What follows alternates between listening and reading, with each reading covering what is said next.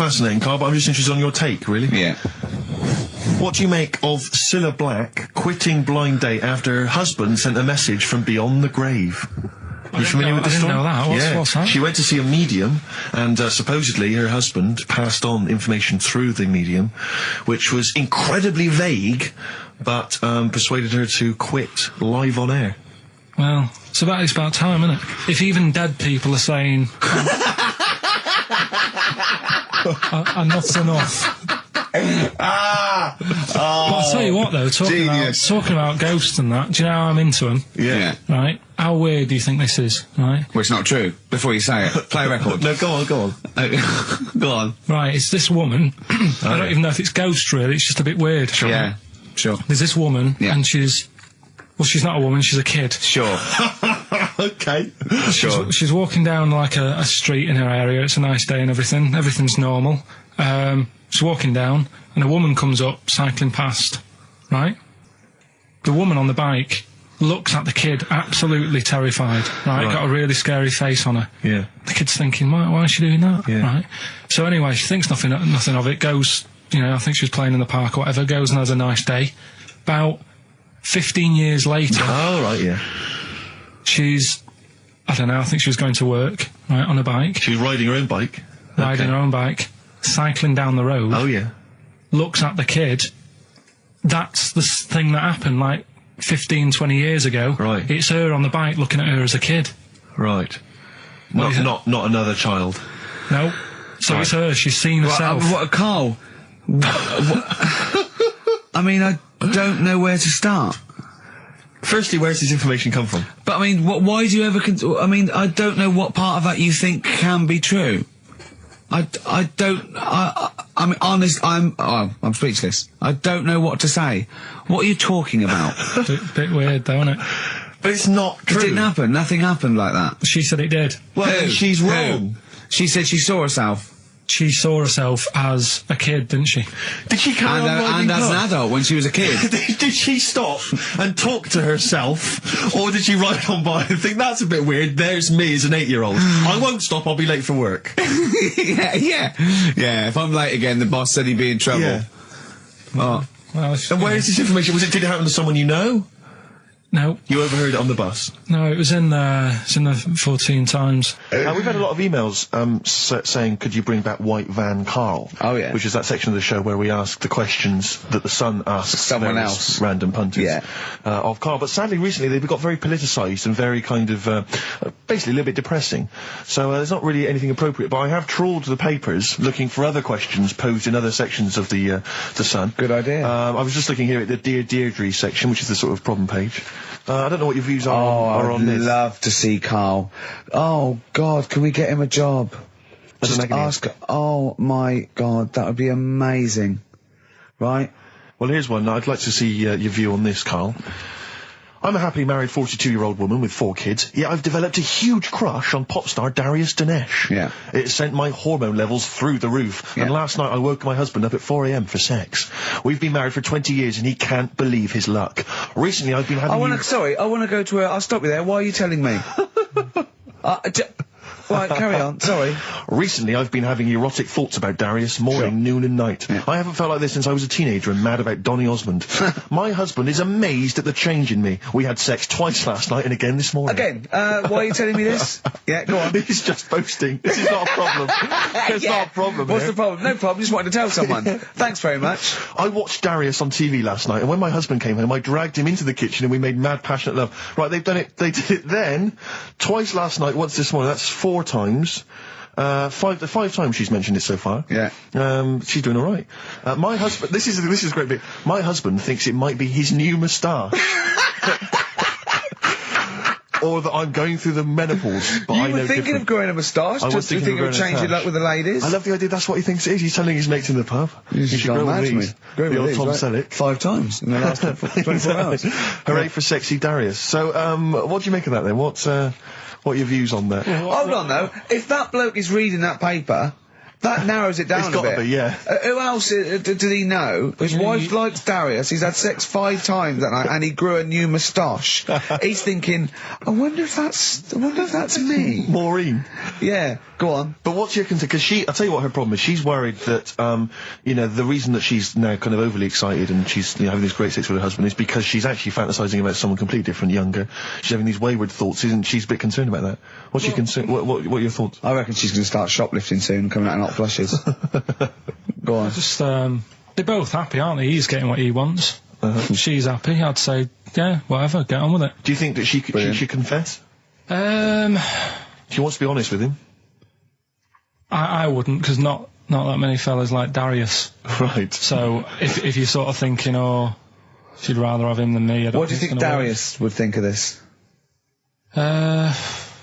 He'd probably be happy with that. I mean, What would you do if you got loads of phone calls, right, from women going, Karl, whenever you're on the radio, I just have to do it. I just have to do it. Your voice makes me... I'd say, all right, well, it's all right.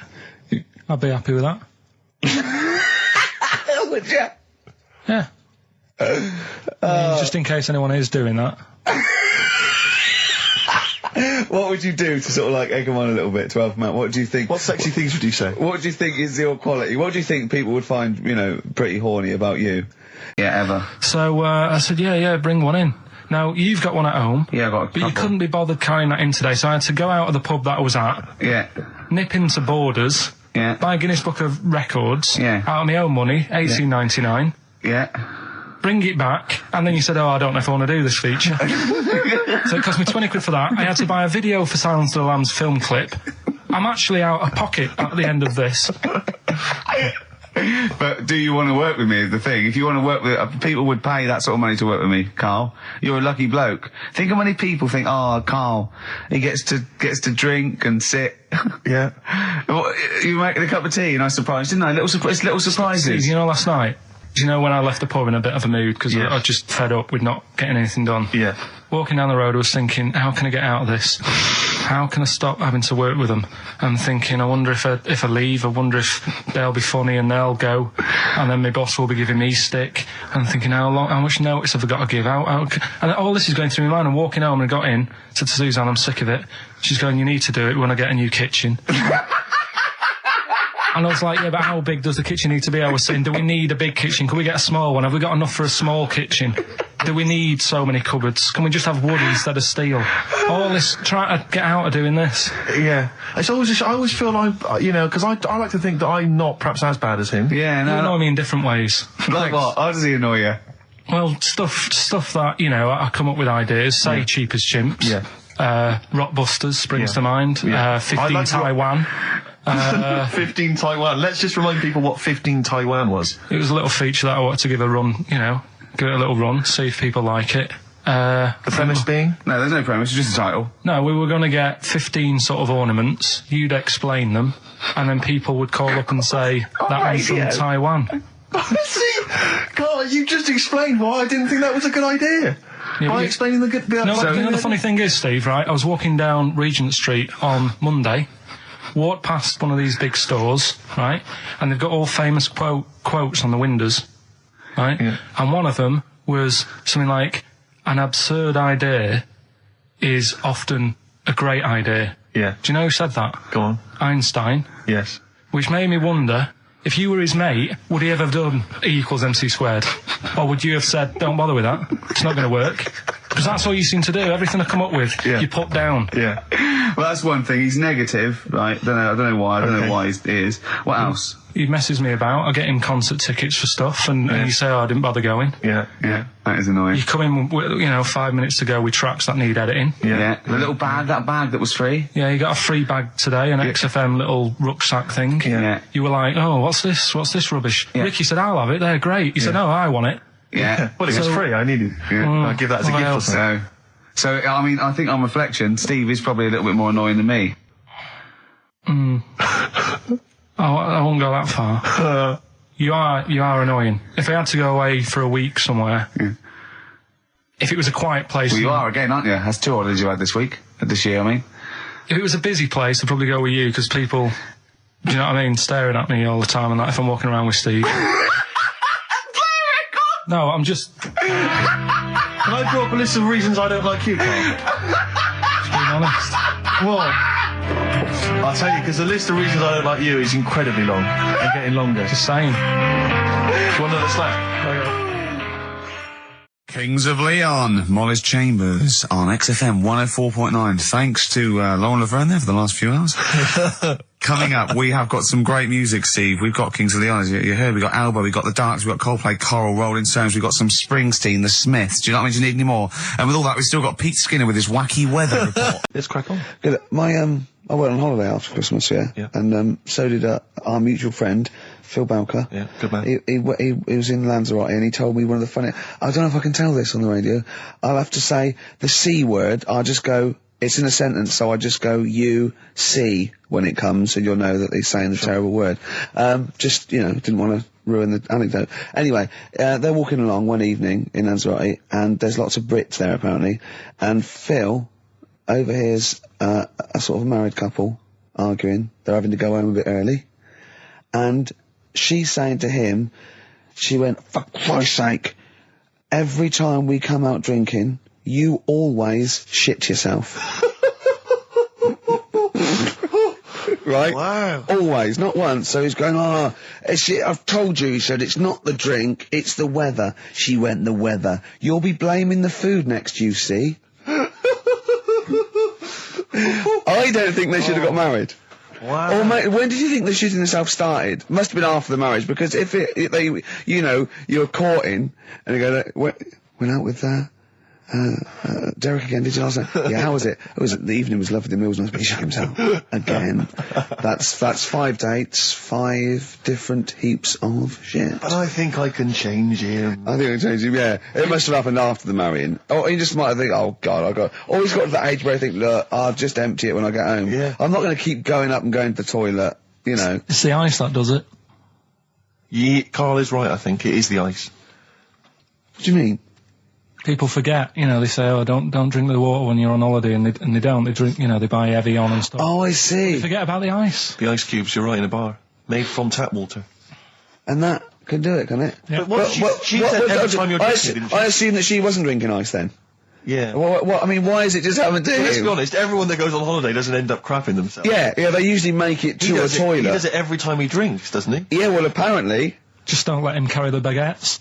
Same way every day on XFM 104.9. I'm Ricky Gervais. With him, Steve Merchant. Sure. Rick, I only had one thing I had to do all week.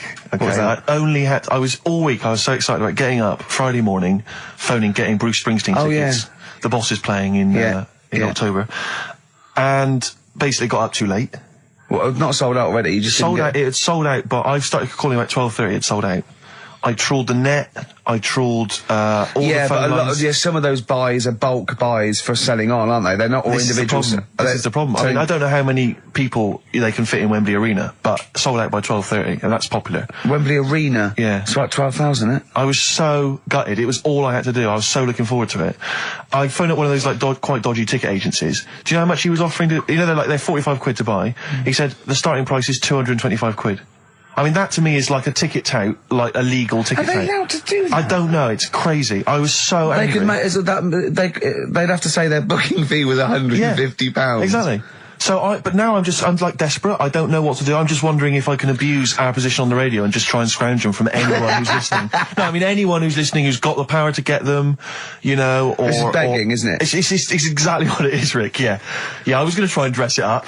Yeah. But it's just begging. Ticket touts after you as well, for dissing him. Ricky.Gervais. Don't bring me into it. Shut up. Ricky.Gervais at xfm.co.uk. If there's anything you can do to get me a ticket, I'm willing to pay for it. Up to the price of 45 quid. Yeah, wow. No, second hand. Yeah, 30. Yeah. You don't want to throw your money around, I'll Steve. give 25 quid, come on. Don't you know who I am? Yeah. But that, I mean, do you know what I mean? Because I'm just, I asked Carl if he could sort it out. He's done nothing. He's achieved nothing. I know. So I'm just desperate. I'm in a desperate situation and I don't quite know what to do. I'll tell you this though, Carl. Don't bother doing favours for him because he's not grateful. You give him something and he goes, right, does this mean I have to give you something back? And I go, well, no. He goes, good. Well, I got you Cure tickets and you did nothing Yeah, but it was whinge about rubbish, it. that gig. There you go, It was rubbish. I went along to that gig. It was a balmy summer's night. The Cure, as far as I'm concerned, owe me a balmy summer's night because I wasted it. Hour and a half they played for. They played 4 hits. I don't want to hear their dirge from like some dodgy album from like 1984. I'm not interested. Play the hits. Boys Don't Cry, Love Cats, blah, blah, blah, blah, blah. Instead, I got nothing. I was so angry. I was just, oh man, I was You were so probably angry at Carl, weren't you? I was angry at Carl for wasting my time getting me the tickets for Do you free. know what I mean, If Carl? I paid for it, Are you I'd have getting been to absolutely see what livid. sort of a bloke Steve Merchant is? Doves, Caught by the River on XFM 104.9. I'm Ricky Gervais, Steve Merchant, Hello there. Karl Pilkington and everything. No, I'm going to be honest with you. Go on. A little bit hungover, Yeah. don't feel very well. Yeah. I don't know if I'm hungover or still a bit drunk, but I don't feel... You sound like you're still a bit drunk. Yeah, so what But I'm then worried you do about... every week, so... But what I'm worried about is that the standard will slip. Yeah, Sure. if I'm not right on the ball. And the other thing is, I haven't had a lot of time to prepare the show today, Okay. so I don't, I don't really, I don't feel, 100%. yeah, I haven't done the Carl. Right. Look, Have you finished that sentence? I don't make me laugh because it hurts as well. And there's the other side effect to me being a little bit hungover or drunk or whatever, right, is that I can be annoying.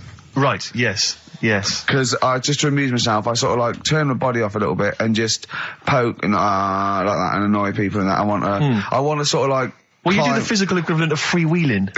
yeah, don't you? yeah. You just I sort of want to climb on Carl and go to sleep on him. Yes. Do you know what I mean? Yes. They'll both annoy him and it'd be comfortable. Yes.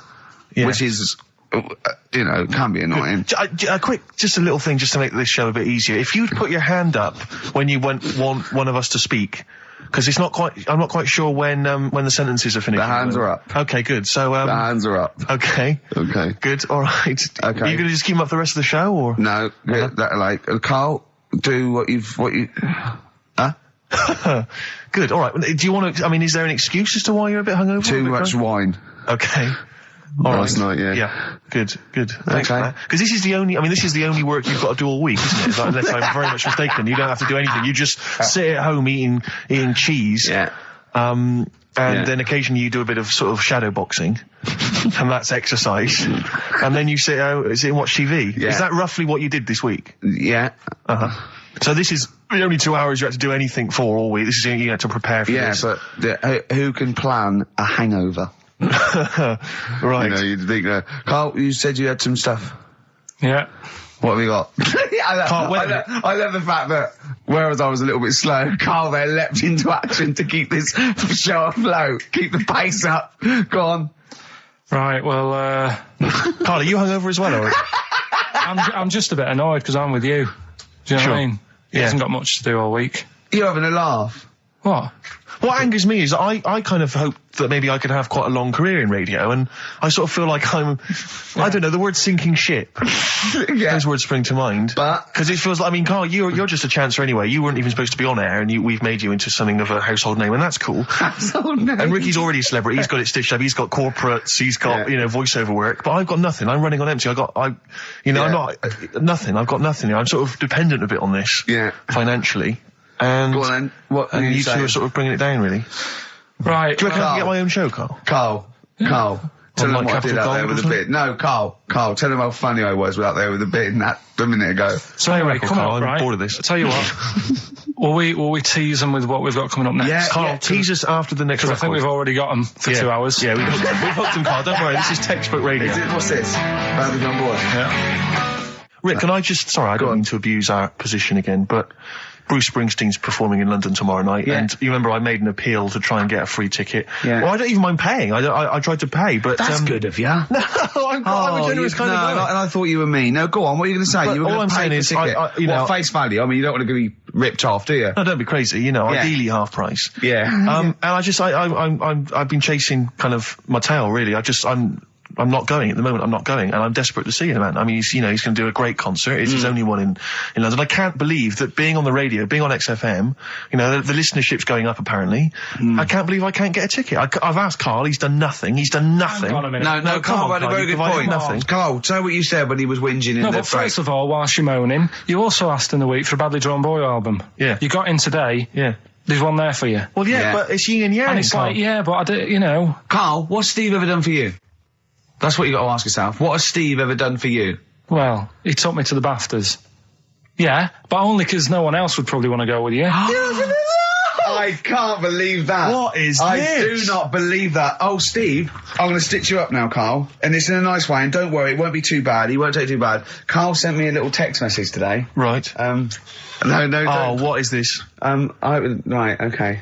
Okay. You know, I'm in a very frail mood at the moment. No, 'cause I'm you're not going like to this see one. Bruce. This is funny, because me and him have been, like, sending trivia back and forth to each other. Which is another point, right? I sent him... Oh, well, I'll get to that in a minute. I thought he'd really be amazed with, Well, while you're fiddling, if you can make my dream come true, to go and see Bruce Springsteen tomorrow, then give us a call on the usual Yeah, number. but like I said, Steve. What? Right, it wouldn't be... Right, you just said when the song was on, can't believe it, right? We work at XFM and I can't get tickets for Springsteen, right? Yeah. We work in radio, we should get tickets. Right, now think Which of I'm the willing amount to pay for. Yeah, but think of the... Yeah, but if it's sold out, it's sold out. Yeah. Yeah, right? but that's just something they say. Right, that's just what they say, is it? Right, so everybody on local radio stations say, do you know, I like that Bruce Springsteen, I want a free ticket, right? So another say... I tried to 400 phone. I phoned for an hour and a half. I couldn't get through. Not long enough. I've put the hours in. Not long enough. Not long enough. What are you talking about? I put the hours in. No. Right, so another 400 people turn up at the gig. They cram them all in. There's people being crushed. You know, they've paid the money early. They were up early that day when the phone lines were open, whilst you were probably sleeping and that. So they're dedicated, and they're the ones at the front getting crushed. What? Would your Why mum and are they dad getting be crushed? happy if you were there getting crushed? I don't mind. I'll sit at the side of the stage and watch him. Yeah, but I don't mind. But everyone will say that then, and then before you know it, Yeah. no one can see anything because No, you're all on Carl's the right stage. on this one. Leave Right, it. yeah, Leave just it. read, right, I'm going to give you this. I'm handing over my mobile phone to Steve to read the... You can see it's from Carl at the top, but just read it out as you scroll down. Just read it out loud. Is this a text message from... Yeah, this is a text message to me from Carl. Read it out. To see at night as well as an owl, you would need eyes the size of grapefruits. If only Stephen could turn his head right round as well. Carl, I can't believe it. What upsets me most, Carl, right, is not the fact that you've been slagging me off behind my back. It's the fact that you've got the cheek to come on here and moralise because you failed to get me tickets and make a dream come true. You've come on here trying to pass the buck and say that it's a health and safety problem, when in actual fact it's a Karl Pilkington problem. Do that, I've got it in the bin. I'm devastated, you know. and then let's play a record. I'm I should have upset. eaten this banana off air. What's the number? It's 08700 800 1234. But if it's sold out, Steve, it's sold out. A bit of a classic here. R.E.M. I bet if Ricky wanted to go, it'd be fine. I'm sure someone could sort it out then. Who? Oh, if Ricky Gervais wants to go, then I'm you can going. come. Are you? No. You want some tickets, then? I had a bit of good news this morning. Go on. I was on the tube coming down, and I don't want to sound arrogant, I don't want to sound pushy, but I was at Green Park, and I'm fairly certain, Rick, it's not 100% corroborated, I'm fairly certain that a woman pinched my arse. So what do you think of that? Yes. There's a lot of pickpockets around Green Park, so be careful. No. My wallet was still there. Really? But even if it wasn't, you know, that would have been money well spent. But the wallet was still there. So what do you think of them apples? Carpe diem, whatever it is, seize the day and all that. Okay. If you want the rainbow, you've got to put up with the rain. Yeah, of course. Yeah, rough with the smooth. You know, it's not all plain sailing, but, you know, rainbow's beautiful, but it comes because of the rain, which you might not like, so Yeah. make the most of everything and, yeah. Good. Cat food doesn't smell good, but if you don't put up with it, then the little kitten will die. Right, no, Carl, that is a good effort. Now, that one's yours. I mean, obviously, right? Right. No, but it's a good effort, right? I mean, it slipped seamlessly into the others. Yeah. Don't think it didn't. No, but it's good. I mean, we knew it was that one. But what I will say is, it's good. But what you don't know, maybe subconsciously, is, I mean, it's very similar to the putting up with the rain and the rainbow. But that's good. Why do you think that? Well, What does mine mean? well, even though it smells bad, it's good for something. Right. So see, that's I didn't look at it like that. What do you look at? I kind of thought... Was yours more specifically about cat food, generally? Because normally it's an analogy. Yeah, or a metaphor for something, Well, no, the way I mean, Dolly Parton, who I think did the rain thing, she wasn't specifically concerned about weather conditions. No. It was a sort of general idea. It's all about life. Yeah. Well, that's what I've done. Go on. Okay. I've used an everyday thing. Yeah.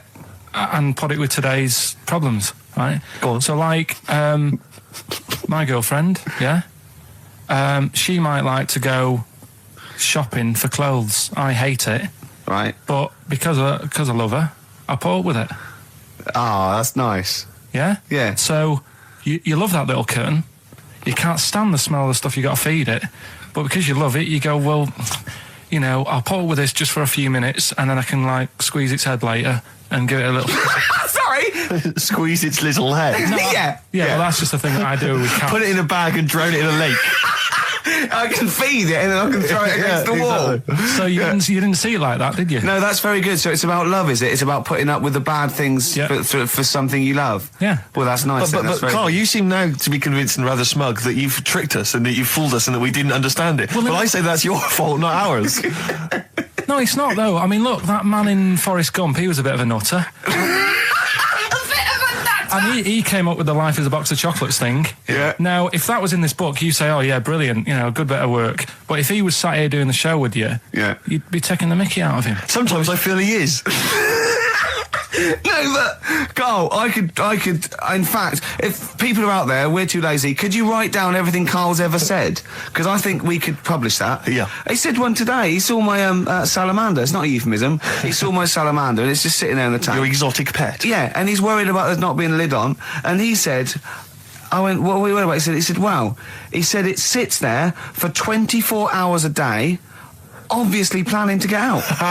Well, he's got nothing else on his mind, and the daft thing is, he has actually got the lid ripped up a little bit. And he'll be looking up there, and it's going to get out. But what's the worst that could happen? What's it thinking? What do you think it's thinking, this salamander? It's got its eye on the DVD player.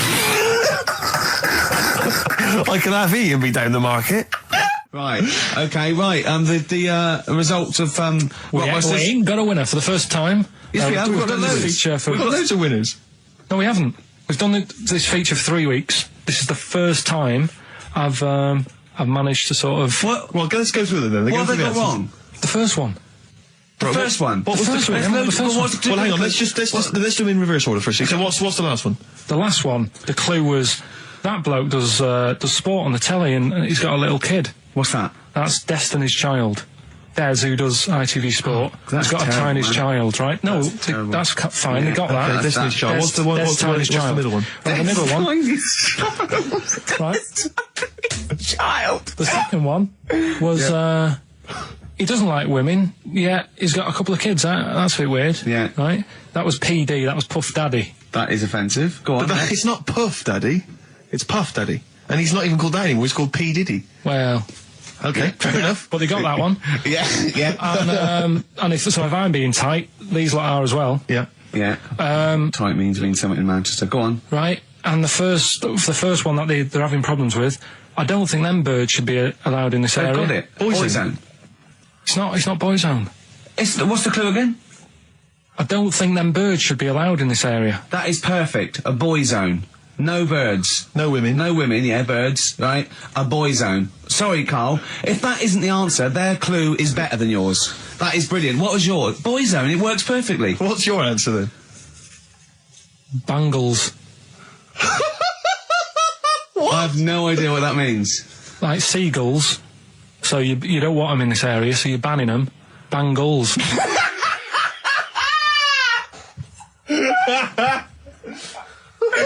Oh! Well, give it to Boyzone, because Boyzone's better.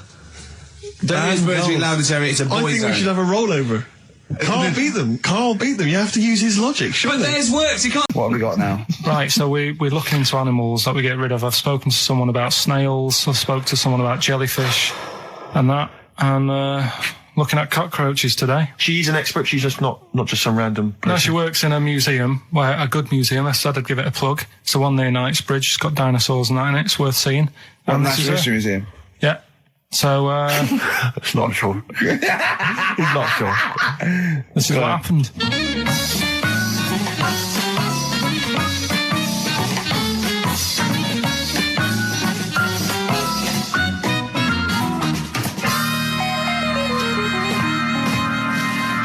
Now, what I'll do, I'll tell you as much as I know, and then you can fill me in if I'm right or wrong. And then at the end of it, we'll get to the bottom of whether we need them or not. Okay. All right. So first of all, the first thing that I found out is that they have 18 knees. That's not exactly possible. They're insects, so they have 6 legs. Yeah. And a knee is usually the junction between femur and tibia. That's sort of classic human knees and every other animal knee. So with 6 legs, you can only have 6 knees. Could somebody sort of got mistaken for seeing one that was a bit double jointed? I think you're grasping at straws or something. All right. Well, we might have to come back to that one then. Okay. They can hold the breath for 40 minutes. Well, they don't do that because they don't breathe in the same way as us. They breathe through little spiracles, holes down the side of the body. So, no, they're not a very apt simile because the method of breathing is so different. What do you mean? Because insects have a totally different system. They don't have lungs in the way that we do, just breathing through one part of the body. They're actually breathing through every segment of the body all of the time. So even though they've got their mouth shut, they might be able to Their mouth slide. has nothing to do with breathing. So Only just feeding. so you see, maybe that's where someone's gone wrong. Someone's got hold of one and sort of taped its mouth up or something, and Thought it was- got bored after 40 minutes and said, "Well, we'll call it That's a right." pretty unkind thing to do to an insect, even to a cockroach. Yeah, but it's all. Can't do that. Yeah, but No. Pretty unkind thing to do anything, even a cockroach. something else I found out. Yeah. They can live for a week without an head. Well, that's true if they don't bleed to death in the process. But the weird thing is, when I told you that they had 18 knees, you seemed a bit sort of like, don't talk ridiculous. But then we're talking about an animal that can live without an head. So there's a little bit of truth in that one, yeah? Yes. Why, when it was invented, has it got that facility? Say if someone said to humans, we could do that with humans, and, you know, if you lose your head in some accident, it gives you a bit of time to sort of go back to your family and maybe write them a note. You won't be able to have a chat, but write them a note saying, it was my own fault, and it was nice knowing you. Oh, well, that would be a useful facility, I agree. But cockroaches are great survivors. I mean, they've been around for over 300 million years. They're one of the most primitive insects. All right. Well, I've also, is it true that they do a lot of resting? Apparently they can sort of rest for 75% of the time. Rest. Yeah, they just sit about doing nothing. It's probably true of a vast proportion of the world's fauna. Well, I mean, maybe the 25% that they are working, they're really giving it some, so it might they're make up. probably searching out food, and yeah, they can slow down considerably. You can chill insects in the fridge, and they'll become very, very quiet. You might think they're dead. Yeah, but I'm sure, you know, if we were sat in a fridge, you know, we'd go a bit quiet, wouldn't we? You know. Well, you might not know much about it, of course. Yeah, but Not quite reading the right sources. well, I've been using the internet. I'm sure there are many useful sources that you could find there, but some of those seem to have been a little misleading to you. So you don't agree with a lot of what I've told you there? No. So cockroaches, can we get rid of them? No. So we're keeping them then? I would say so, yeah.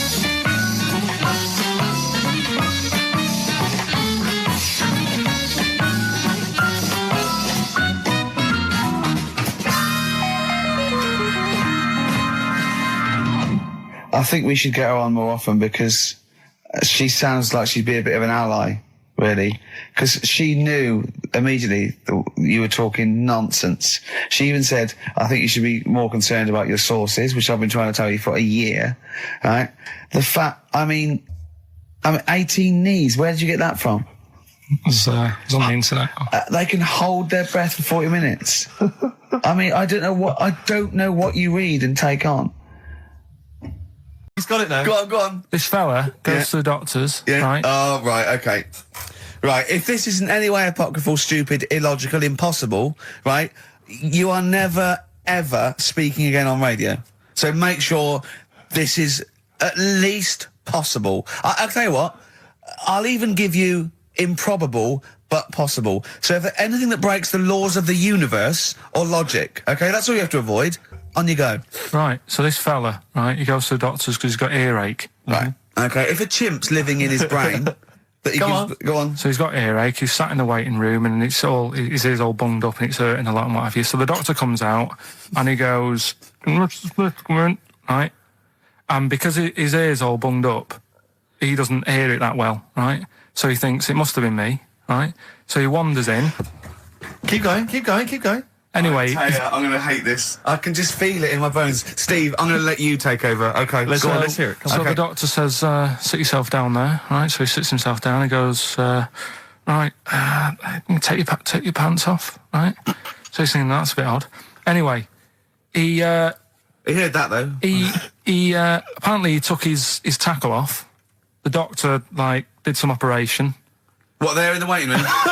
No, in his office. In his office, yeah. What? Wait, so he removed what? His genitals? Yeah. In his office. Why, Carl? Because he hadn't called him in. Oh, he'd called in the bloke who wanted his testicles taken off, and he didn't hear it. What? So the doctor went out and said, Mr. Jones, who's here to whip off your cock and balls, just here and now, right? Bloke comes in, didn't it? It must have been me. So the bloke who wanted his balls taken off didn't say, oh, I think he said me. So he didn't interrupt then. So the bloke goes in, he starts taking his testicles off, and he doesn't say, I'm here for me ears. What are you doing with that? That is a blinding record. And before that, Rick, what do you make of those adverts? They were great, weren't they? I like them, yeah. I'm going to buy all them products on the way home. And that's endorsed by Ricky Gervais. He's won awards. Yeah. Rick, do you remember this? This was a hilarious moment. No, you'll remember this when you hear it. It was when Karl said something that was basic. Well, I think for a lot of people it sounded like a lot of old bollocks. Carl's found love on the street before, haven't you? How's it going with your bird, Karl? Are you married? No. How long have you been out with her? Going out with her? 7 years. Because, you're quite a simple man. Yeah. You're sort of a simple in a nice way. I mean, you're like Helen sense. from Big Brother. Yeah, you're sort of nice enough, but I look normal. Well, yeah, you sort of do. But you could be one of those that just suddenly go mental with a pen. Yeah, do you know what I mean? Stab people through the eyes. Yeah, you sort of look normal. But if I wouldn't really want to wind you up to a point of frenzy. How did you meet your girlfriend? Through work. What, through her work? What, you found out and said We worked at the same place. Oh, you're right. Yeah. You're quite an enigma, aren't you? Could you give us more on that? At work. You met her at work. What, she came in selling sandwiches? She was going through the bins outside. What do you mean you met her Why at are you work? having an attack on me? You're the one who's sad and lonely. Oh, he's done you again. He's done you again. But what I thought was interesting was I just scratched at him and he just went mental. Yeah, no, it's like a bear caught in a trap. It's funny, isn't it? You'll never learn. Carl. No, I was just interested to find out what the story was, because it might be a really romantic story. Well, it's not. All right, jeez. I love the fact he doesn't want to talk about his love affair. I was thinking about you in the week, and does it worry you? I mean, you sort of joke about it now, and we're talking about it in the office, is Steve really touchy about the way he looks? And oh, what's this? Where's that come from? He's done it again. He's done you again. I was walking home the other night, and I was thinking about it. And do you worry that when you're old, you will be on your own? You did start it, though, didn't you? Well, Karl, I'm glad you brought this up. because I mean, for me, a lightweight, frothy entertainment show on XFM on a Saturday afternoon is exactly the place where I want to discuss the desperate, lonely future that's inevitably coming my way. Oh, God. I'll tell you what will cheer you up and forget all that. A bit of improv. 0.9, I'm Ricky Gervais, with me, Stephen Merchant. Yes. I hope you're enjoying the best of. What exactly is there then? Is it just a kind of moon-like kind of surround with just kind of dust and rock? That's exactly what you see. I was there when the Mars thing went wrong. Yeah. I would have just sent a camera crew there, filmed a bit of that, right, and say, here we are, this is it. Yeah. Ignore the little coffee shop in the background. Yeah. Right? This is Mars, because that's what it's like. Just loads of dust. Yeah. Holes everywhere. Tidy it up. Little round-headed aliens complaining. Whinging. Just like Mars. Yeah. So, So, is there what's the best bit about the holiday? Come on, pretend you're Judith Chalmers. I have been doing. I would have done all. I would have said that. Don't bother. Right. I mean, the hotel was good. Yeah? That was all right. What was that like? It's all right. Just, clean. That's all you want, isn't it? See, that's not quite what Judith Chalmers does. She doesn't go, what's the hotel like? All right, yeah, clean, innit? All right. What was it like? What was it? 3-star, 4-star? Did it have a swimming pool? What was the room like? I had a swimming pool and that. Yeah? Yeah, it's good. I think it was one of the better ones on the island. Okay. Nightlife? Wasn't really in it. There was a bar, there was some bands playing. Yeah. Not very good. Food got a bit boring. Yeah.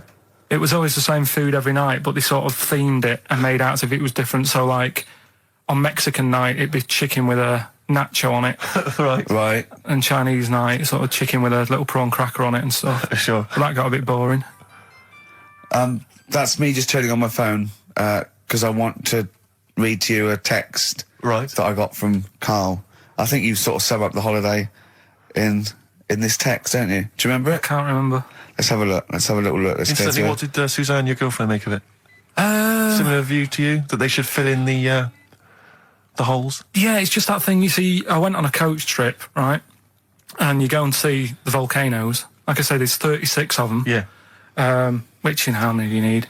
And when we're on the coach going round all these volcanoes, the fella on the front's going and look out your left window at the moment, and there's a volcano.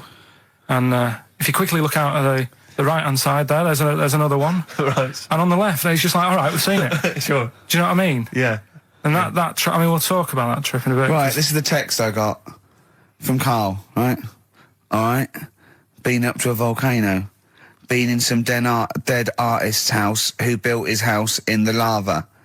They said they would show me science with volcanoes, but all they did was chuck some water in a hole and it shot up in the air.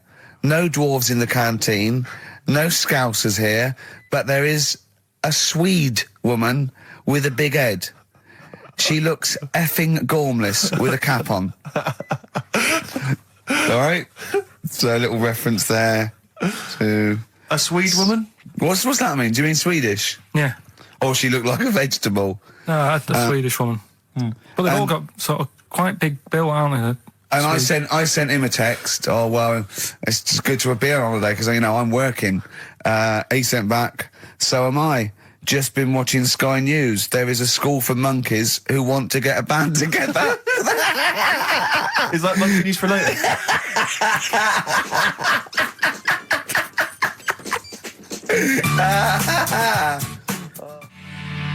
Oh My Corazon by Tim Burgess. I can't get enough of that. I love that chorus.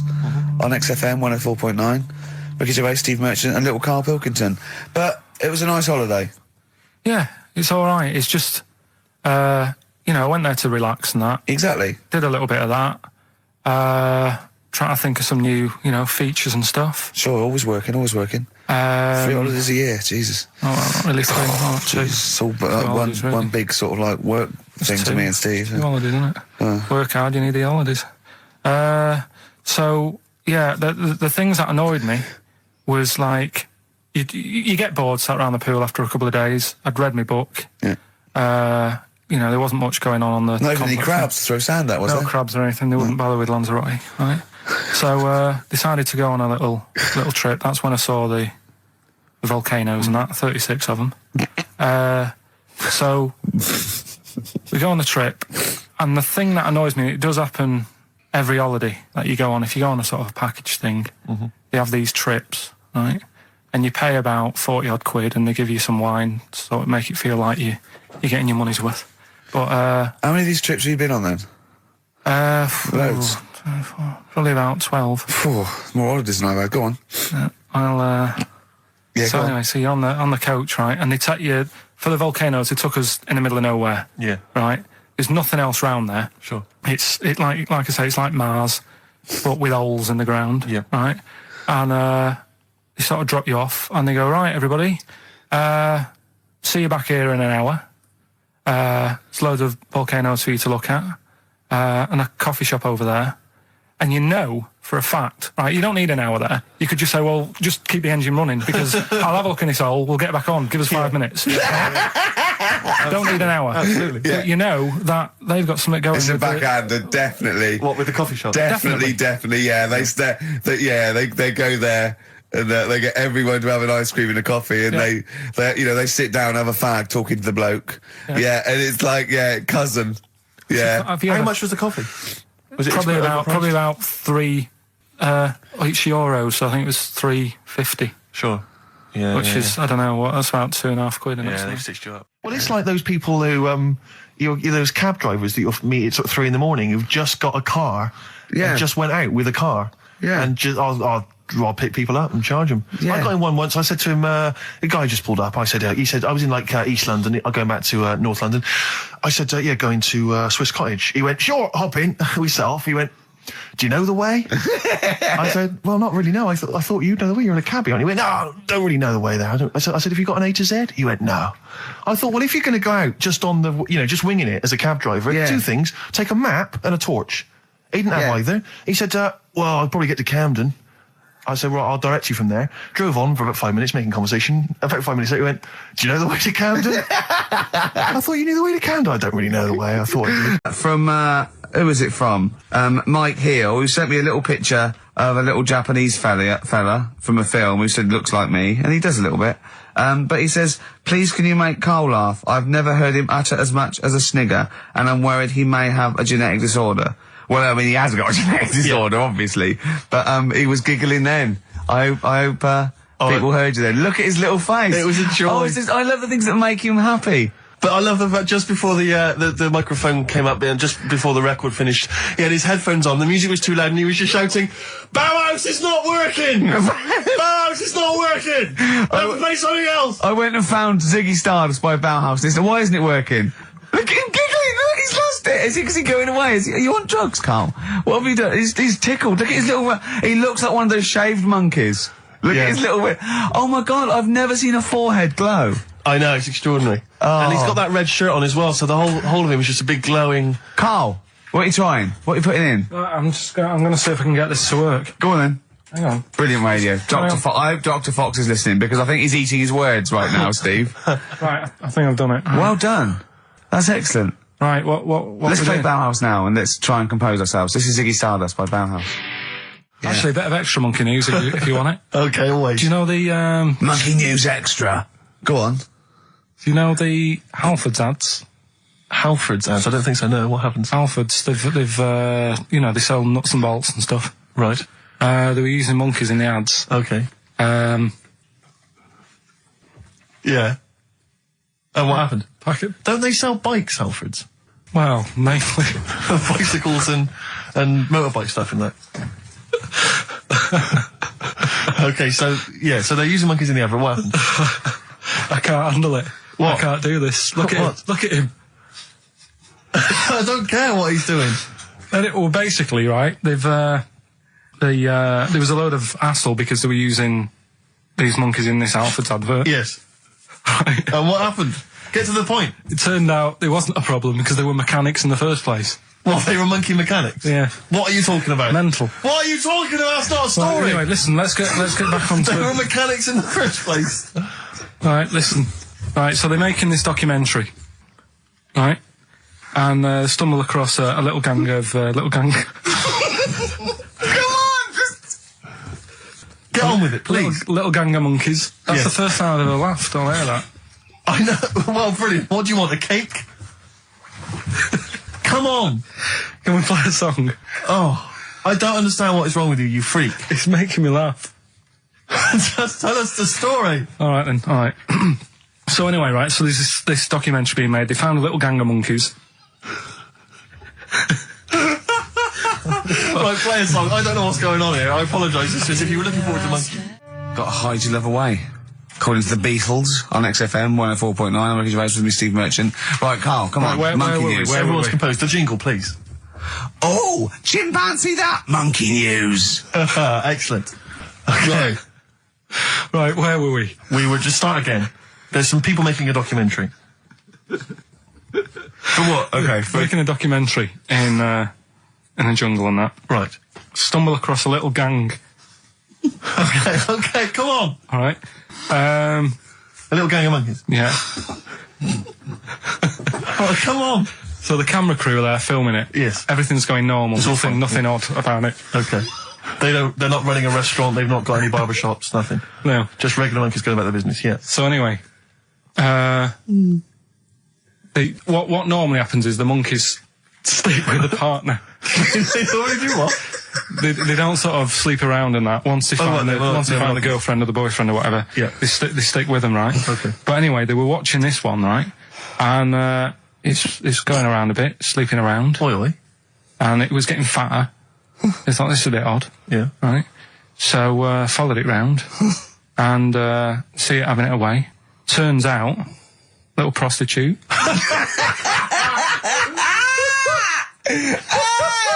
Oh, God! It's a little monkey prostitute. And it was getting fatter because it was charging them bananas. What a load of old rubbish. Charging them bananas! What was it, a boy or... It was a... Woman. Little woman monkey. That's the most extraordinary monkey news I've ever heard. Oh! That is genius! Has this documentary been televised? I don't think it's been on yet. No. And that's all the information you've got? Yeah. And is that's one banana for everything? The half banana is for... Just oral? A poor job. Right. If you want full-blown monkey sex, it is 2.5 bananas. Sure. So, Let's just play a song. let's just play... Alright, well, this is our penultimate show, so we're back next week. We're going to make it a barnstormer, I'm sure, lads. I want 100% behind it, 110% next week. Alright, none of this giggling, none of this infantile giggling, like Okay. two schoolboys. Right. Alright, we're going to come back, we're going to have some quality monkey news next week. We're going to have all kinds of treats, I would have thought. Okay. Some great prizes. Alright, are we okay? Yeah, We're all best show. behind that. Let's make next week the best show ever. Good luck. If you miss it, then you miss out. We're ending with a track from a couple of years back. I think it was 92, 93. Dinosaur Jr. Start Chopping. Play that. Start playing. Forget start chopping. Start playing. Alright. Alright? See you next week. Yeah. And another bit, this was the best one, right? Grab it! Right, there's this fella, and he was on his bike, right, Yeah. cycling to work or whatever, and he sort of sees this thing in the corner of his eye. Right? Literally in the corner of his eye. Or you mean he saw He just said he saw in his something. peripheral He vision? saw Okay, something yeah. and thought, what's that? Yeah. So he thought, oh, doesn't matter, whatever. And he stops off at a cafe, right, get a little scone, a tea or whatever, and he goes in there and he's sat down, and the waiter comes over. He says, yeah, what do you want? He says, I'll have a scone and a tea. He goes, all right then. So he goes to get it, comes back. As he puts the tea and the scone down, his face is like, what is that? Right, like a look of frightenedness on his face. Right, drops the tea and legs it. So the fella's going, what? So he legs it after the bloke and goes, what? And he says, oh, something came out of your nose. That was massive. Sorry, something came out Listen, of the this guy is all serving. true because people would have watched it, so don't start saying it Sorry, didn't but hang on, happen. I just need to clarify. The guy I on the bike... don't believe he ran away. Wait a I minute. don't believe he legged it. I don't believe he had a look of frightenedness on his face, and I don't believe he said something massive came out your nose. Wait a minute. And I don't even believe he had a cup of tea and a scone. These are the things that I think are embellished. But who had something coming out of his nose? Was it the guy serving the scone? The one who was on the bike who ordered the scone, Yeah, but what It was came out it? of his nose. Yeah, what was it? Came out of his nose. right? So he goes home and he thinks, I've got to sort this out because it's not good and that. So he But sat. what? No, it was out of his nose. So I mean, it poked out of his nose. It didn't come out. It just said hello and then it... It was like the maggot in the head. Yeah, he just yeah, popped, it just- popped his head out, had a look around and went back in. Why did the bloke drop the tea and run? Well, it's weird, isn't it? Alright, so he goes home. He goes home and he goes, oh, God, you know. So he sits in front of the mirror and he's sat there waiting. This thing comes out. Again, sort of looks round, goes back in again. So he goes, oh, No scones. right. No, he's... So he goes, I've got to sort this out. He goes to the doctor's, says to the doctor, I've got something up my nose. It just keeps coming out and having a look round, going back in. Didn't say that. So the doctor's like, oh, I haven't heard of that before, right? Didn't say that. So sat there, It does it again. The doctor looks, frightened again. Runs away? Yeah. Well, he's got a look of frightenness on his face. He had a look of medical frightenness. Yeah. He dropped his stethoscope and legged it. No, he said, I know what it was. So what? So you got a leech up your nose. He had a leech about that long. What's radio? Well, how long's that? 4 inches. 4 inches coming out of his nose. Next time it stuck its head out, he grabbed it, pulled it out. That's horrible though, isn't it? Isn't it? Can I just remind people, just let people know, when Karl was saying it was about that long and Ricky said 4 inches, he was using his fingers. Oh yeah, he didn't have his... No. There's nothing else there. The feather out, no. So he had a leech up his nose. How did he get a leech up his nose? I don't know, again, I'm not that bothered about that bit. Buy it if you want, not bothered, think about it. Come back, right? Come back if you want. Start again, Carl! I lost halfway through! Right, start that second one again. Right, well, you can buy... It's different! Well, the first one was, buy it if one now this one was, we'll write it down, buy it. Right, do it. Do it. If it's a cryptic clue, all the letters count. Do it. Buy it if you want, I'm not that bothered. Think about it, come back, check some other places out first before you No, that was a crossword clue! In the Times! So we've got no time for other clues. Right. So that's SC. Right, do that clue again. Buy it if you want. I'm not fussed. Do you know what I mean? Think about it. Fust is making an appearance. Fust wasn't there before. Do the clue again. Do the clue again. Initials SC for that one. Do the clue again. I don't want to do it again. You haven't finished it yet. I have. That's it. No, do the clue again. I can't do it again. Do the clue again. Buy it if you want. I'm not fussed. Right? Shop around. Come back. It's up to you. I'm not pushing you into anything. It's up to you, wasn't there? SC for that one, right? And the final one, that's good. I can play 10-pin bowling again. Okay, and what's the clue? Christ. That's O for that one. Oh. All right, so they're the Okay, three now I things. assume that I'm not going to bother to look, but I assume there's a jiffy bag of taps Yeah. which people can win. All right, well, great, good luck. Ricky.gervais at xfm.co.uk is the email Play a address. record. Thorns. No, buy it if you want. I'm not fussing. Come back, have a look around. I'm open Wednesdays, by the way. Shut up, see you later. I sort of feel like, one thing we've never done, Rick, is we've never pandered to people, but as it's the last show, we've got to give the audience what they want. Right, what's this? Well, yeah, and I was going to say things they don't want as well. And well, just basically to keep a smile on Karl's face. Yeah. I say a smile, a sort of not quite a scowl. Yeah, he never really smiles. So, it's just really as a chance for him to have a go. It's like, you indulge an annoying child. The only time Carl laughs is for no apparent reason. Yeah. What do you think? Like, What do you mean? well, it's just, I know you'll be thinking of what a monkey could do. Yeah, it's like people who've had electroshock therapy. Yeah! Oh, it's such a tied down biting on Exactly, something. yeah. Biting on a big leather pad. If you got like a ball, Oh, Jesus. I know, you don't think about the cryptic clue is that every syllable counts. He says it different every time he says it. There'll be something different. Look, go on then. right? So if you get a bulb, right? A bulb what? A bulb. A bulb. What's a bulb? What's a bulb? Like a A light bulb. A light bulb. Oh, a light bulb. So you get a yeah. bulb? You get a bulb. Yeah. Go on. He's gone. Right, go on. So you get a bulb. Right? Oh, yeah, a bulb. Yeah. You got something in your throat. What are you doing? You eating a gobstopper? What are you doing? We'll play a song then. No, come on. Get the clue out, for goodness Go on. sake. So the cryptic clue is, so if you get a bulb, right? So That's the beginning. Okay, great. right. If you get if you get a bulb, like, go on. And you look after it, right? You look after that bulb. And you teach it stuff. And all Jesus that. Christ. What you doing there? Do you know what I mean? This is extraordinary. This is extraordinary. Imagine that written down in the He's Telegraph. had 18 months to get this But right. imagine it. That's not a clue. That's an essay. I don't know what it is. It's a I conversation don't know with if he means a yourself. light bulb, a bulb like you plant in the garden. What kind of bulb does he mean? Yeah. It doesn't really matter. Oh, Right, you okay. get a bulb. Well, remember that. It doesn't matter. Okay. Okay. It doesn't matter It what. does, but I can't say too much. Right, so listen, let me just do it again. You get a bulb, right, when it's young, you look after that bulb, you teach it stuff and what have you. What have you done there? What's gone on? Brilliant. And what So are the initials of the concise. band? R, right? R. R for rabbit, right?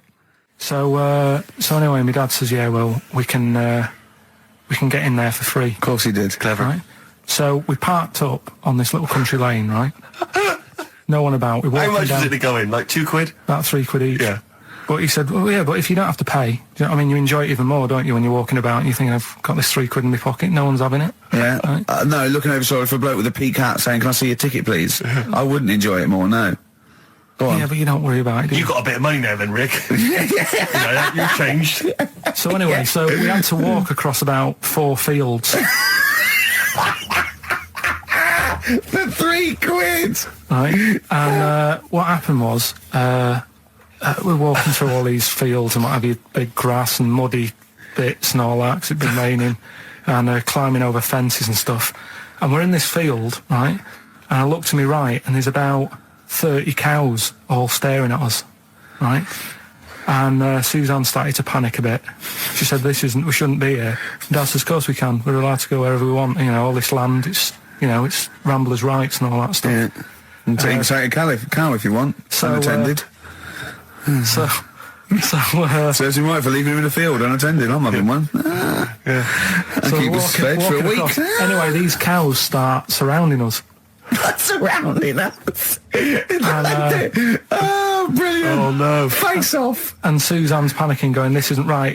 We're not going to make it to the fence in time. They're moving faster than us." And he started sort of running a bit. Wow. And It's like Dad some was kind of bovine West Side Story. Don't A gang of cows coming at you. don't worry about it and stuff. But my dad had to sort of stand there and like wave a stick at him. Of course. And we got away, but Suzanne was like having a bit of a sweat You on, got away. saying, we could have got killed. Sure. And my dad saying, no, it never happens.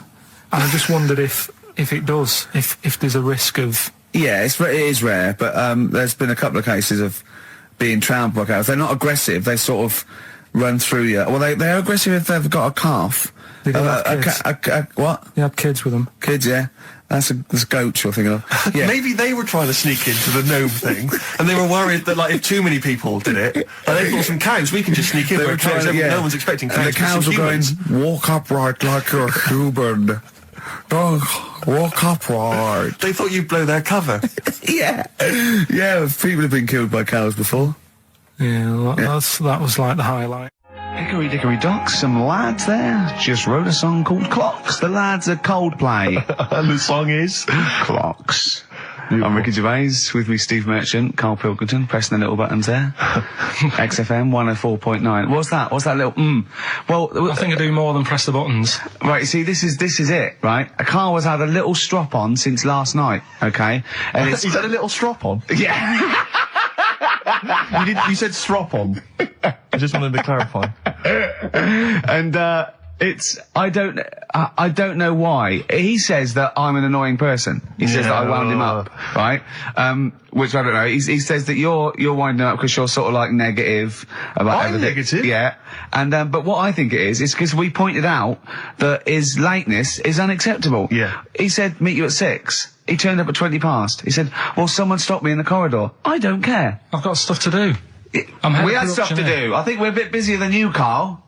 You've got one job. We've got loads of jobs. I keep telling you that. You got one job in a little room, a 9 to 5 there, that you don't even get done in 9 to 5. That's why you're late and mucking around all the Yeah, 'cause time. there's loads of work to do. Yeah, one Right. job. No, it's Cool. not. It's one job with a lot of other jobs in it. It's like those little Russian dolls you get. Right? Well, it's So not, don't is have it? to go, yeah, it is. Yeah. Everyone thinks, oh, he only sits in his studio messing about, making songs a phrase. That's what I do in my free time. Which we've got coming up later. Super slick. I still think 20 minutes late is an outrage. Though, Yeah, Karl. 20 minutes late Yeah, is... but I didn't say bang on 6. I You said said around 6. 6. No, you didn't. You said 6, which means 6. Well, it doesn't. Wait, so it doesn't? If it was a newsreader, I'd say, yeah, you've got to be on time. Do you know what I mean? If it was a 6 o'clock news, I wouldn't want to be late. But it's the fact that I said to you, I'm busy, I've got stuff to do. No, you didn't say that. You said 6 o'clock to sort out tomorrow's show. I didn't. I know what I said. So Yeah, You don't, because I remember you sent me a text. You didn't even. It wasn't even a phone call. You didn't even have the politeness to call. Stephen has stitched him up by being a text. little bit more Busy. precise than him. It was a text, and it said, "See you around 6 tomorrow?" Question mark. Around. You just said it. Well, Around yeah, but 6. that doesn't count. That doesn't mean anything. Well, yeah, no, he does. What? So all right, You Rick. told me he said 6. Well, he did. I'm paraphrasing. 6 o'clock, Rick. to me, even if it was around 6 o'clock, that would be 5 to 6 or 5 past 6. It would not be 20 minutes after the event. Because that is late. Well. Well, you've got nothing. You see, you haven't even got an excuse. Yeah, but then I turned up, right, and I said, right, well, let's not argue about this. Let's come up with some good new features, because we've been in Cheap as Chimps. That's gone today. Good news. He never liked Cheap as Chimps, Carl, did he? Right, he never liked it. Do you know what? Do you know who's took it further? Donald McIntyre. What? He's doing a programme, Cheap as Chimps. No, he's not. doing The channel. Well, we'll see. Again, I'll prove you right. Again, He's Prove you wrong. not. He's not doing a programme Cheap as Chimps, is Yes. he? He's not. What do you mean? He's doing. I saw a trail on Channel 5, and it was saying, you know, Is he's it done 5 this. or is it about 20 past 5? He's doing this, he's done that, you know, now see him on Channel 5 because he's moved to Channel 5. Right. He's saying first big problem, chimps, you know, they deer and that. And, No, they're not, dear. He's getting confused. no, 50 odd grand for a chimp, and it's saying, you know, he'll look into how much you can get gorilla for. What are in the name of God are you talking about? We'll talk about that later. But I don't know what. I'm just saying that's another idea. And that's then, these yeah, things so to go do. on, you got off. This is why you never get stuff done and you're Yeah. late. You got off the point. You were talking about arriving late. Yeah, I know, but I'm just saying to you now, I turned up late, so I said, right, well, let's not argue. Yeah. I said, let's do some stuff. Yeah. You weren't having any of it. I think at one point you were trying to be sick on my leg. I do remember that. Yeah? Why? Just for fun? Yeah. All right. So that's when I started getting annoyed. He was very annoyed last night. No, yeah, okay. Yeah, I can see where that could be annoying, but you just got to think, hey, look, say what? It's, you know. Well, I think you rub each other up the wrong way. Yeah. That's the problem. no more Cheap as Chimps today. Right. And nothing to replace it because we didn't have a chat. Songs of phrase, we're doing that. You can win some stuff. Yeah, we've got the film that we haven't done for the last 2 weeks. The final film, we won't be doing Let that. him down. There's 2 weeks. So you're 2 weeks late on that. Yeah, Can I just ask, guys, is there going to be some great music? Yeah, well, What I've got about some- something from the only ones? yeah, The classic, Another planet. Brilliant. Another girl, another planet by the only ones on XFM 104.9. I'm Gervais with me, Stephen Merchant and Karl Pilkington. Karl, cheer up. Come on. There's a war on. Chill out. Yeah. I have to say, you have become increasingly annoying recently, Rick. I Really? think, yeah, chiefly, I tell you what it is, I think it's the hot weather. Can I just remind you, when we were in the office recently, we've got a little office that we write in, we work in, and many moons ago, we were doing some work. This was when we were writing the first series of the office, and I was typing away, I was just typing something up we'd written, and I read it back to Ricky, just check he was happy with everything. I was reading it back, and as part of the thing, there was a knock in the script. It said, knock, and so I was acting out for him, and I knocked like this, and I realised he wasn't listening. He was in fact asleep underneath his desk, and I knocked like that as part of reading the stage directions. I knocked. He thought someone was coming in. He leapt up, plunked his head, zipped up, thought someone. I said, Rick, it's not. I'm just acting it out for you. He just wasn't paying attention. He wasn't listening. And can I just throw in? So recently we're in another office. We're typing away. I look round. He's got his shirt off. It was hot. He's taking his shirt off, right? So he sat there, 41-year-old man, or whatever you are, 40-year-old man, there with his shirt out. Beautiful. I mean, I've seen most parts of your body now at one point or another. I think from the early days when we used to work at XFM, you started showing me bits of your anatomy, which is something he does to people he likes, friends of his. I'm sure you've seen most of it, Karl. No. And so, he was That's sat our there. relationship. Go He on. was sat there, and there was a knock at the door because we'd asked someone who worked in the building to bring us something, and so I had to delay it by sort of not opening the door so he could get his shirt back on. Yeah. So he was running around trying to get his shirt back on. So What would they have thought? What would they have thought? they'd have walked in, he'd have just been the sat thing there is- stripped to the waist. Didn't they sort of think, hang on, what's going on? Look through the keyhole.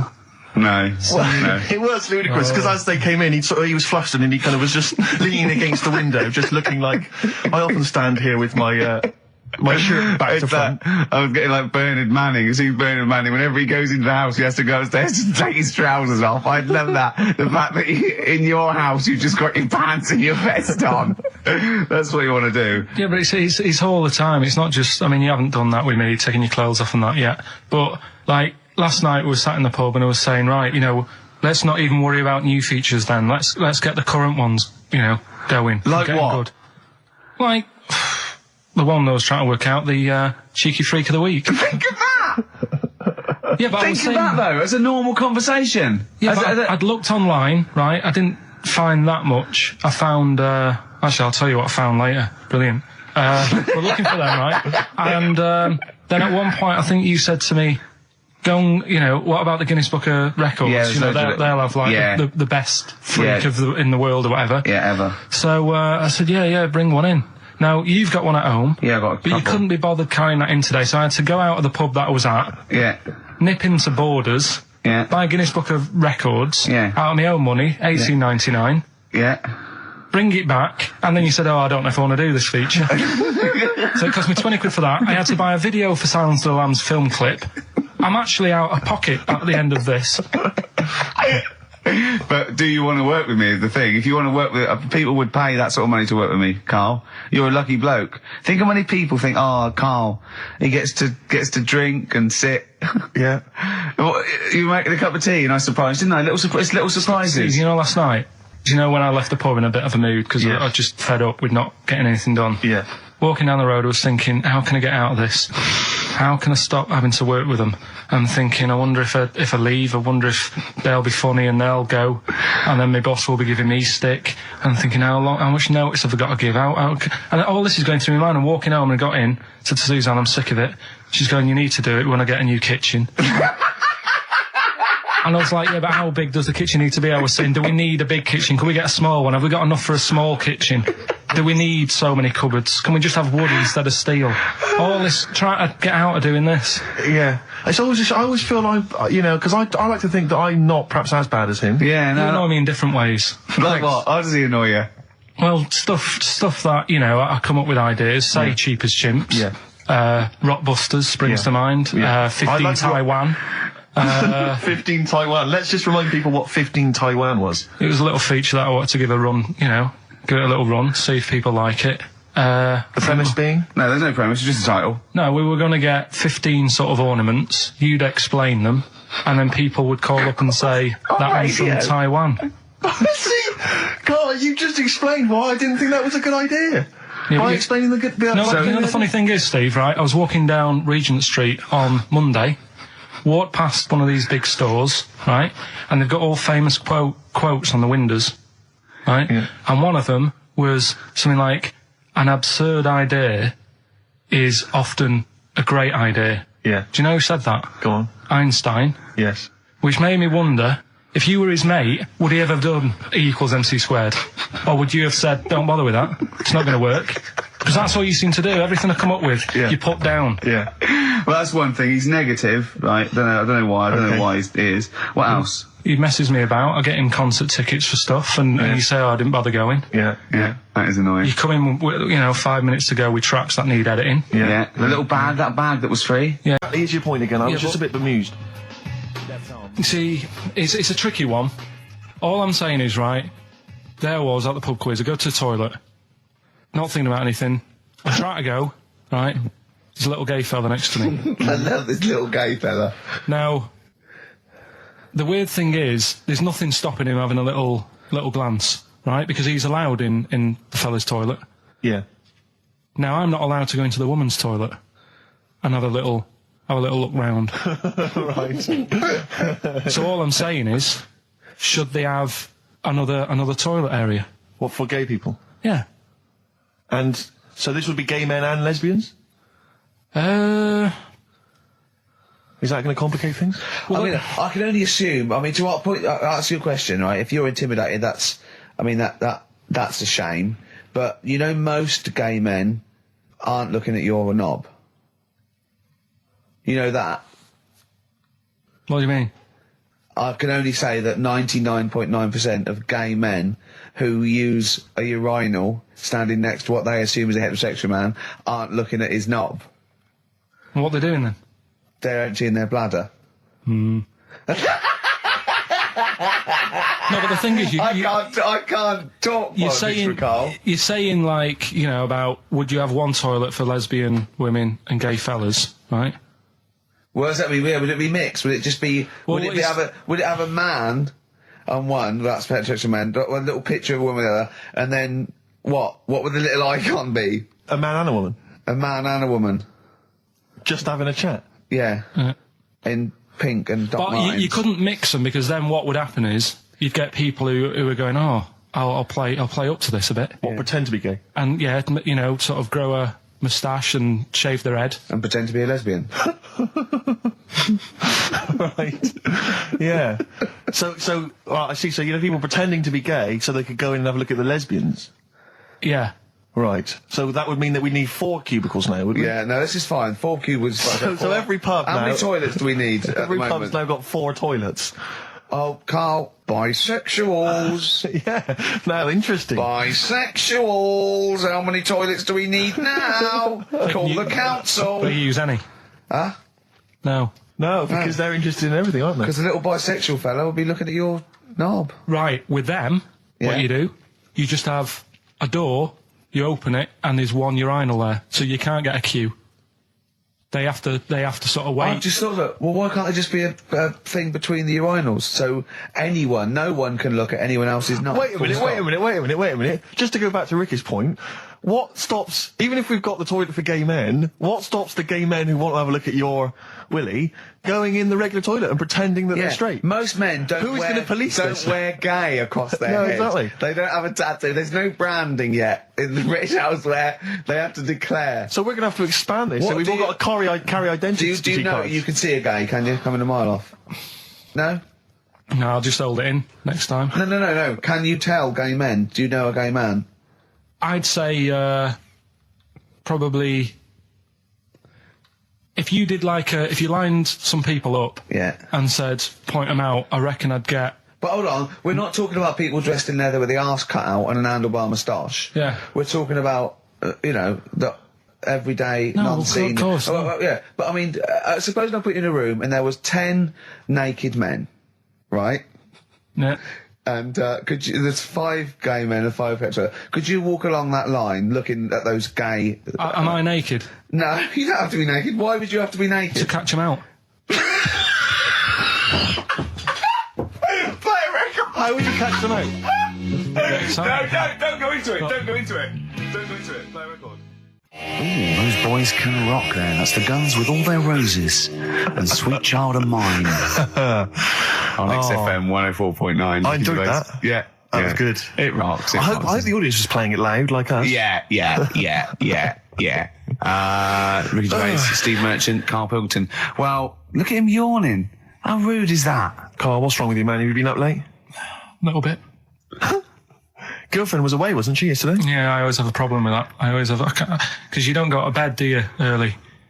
Do you know what I mean? You sort of think, I just always find that thing that if, you're used to living with someone, Yeah. one of you will go, let's go to bed, then you'll go, all right. But when you're on your own, you go, You just forget to go to bed. I just stay up. Okay, stop eating now, Carl. You've ate all the food. That's just a plate. All right. Okay. Yeah.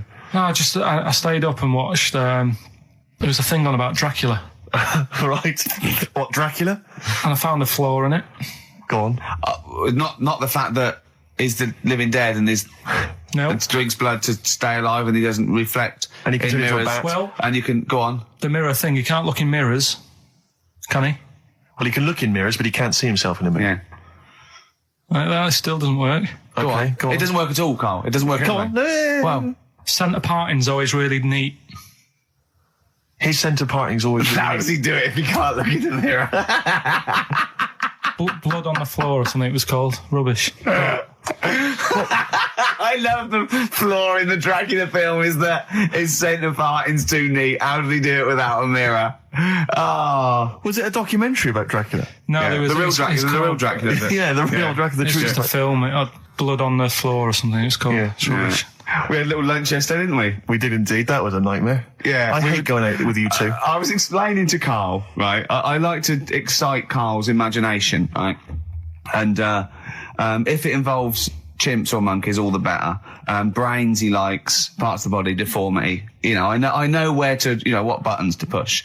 And I told him about this thing. I don't know if any of you out there know about this, but there's an experiment they did in the 50s, a clinical psychology experiment where there's your 2 hemispheres of the brain, okay? They're joined by a thing called the corpus callosum, right? Which is just a little flap of skin, like a little scarlet lead that joins your 2 hemispheres. And what they did, they cut that in half, and they thought it was a cure for schizophrenia, but what it turned out to be, or epilepsy, I think, I can't remember, was that your 2 sides of your brains didn't function together. You couldn't get information. I was telling Carl all this thing, and one of the things I told him was that they did it on a monkey, and it fought itself over a nut. Like, its right arm was connected, by its left lobe of the brain, and it was fighting over itself. And Karl went, instead of like thinking this is amazing experiment, he went, would it have been happy if you'd given it 2 nuts? Yeah, I know.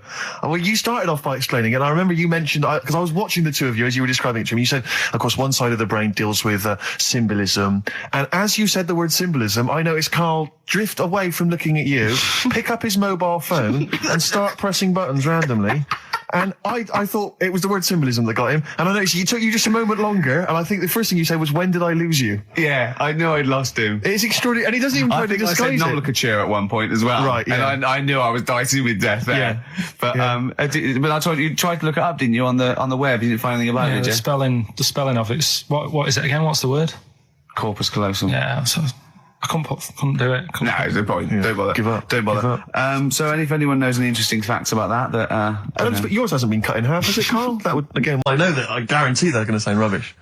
Alright, let's make it the last Rockbusters then. This is the last Rockbusters. Well, it depends. This is if it's good, you get a reprieve. It's all about this. Okay. Okay. Go on then, let's do Rockbusters then. Oh, we're doing it now. Should we play a record and do it after that? Do it after. Well, I'll tell you what, I'll tell you the prizes and then we'll come back with the clues. Because I've dug up that REM track. Excellent. So it's an interactive show. Okay, we've got the best summer holiday album ever. What we got on there? It's got Elvis versus Junkie XL. That's brilliant. Holly Valance is on there. Yeah. Laz Ketchup. It's all the stuff that the XFM listener is craving. Tribute to the Ramones album. We got Red Hot Chili Peppers are on there. Metallica. Street Legal from Bob Dylan. That's nice. Brilliant. Did you just buy that in the 4 for £20 from HMV deal? Fair enough.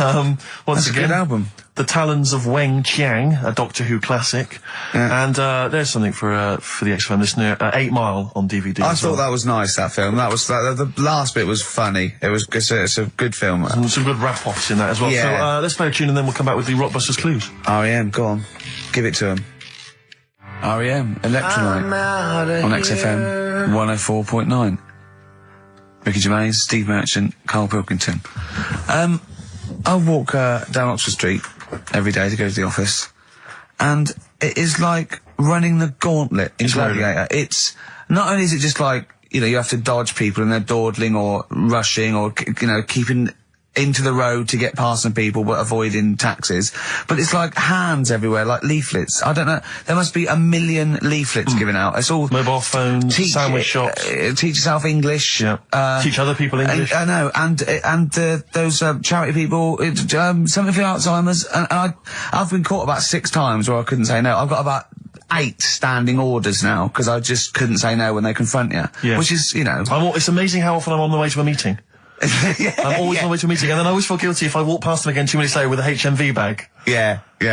Full. Yeah, exactly, crammed with bargains. I know, yeah. No, it's actually weird. They're like zombies. It's like you're just fighting them off. You need a flaming torch to get past them. Or if it's not them, it's tourists. Just constantly, excuse me, can you take my photo outside HMV? Or outside Topshop? That doesn't happen to me. Always seem to have tourists. Just in the way, just kind of dawdling, looking up at the buildings. I walk so fast. I walk so hard. I put my head down and I just try and walk so fast everywhere now. Because it's, But Oxford Street is just, it's unbelievable now. And I think it's age that I've started noticing it. Even if the window's open and I hear just like cars and they're on the mobile phone, it's the loudest place in the world. Yeah.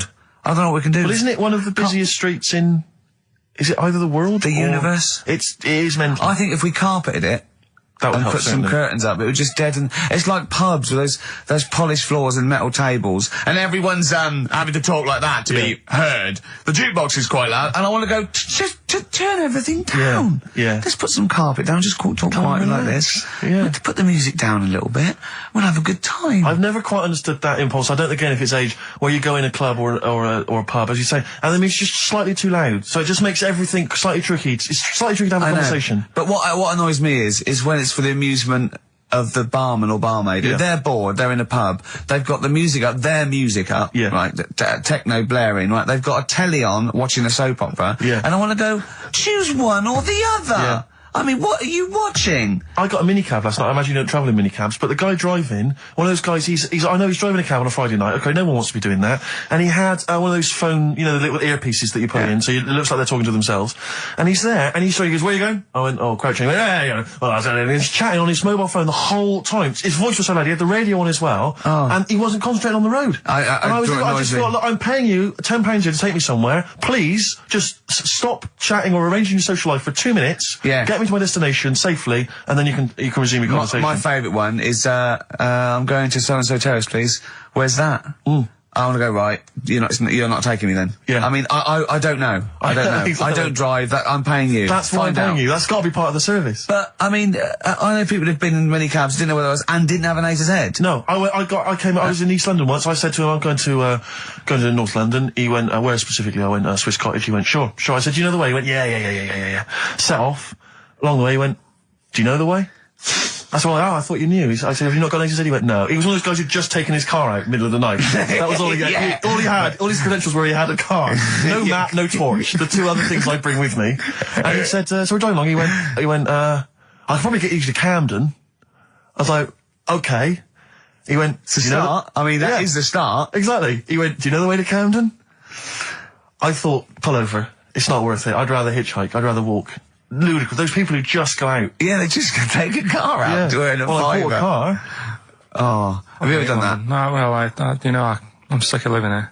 And you say about people hassling you. When you say here, you mean the world, don't you? No, just in London is doing me head in now. The other week, actually, walking home from here, and like you say, there's always someone hassling you, saying, do you want to buy this? Do you want one of these?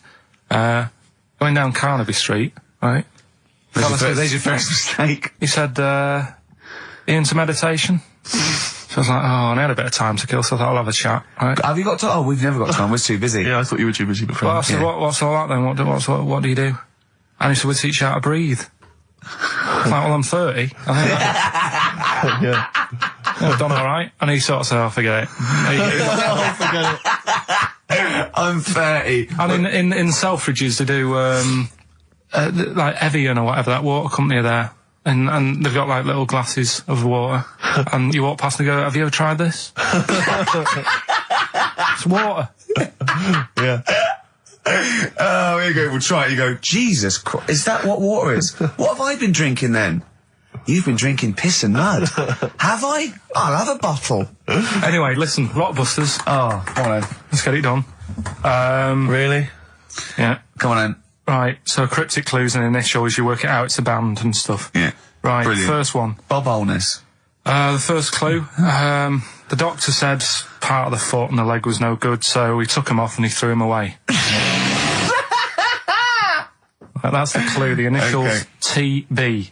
Okay. TB, right? The doctor said part of the foot and the leg was no good, so he took them off and threw them away. Second one, the Scottish monster has got a bit of a tan. Right, the Scottish monster has got a bit of a tan. Okay. That's TD, right? And the last one, well, the 60s singer had a heart attack whilst he was having it away. We won't be seeing him again. Right, and that's FNM. FNM. Well, the 60s singer's had a heart attack. He was having it away. We won't be seeing him again. Email in. Ricky.Gervais. Remember, this is to save Rockbusters. If people don't get this, right, it's no more. So you better, if you want this feature to stay, you better get the clues. Right? Good work, Carl. We'll give those clues again after the next tune. What are we playing? And listen to, Yeah. Oh, you love it, don't you? You love it. Good, it's a good stomping pop #1 rock. XFM. Jane's Addiction, just because I think things are rocking up. They are indeed. Rocking up in the land this year, Steve. Yes, that's good news, I think. Evanescence, them, The Darkness, rock-tastic. XFM 104.9, Ricky Gervais, Steve Merchant, and Karl Pilkington of A Saturday. Can I just say that the shaving your arse feature from earlier, if you missed that, that was 1:30. That was a discussion on shaving your arse. Yeah. It was great stuff. That seems to have caught the public imagination. Yeah. We've had so many emails. We've had someone telling us exactly how to shave your arse. Yeah. So if you need that information, I can probably forward it to you. Well, I think this will be the year of rock and arse. Exactly. But it's extraordinary how, just a simple discussion like that you would think perhaps was crass, crude. Mind you, our listeners do like Carl talking about monkeys. Sure. Do you know what I mean? Yeah. It's not like it's something to be proud of. It's not like we changed a nation or freed a people or found a cure for something. We hit them in their, at their level with monkeys and arses. Yeah, exactly. It's what our listeners love. Yeah. Monkeys and arses. Yeah. We should put that on the poster. And they go together, because I joined the zoo last Sunday, went down and became friends of the zoo, right? Oh, well, I thought maybe you had to sit in a cage for that thing happened. I went straight for the chimps, of course, right? And there's sort of like 3 sort of big sort of adult ones there, and there's people with their kids, and I could see the people just putting their kids away as one of them went up and started putting his face up the other one's arse. Sure. And it was sort of like, I just can't be bothered to explain this to my children. Exactly. So I was just moving away. Oh, come on then. There's the lions. You're going to have a look at the lions. Yeah. What are they doing? They're just sniffing each other's asses. Yeah. Yes. I remember when I used to go to the zoo, I always felt there were certain animals that weren't getting a look in, really, that no one was particularly interested in. The tapir. Exactly. We were going straight to the snakes we were interested in. Yeah. Birds. I don't remember being particularly interested in birds. Big cats, although it's a bit depressing. Great apes. Yeah. Reptile, you're right. Reptiles, yeah. Birds, unless it's a big one that you think could rip a dog apart. Yeah, a vulture you go, or an eagle, brilliant. Yeah, exactly, yeah. Owls are brilliant. Yeah, owl's great, but I've always wanted a little owl on my desk. I'd like be doing work and there'd be a little owl there, and I go, "Can you give me that pencil?" And it just sort of goes over and gets me a pencil, goes, "Cheers," and it just watches me and it thinks I'm brilliant. Do you know what I mean? Not really, no. No? No, I've never had an urge to have any kind of animal sat on my desk. No, Carl? You'd like a little owl, wouldn't you, that helped you? No, I had a little magpie, didn't I? We've talked about that. Oh, he came down and started pecking your grifter, didn't he? Yeah. What was his name? Maggie. Sure. Brilliant. Inspired. And you took it to school and it didn't come back once, did it? Didn't come back. Didn't see it again. Oh, dear. Did it ever peck your head? Because you used to have hair, didn't you? Yeah. No, it did. It started getting a bit violent. Really? Yeah. But was it becoming sort of age when it's probably sexual frustration sort, because I think magpies go for shiny objects, don't they? And you were probably sort of probably losing it a little bit then in the front, and so when the sun was out, There's a bit of a sheen on the front. they saw a glare and thought, "I'll have that." Yeah. What is that? That's brilliant. Yeah. Or as it was sort of pecking away, it mistook it for a tree. Yeah, because of the noise. Because of the noise. Yeah, the hollow sound. I squeezed his head yesterday. We should just point out, if you're a new listener to XFM, you might not realise that one of Ricky's many sexual peccadillos, I'm assuming it's a sexual thing, I can't justify it any other way, is to just squeeze Carl's head. Yeah. Front-wise, sidewise. I don't know what it is. I don't know if it's sexual or, like when you've got a little kitten, you want to squeeze his little face. Do you know what I mean? Do you know what I mean by that, Carl? Yeah, I said that. I said it before, squeeze a little head. Yeah, exactly, and I feel that with you, because it's sort of like, he gives so much. Look at Carl's face, he gives so much. It is like he can understand what we're saying. Yeah. And that's what the connection is, I think, between me and Carl and other animals. It's like he can understand what we're saying. But I squeezed it yesterday, and Carl went, "I definitely heard something crack." Yeah. Because I'm trying to see how hard I can squeeze it. Yeah, I think that was you just thinking, Carl. To be fair. I think the cogs just started to... No, I mean, I think there is a danger, because I think there is a danger that you could squeeze it too much. Yeah, I know. He did a good deed today, the other day, didn't you? Was it? Yeah. What were you up to? You were just, you were talking about, like, being assholed in the street and stuff. And, 104.9. Alright? Carl, just an email, a question for you. Can you please let me know which school Carl went to? What school do you go to? Cessav. What? Cessav. Cessav? Yeah. What does that mean? It was on Cecil Avenue. Cecil Avenue in Manchester. Yeah. It's just, he says, "I'd like to know so that I don't send my kids to the same place." He also says, "P.S. Does Carl look like Gollum in Lord of the Rings?" Yes. He does, doesn't he? Yeah, that's very good. Yeah, in fact, I was just putting a little bald wig on you, wasn't I? Like he needs one. Yeah. So, if you Just want some a of the fun and games we have when the songs are on. Yeah, did it hurt? Just a little bit. The bit that worried me is when you said, "Let me just staple it." Yeah, well, I was trying to get it under your chin because it looked funnier, and he was scared. Oh. Can I just give you a little fact here? Someone's emailed in for you, Carl. They've sent an interesting fact for you. I think you're going to be interested in this. Don't read it on the email. Let me read it for you. I think you'll be excited. An interesting fact from Carl. That's from Toby. He says, Attila the Hun punished some fella who annoyed him by cutting off his arms and legs. You'll love this. And stitching his arms back where his legs should be, and vice versa. Look at his face. Look at the little smile that's just cracked on his lips. That is the kind of fact you've been waiting for all day, isn't it?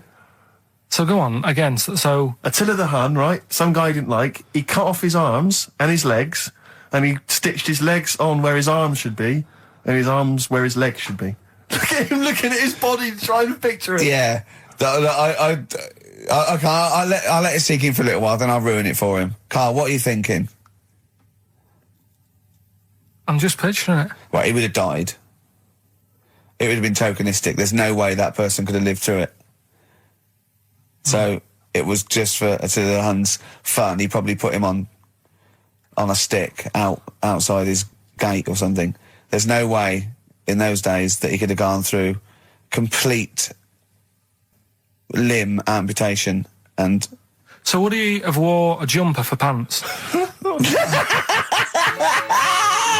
Who's the winner of the competition? From Walthamstow, it's Joe Ogden. Well done, Joe. You got the correct answer, which was what? The fellow with two heads, that number 50. Number 50. Is that it? Are we off? Yeah, that's it. Yeah. All right. Cheers. More of the same drivel next week. Bye. Bye. Placebo, special needs on XFM 104.9. Email in where Lanzarote is. I don't know if it's Italy or Spain or Europe or maybe Africa. You know, these are the sort of things, these are the reasons I come into it, to at least learn something, innit, Carl? We've stopped educating Ricky, so I've stopped learning, you know, about things like the woman who ate mud all her life. We've had a lot of emails, Carl. I don't want to sort of put a dampener on your Christmas, but a lot of people have been slagging off Lanzarote. One of them just said, well, one of them, I don't know if I can find it. It is Canaria, isn't it? It is one of the Canaries, isn't it? It's a volcanic island covered in volcanic dust. It's very windy, so you have to dig a hole to sit in on the beach, and there's hardly anything to do. That's from Mike Godham, and he says, unless you like quad biking, well, you know, you've seen what happened to... no, don't go quad biking, not with your little head. There's no protection at all, is there? I don't know what you're thinking, I don't know. At least Rick Mann and Ozzy had lots of hair. Yours would, you'd be like Humpty Dumpty, it would crack like a little egg. And then we'd seen, there's no kings or kings horses. So, yeah, well, they couldn't do the job anyway. No, shouldn't really send them, they're not really qualified. Horses not equipped to put send a medical man like Neil Fox in. Yes. To mend but not eggs. Some kind of military horse. I bet he's had the egg on his face a few times, hasn't he? What, Foxy? Yeah. Well, most of the series are Pop Idol. Right, Carl. Lanzarote, good or bad? Well, you got to give it a go, haven't you? Yeah, well done. Give everywhere a go. Exactly. That's what I was saying. You know, don't just take the word for it. I mean, if it had said an Alanova, Lanzarote shit, he'd have believed it. Sure. You know, if he'd have overheard it in a pub, Yeah. Lanzarote a crap, he'd have believed it. He'd have seen it on a website that was mainly concerned with monkeys and witches, he'd have believed it. Yeah. As it is. Everybody raves about New York, and when I went there, I thought it was rubbish. Well, you're an idiot then, because that is possibly though, the isn't it? greatest city in the world, along with London. Subjective, though. That's why they have holiday programmes and that, innit? So you see it and you decide for yourself and that. Yeah, but you saw Venice on a holiday programme, as you put it. You went there and you went, it was rubbish, full of black bin liners. Well, it is. Right. Didn't they show that? It stunk. Didn't Judith Chalmers say that? Oh, it stinks here and there's loads of rubbish everywhere. No, she didn't. Did she mention that? Oh, that's what I mean. So it depends what you want from holiday, doesn't it? Well, yeah. But So... you're an idiot if you don't like New York, so next. Anyway, go on, break up, guys. Kiss and make up. Yeah. Carl, we've had an email, some old Rockbusters. Someone's emailed in, they wonder if you can get some of your old Rockbusters clues, your old genuine Rockbusters clues. I know Rockbusters has come back. Well, of course he can, it's the way his brain works. Well, indeed, but I think you'll, maybe you can also enjoy the challenge, Rick. Yeah. And you at home. I remember them as well, because I remember how angry they made me. Here's some old Rockbusters. That army's got some nice trenches. DW. That army's got some nice trenches. DW. No. Dandy Warhols. That one works. It's not bad, is it? That's why I didn't get that one, because it worked. Yeah. Yeah. Okay. She's only got one sticker left. It was actually he's only got one sticker left. Oh, okay. He's only got one sticker left. Oh, the band His Last Sticker. Exactly. With Justine Fishman, yeah, His Last Sticker. They were brilliant, weren't they? What happened to His Last Sticker? Are they still going? He'll strap some chocolate to your feet. That's A. A band or artist. A. He'll strap some chocolate to your feet. Go on. Aerosmith. I don't know really what that means, but And finally, you'll have to... Aero cobbler. Well, yeah. The well-known aero cobbler. And you'll have to stick her in the oven, AB. You'll have to stick her in the oven. See, he thinks blacksmith means, like, just shoes. Like, it's not the smith, it's the smith part. A smith is just a right, isn't it? So it doesn't, I don't know, Aerosmith. What does that mean, Carl? What does that mean? Come on, you'll have to stick her in the oven, AB. Yeah, I know that one. Yeah? Yeah. What is it? But it doesn't work. Apparently it does. You'll have to stick her in the oven, AB. Single or artist? What, Anita Baker? Anita Baker. Why you have to stick her in the oven? Anita Baker. Oh, I need to. But why didn't you say, like, you'll have to, get his hair cut and put a nice white, chef's hat on? That's Anita Baker. See, that works. That works, Carl. I need to bake her. Doesn't work. It is shite. Okay, well, listen, before you judge, listen to today's Rockbusters. Okay. They're here with us now. Here's Karl Pilkington. Brought He's it got back them. just for Christmas. Brilliant. I've only got 2 really because what? I was trying to work one out before, right, in my little room. Yeah. I was looking at different band names, thinking, what can I do? Yeah. Couldn't concentrate because Ricky was in there trying to spray deodorant all over the place. Right? Well, you should have done them yesterday. You should have shut me out. Right. So there's just 2. Brilliant. Well, Okay. I've kind of got an idea for the third one. fine, all right. I'll have a go. Yeah. Right, so anyway, the first one... Should we play a record and come back to this? We'll do it quickly, we'll do it quickly. No, play a record. This is then. rubbish. Yeah. Rubbish. Libertines. Useless. Give me the gifts. Let me have a look what prizes you've got. Libertines, Don't Look Back Into the Sun on XFM. Well, the general public are getting involved with Carl's holiday, and, I mean, this has been a damning report on Lanzarote. There's not been a positive word written about Lanzarote so far. Wow. It's volcanic, there's no natural water supply. Sorry, there's no natural water supply. It's You all have to sit in a imported. hole. What do you think of this, Carl? What do you think of the people that want you to know that you're going to a rubbish place when you can't change it? What do you think of that? Rubbish show, will it? What do you mean? All right. What do you mean it'll be right? Because I'm going to go there thinking, oh, there's no water and that, and there will be water. No, they didn't say there's no water. What did they say then? There's no natural water supply. Whatever. I'm not bothered. Doesn't bother me. All right. I'm going to have a good time and that. What are you going to do? What do you plan to do? Got a book. What book you got? Rich Hall book. I'm just going to read that. So, Brilliant. and the weather's better than here, isn't it? Yeah. So... gonna have a good time. Someone emailed just now. They said they're listening online and there's a problem with their computer and everything's sped up. The music's sped up. Our voices, Rick, are sped up, except Carl's. That's how slow he speaks. So when everything's sped up, he sounds normal. No Blue Sky, The Thorns. That's beautiful, isn't it? On XFM 104.9. Carl, you're losing your rag a little bit. What's the matter? Nothing, go on. See? What's the matter? No, what's the Well, matter with I've Carl? got something to cheer him up. Someone's emailed in, Emma's emailed in, she said that, for those that know, those in the know, they referred to Lanzarote as Lanzagrotte. Brilliant. He's a bit fed up. He's got 2 CDs for Christmas from a company that's he's been with for 6 years. He's a little bit grumpy about having to answer the phones. I phoned Carl up in the week, yeah, and I said, what are you doing? He went, well, even though it's one of my days off, I'm just doing some research on the web. Found anything that said, yeah, I'm doing science. And then he said, you can get wigs for dogs in Tokyo. That's his scientific fact. And I went, what do you mean? Dogs, if they need a wig? I said, if they need a wig, what? Dogs going bald? And he went, like, this is fine to him. He went, it's a stressful city, Tokyo. The world's all right with Carl. He's always got an explanation. I've only ever seen him confused once. When in Edinburgh, he looked out of his window one day and he saw a bloke putting a parking ticket on some rubbish. Yeah. And that genuinely confused him. Yeah. He couldn't work out, could you? It's a bit weird, isn't it? And the woman breastfeeding her 8-year-old child, you didn't like, did you? I don't like that. But the what's the name? Animals with wigs. I kind of thought, after I put the phone down to you, I kind of thought about it, thought, yeah, it's a bit daft, that. Are you sure he's not the ageing pop group? No. The Animals? But when you think, have you ever seen, like, a bald pet? No. It's weird. I've said in the past to you, Rick, that my grandparents, so I love them dearly, but it's like for the last 30 years they've been waiting to die. I know, It's yeah. like they just sort of, it's like the novelty wore off of life.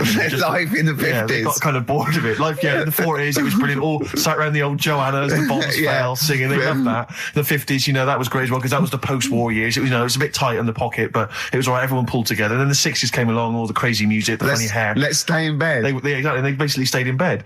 And it was one Christmas when my grandmother said to my dad, what do you like for Christmas? What do you fancy for Christmas? And this must have been, I don't know, 20 years ago. She said, what do you fancy for Christmas, Ron? And he went, well, I could do with a nice big kind of warm winter overcoat. She said, don't worry about that. Don't worry about that, because your father will be dead soon. It's what you can have his. Meaning my granddad. Well, I'll be honest with you, my father's still waiting. Which is good news. Good news for my grandfather. Less good news for my dad. Freezing. He's freezing. He finds out, how is he today? He's fine. Okay. Oh, I'm freezing. It's such a weird mindset, that. I think that, to me, is what sums up people from that older generation, the 40s and 50s. And it seems to me that you've got that kind of mindset. It's like you were born in the 30s. And whenever you talk of your childhood, it's like you had like a baked potato to take to school. And a hoop and a stick is a Christmas gift. The other thing is, I think that that sort of generation, it seems that the man is dependent on the woman.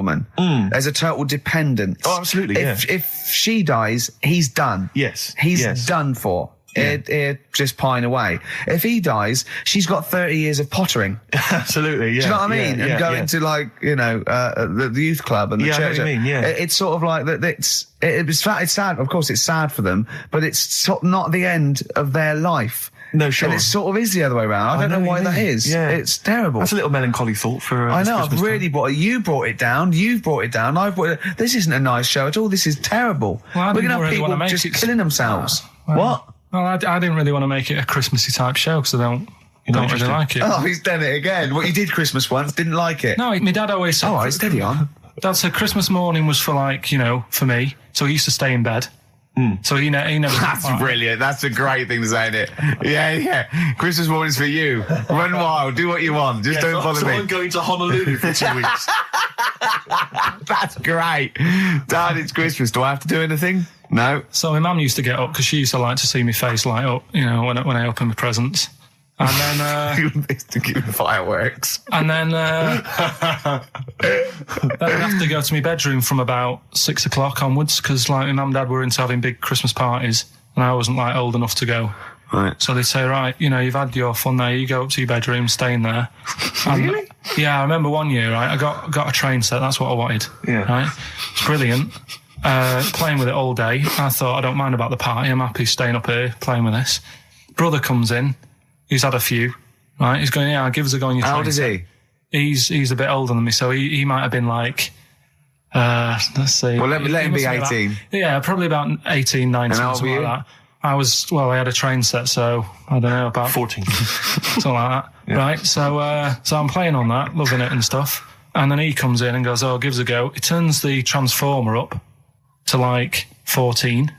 He went really fast for about 5 seconds, broke it, and then he went back downstairs. Wow. So Christmas, I hadn't even got to Sounds Christmas like Day. the Conservative government with British Rail. Satire, though. Satire, Rick, I just thought that there's satire. If there's any satirical shows listening or magazines. It doesn't work in any way, because there's the analogy falls down apart from there being a train. Think it through, though. British Rail was trains. Yeah. And the government broke the trains in many ways. They didn't break them, not officially breaking them, but they kind of... It does work. It's perfect.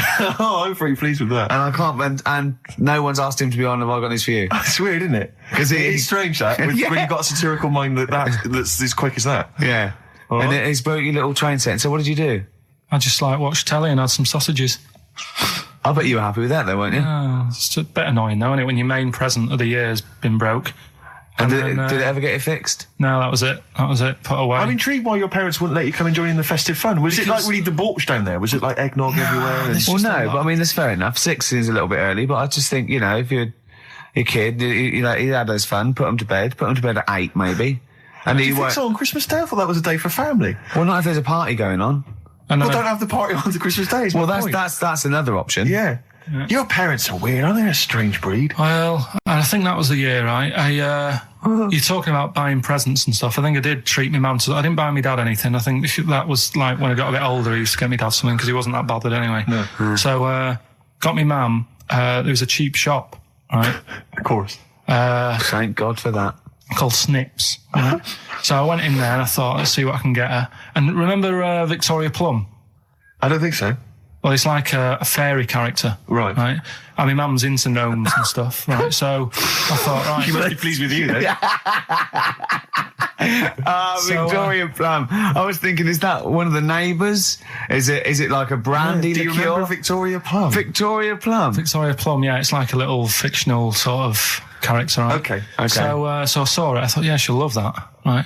So I did my paper round, saved up for 2 weeks, right? Oh. Got that sorted, went to Snips, bought the Victoria Plum. Next day, I'm in town with her, right? So I think, I know what I'll do. I said, come in here a minute, right? So we go in and we're looking around, and I tested her, right? I went, look at that there, that's all right, innit? And she goes, oh, it's bloody awful. Oh, Carl. Oh, Carl. Oh, God. So then Christmas Day comes, I said, don't bother opening it. She said, no, why? I said, Oh, "Don't." no! Why did you still give it to her? So, well, it's too late, I'd already bought it. Oh, Carl. So she opened it, and I was like, and she said, oh, that's nice. I said, why are you saying that? I said, the other day, she said, it's bloody awful. She said, oh, no, I thought you were pointing at something else. Oh, no. So that's why I don't get anyone anything anymore. Oh, God. Play record. Oh, God. Absolutely. The Ricky Gervais Show with Steve Merchant. Hello there. And Claire Sturgis. Hello, boys. Carl's ill.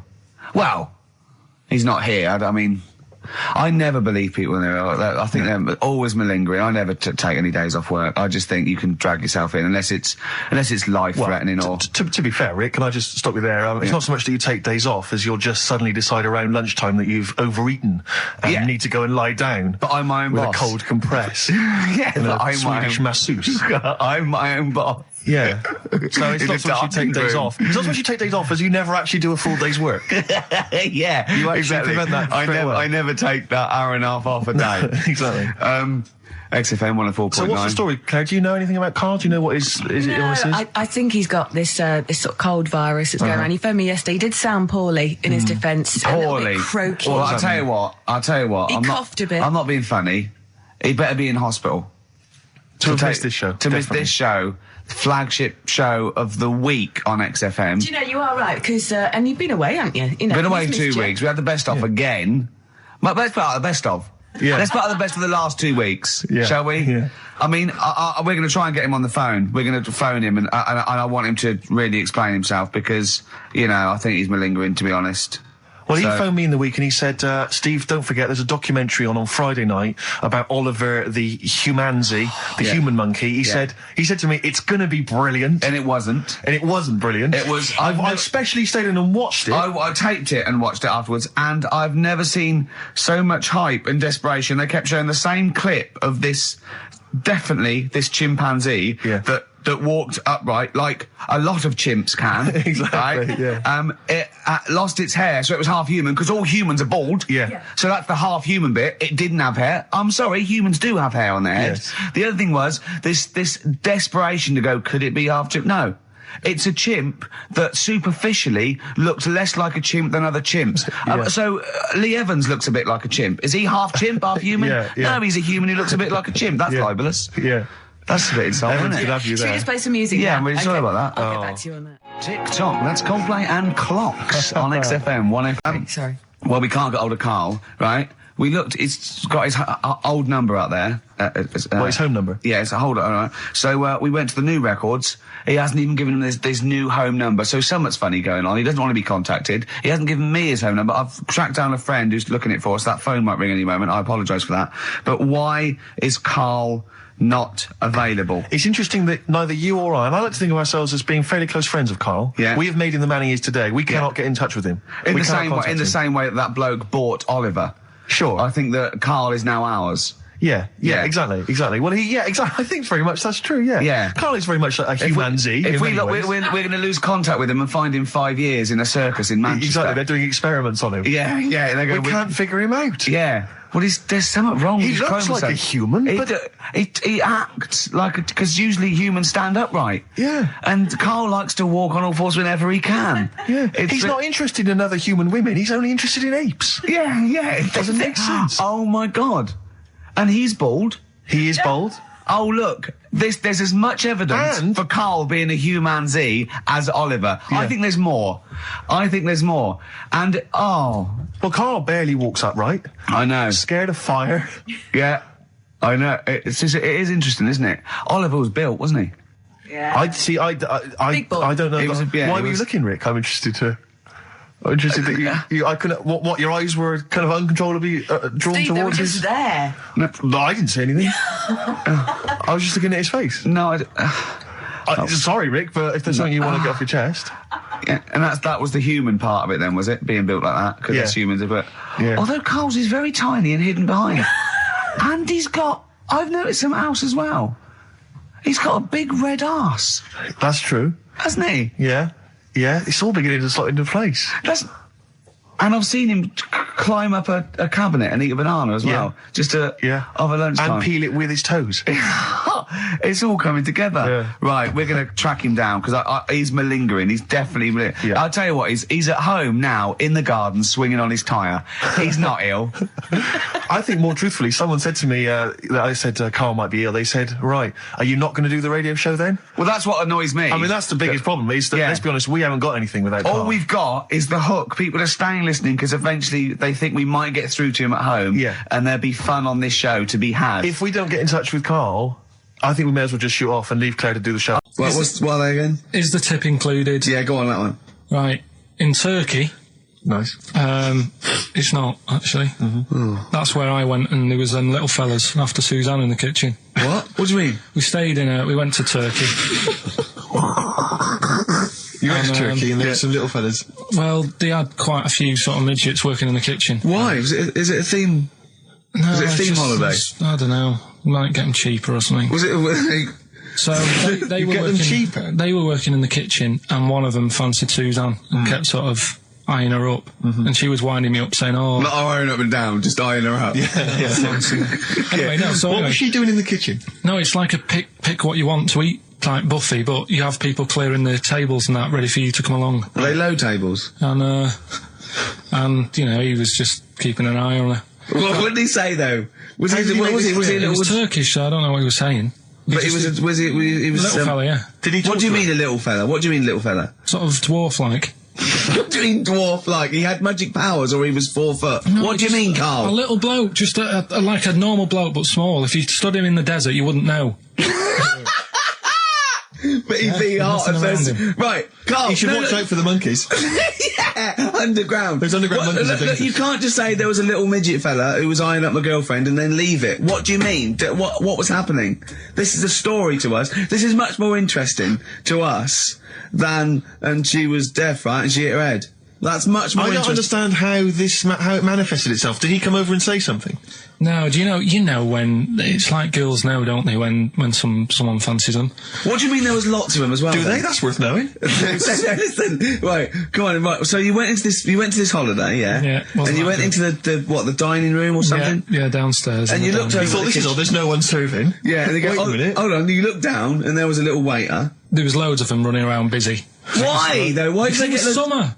What do you mean? Because it was There was loads of summer. them. They had more of them They on. come out in summer. They come out in summer. What do you mean they had more... What do you mean? Because it's busy, isn't it? Well, no, but they Summer. hibernate in the Why winter. were they all midgets?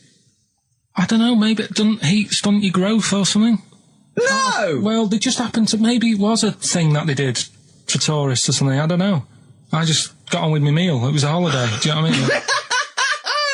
God. Right, So it's a midget serving. I'm not going to ask any questions. Right, okay, yeah. So they're all little fellas running around, and this one always was like, you know, oh, do you want a new serviette? You know what I mean? Going out of his way to sort of... for turning on the charm. yeah. Yeah, he was going out of his way. The others weren't. Right. I think what was happening is he'd been working with Santa all the winter. Yeah. This is sort of little summer break. This one He was hadn't your seen a girl. waiter, and so he was being polite to you. Maybe. But what did Suzanne say then? Well, she was using it to wind me up. What was she saying? Oh, he's... Oh, just like, you know, look. He may be small, but he's Well, built like a... Yeah, he's all man. so... Were you jealous of a midget then? You were jealous of him? It is a bit annoying, isn't it? Why? It wouldn't bother me as much now, because I've been with her for ages. Right. But at the time, that might have been one of our first holidays, and it's like, You don't know, want to be what's going stolen on? I away paid by- for this holiday. Yeah. And then you get off with a midget? Yeah. Oh. So anyway. But it doesn't matter, because you got chatted up by a bearded lady. So.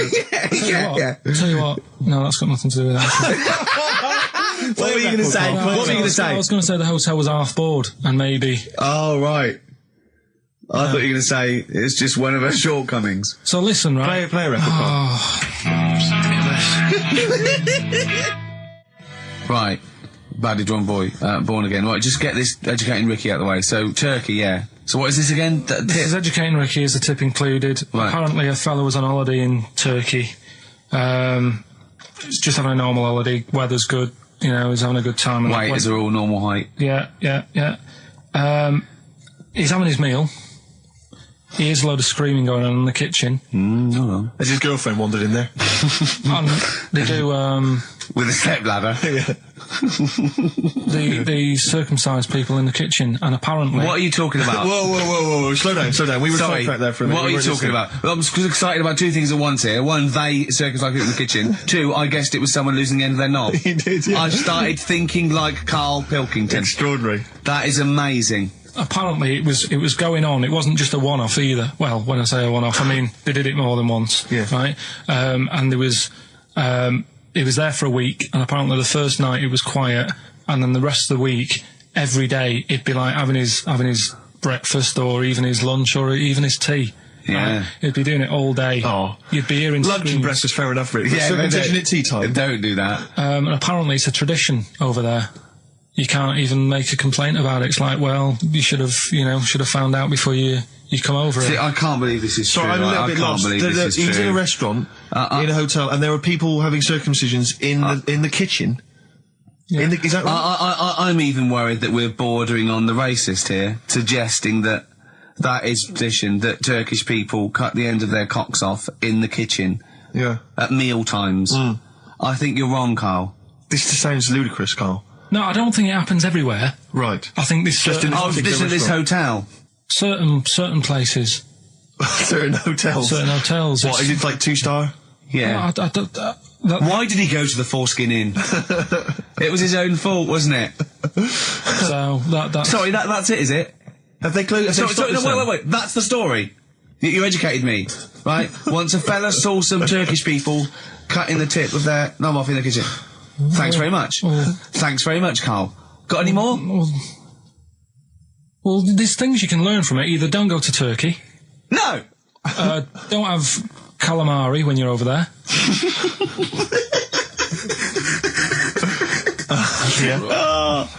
Carl, you've done it again. Well, What's the last one? Give us the teaser clue it again. was, I want to come here in hindsight. I wouldn't have come here in hindsight. Yeah. Right, give me some education. This will be the thing that teaches me something. I can feel it in my bones. Come on. There's a kid in Kenya. He was messing about with some beans.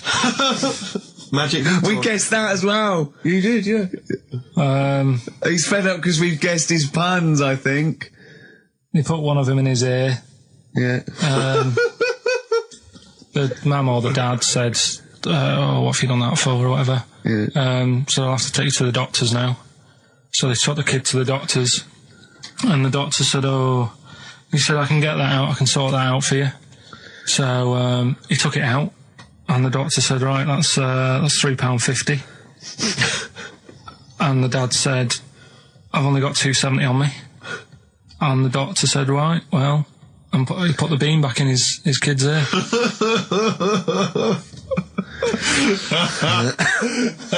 I don't know what to say. I don't know. I don't know what to say. I mean, A couple of questions from me, very quickly. Are you sure that those were definitely the sums involved, were they? Well, the equivalent of whatever they deal with in Kenya. Yeah. It was the equivalent of, you know. £3.52. So what currency was it, Carl, that you translated into sterling? I don't know. No, it was saying in the thing. It said the equivalent of. £3.15, £2.70. Did it say that? Yeah. So Did it say that? Yeah. Carl, look at me. Look at me. Did it say that? Yeah. It said that was the. Did it say that? Yeah. Yeah, it did. It definitely said that. Definitely. Yeah. Okay, I'll go for the one. What's the one about the butcher going down the butcher shop?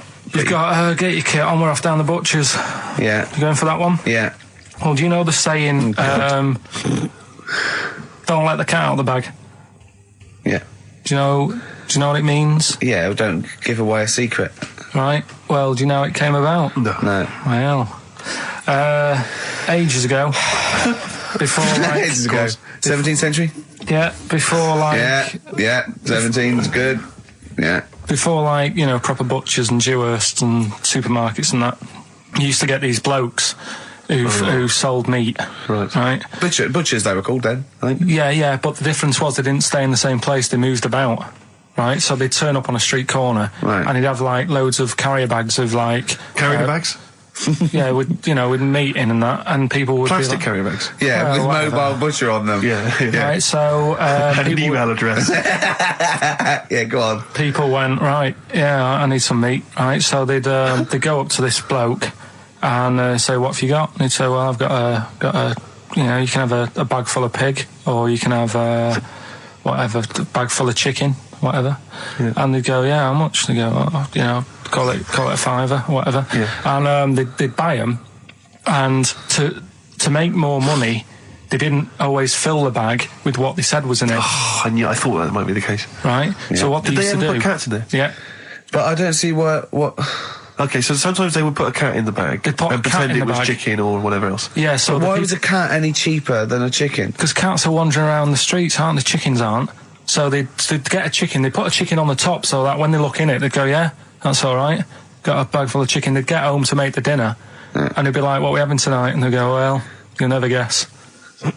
And they'd have, like, you know, well, you can have a chicken leg, and, you know... But it would be a cat. Yeah. They'd have to defrost a pizza. Yeah. Did they mind that they were eating cat then, in those days? He didn't say. He just was saying about the saying, don't let the cat out of the bag. It's like, you know, if they see that, they're going to go mad. Well, so it was the people that were doing this, it was the dodgy butchers that coined this phrase. Were they saying to each other, don't let the cat out the bag? I.e., what I mean by that, Jack, is don't let them see the cat, what we've stuffed in there. Yeah. Dodgy butcher, there's another phrase, isn't it? So that's the first one. Is that a euphemism, or is that dodgy butcher? As his meat delivered around the back. Sure. So that's that one. Like, follow me in the van. And he was like a northerner like you, and he was giving it all the, all right, yeah, you know. I tell my girlfriend's a DJ, she's got some of these speakers, they're fantastic, da-da-da, and he's giving me this. And then my mind starts working. Now that I've got a bit of time to think, I'm thinking, wait a minute, this all sounds a bit dodgy. Yeah. It dawned on me, Rick. You know, Fool, aren't you? You're streetwise. Exactly. You're streetwise, Steve. Not only that, I was thinking, how am I going to get them home? I've got to drop the car off at the BBC. How am I going to get these huge speakers back to where I live? And how can I pay for them? Because I've just spent £100 on Find the Lady with a couple of blokes in the square. It seemed like a fair game. Some of his friends were winning. But so I explained to him, I said, I can't get them back to, like, Brixton, where I was living at the time. He went, don't worry, give us an extra 20 quid, we'll take them home for you. Oh, that's good. Delivery. They do a whole service, you see. And there's also a backup guarantee. Did they have the guarantee, the 3-month guarantee? They didn't. No. But so I said, I'm not sure about that. He went, well, why don't you put them in a cab, send them back, and your housemates can collect it? I was like, oh, no, there'd be no one in. And I was beginning to sort of get a bit conscious of, like, maybe this was a bit of a scam, after all. So I pulled into, like, a little side road. I said, I'm not sure I'm into this now, actually. He went, what are you talking about? It's 200 quid for a pair of speakers. It's a bargain. You never get a bargain like this, mate. I'm going, not too sure, actually. I don't think I want them. He went, 150 quid, 150 quid, mate, 150 quid. I went, no, he's 100 quid now to you. And I'm thinking, wait a minute, this doesn't sound like the kind of work that Dixons would be doing. Dixons don't do that when I go in. This is it. Dixons never negotiate in that way. When I go there, look around and I leave, they go, where are you going? Exactly. I go, no, we'll have anything then. Have anything for a So quid. I stopped the car and the white van pulled up behind me with his mates in. Sure. And I said, can you get them out? I'm not interested. And he went, 100 quid, mate. Oh, and he was just going, you tosser, you obviously want some speakers. And he was having a go at me. So I was carrying the speakers out and putting them back in the white van. And he was just shouting at me. He was going, 70 quid, mate. I was like, 70 quid from 200? This is ludicrous. You realise that wasn't Dixon's policy then. Exactly. They don't usually shout, you tosser, as you leave the shop and walk down Camden High Street. They're not usually shouting, you tosser. You should have took the offer of, like, the monthly payments they've got on at the moment. So eventually I put them in there and I sort of knocked the deal on the head, and I got back in my car and they were in theirs, and I just looked in the rearview mirror and they were punching the dashboard, like, with aggression and venom, like we let that deal slip through our fingers. And I've never been so terrified in my life. I just sat there and I was just thinking, oh my God, all I was thinking now is, what if I go back to the BBC and they go, we've had a call from the police, the man at the garage, he saw you doing a dodgy deal. I love it. Yeah. Well, what you do is you put the hire car in a drain in your front garden and then go in and out of the toilet just pouring bleach down or Ajax, and they never know. Have you told... Could you talk about your grandparents? Well, my grandparents, of course, the thing about my grandparents, I have mentioned this before. Yeah, I don't think I love this. I think they've got about 3 teeth between them. It's unbelievable. My grandfather... They're all their own, though. He was in the RAF in the war, right? And for some reason, he had problems with his teeth, and they pulled them all out, and they replaced them with a false set of false teeth. But during the wartime, I don't know whether this was just like what it was like during the war or just the 40s, but he had a kind of wooden plate put in with like some kind of fake teeth attached. Oh no. And he's never had that changed. So he's still got the wooden plate and about 3 teeth still hanging on it. Oh. It's just so he and my grandmother combined, they cannot eat anything that's kind of solid. So they will literally get up for Christmas dinner. They'll get up and they'll put the meat on like it's sort of 6 a.m, go back to bed for the day, get up and eat it at about 9 o'clock at night. And the best compliment you can have if you've cooked dinner for my grandparents is, oh, this is lovely. You can suck it away. Yeah. Imagine that. Imagine why don't they just liquidise it? Have a nice little roast smoothie. They have done in the past. Really, and a little apple crumble smoothie to follow. If we take them out to eat, like at a restaurant or something, we've got to phone ahead to make sure there's fish on the menu. Really? Because they can only have fish. But then the bones, you see, that's a problem for them. Well, you can take the bones out of fish, can't you, and sort of mash it up? Yeah, but the eyes are going Steve, as well. could I suggest the fish cake? It's already mashed. It's with the potato. It's in a crispy crumb, which doesn't hurt anyone, whether you got teeth or not. Rick, can I go on? Make a little... Yeah. I just want to make it... Because obviously not everyone's as fortunate at Christmas, Rick. No. As us. What about the vegetarians? What are they eating? A nut cutlet. What the hell is a lovely little nut cutlet. Can't they have like tofu, but in the shape of a turkey? But I love the fact that so often, you know, certainly your Linda McCartney veggie items, they always try to fool you into thinking it's the real thing. You know, some veggie sausages that they've injected with something so they'll taste like sausages. Yeah. Is it true? Talking about when his dad said that, and then you told me something that I find amazing. Oh, the thing is, it's Christmas. Obviously, I've got to go back to Bristol. I love seeing my family. Well, yeah, I do. But it means I'd see my grandparents, who are, you know, brilliant people. I mean, lovely people, but mental. I mean, utterly mental.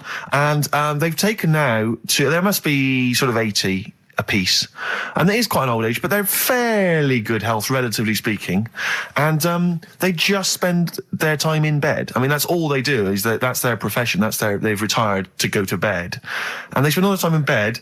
I tell you what, they're like that old guy. They're like all that old family in Charlie and the Chocolate Factory. Oh, yeah, remember, none of them had got up for like 25 years. Yeah, and you said that they go to bed and they go to sleep, but then when they wake up, what they do is put an extra pillow so they're slightly more upright, and that's them in the day. That's their daytime thing. But they get up and cook and stuff. What they do is they've got about 6 teeth between them. I mean, my grandmother needs false teeth, but refuses to go and have the old ones extracted and the false teeth fitted. So she's working with about 3 or 4 teeth. Oh. My grandfather had false teeth given to him during the war. Wooden ones? Well, it was plastic teeth on a wooden pallet, right, that sits at the top of the mouth. He's still got the wooden pallet, but most of the teeth have come off. So there's about 4 teeth left, 4 false teeth. He's got a set of false teeth that make him look like he needs false teeth. I mean, that's pretty bizarre. So the problem is that they have to get up. They get up about 7 a.m. to put on, say, you know, some beef or lamb, whichever they're going to cook. They put it on at 6 a.m, 7 a.m, so that by the time they eat it at 6 at night, they can use the phrase, this is what a good meal is for my grandparents, if they can use the phrase, oh, that's lovely, you could suck it away. You could suck it away. Who wants that from a roast dinner? You may as well blend it up and serve it as a broth. I don't want that phrase coming from old people without teeth. No, indeed. Because it must remind you of your rent boy days. Exactly. It brings it all flooding back. Oh, you know. God. Flooding's the word. Exactly. Should we play a record before we get really discussing about your grandparents and blowjob? That is the worst thing we've said the word blowjob far too many times today. And in the same sentence as I can't believe. Anyway. And it's Christmas. Yeah. Oh, dear. You know, I've said in the past to you, Rick, that my grandparents, so I love them dearly, but it's like for the last 30 years they've been waiting to die. I know. It's like they just sort of, it's like, you know, the novelty wore off of life. Life in the 50s. Yeah, they got kind of bored of it. Life, in the 40s, it was brilliant. All sat around the old Joannas, the Bonds Trail, singing. They loved that. The 50s, you know, that was great as well, because that was the post-war years. It was, you know, it was a bit tight in the pocket, but it was all right. Everyone pulled together. Then the 60s came along, all the crazy music, the funny hair. Let's stay in bed. Exactly. They basically stayed in bed. And it was one Christmas when my grandmother said to my dad, what do you like for Christmas? What do you fancy for Christmas? And this must have been I don't know, 20 years ago. She said, what do you fancy for Christmas, Ron? And he went, well, you know, I could do with a nice big kind of warm winter overcoat. She said, don't worry about that. She said, don't worry about that, because your father will be dead soon. It's right, you can have his. Meaning my granddad. Well, to be honest with you, my father's still waiting. Which is good news. Good news for my grandfather. Less good news for my dad. Freezing. He's freezing. Oh, he finds out, how is he today? He's fine. Oh, okay. Oh, I'm freezing. It is it's such a weird mindset, that. I think that, to me, is what sums up people from that older generation, the 40s and 50s. And it seems to me that you've got that kind of mindset. It's like you were born in the 30s. And whenever you talk of your childhood, it's like you had, like, a baked potato to take to school. And a hoop and a stick as a Christmas The other gift. thing is, I think that that sort of generation, it seems that the man is dependent on the woman. There's a total dependence. Oh, absolutely, If she dies, he's done. Yes. He's done for. Just pine away. If he dies, she's got 30 years of pottering. Absolutely, yeah. Do you know what I mean? And going to, like, you know, the youth club and the church. I know what you mean, yeah. It's sort of like that. It's sad. Of course, it's sad for them, but it's sort of not the end of their life. No, sure. And it sort of is the other way around. I don't know why that is. Yeah. It's terrible. That's a little melancholy thought for. I know. I've really brought it. You brought it down. You've brought it down. I've brought it. This isn't a nice show at all. This is terrible. Well, we're going to have really wanna people make just it killing themselves. Yeah. Listen, can I just ask Carl how he got on over Christmas? Because the last time I spoke to him, you hadn't bought a present for your girlfriend. I had to say I was on tenterhooks all Christmas. Well, you changed it. After that show, I felt bad, even though I shouldn't have done, because... Because you hadn't bought your girlfriend a Christmas Yeah, but present. I said to you, I booked a table at a hotel in Covent Garden, had Christmas dinner there, which was nice, right? It's good food and everything. Didn't feel like enough to me. Well, then I went out and treated some stuff, and then... No. A couple of days before Christmas, he went, I took Suzanne to that hotel we're going to go to for Christmas dinner. We had tea and cakes.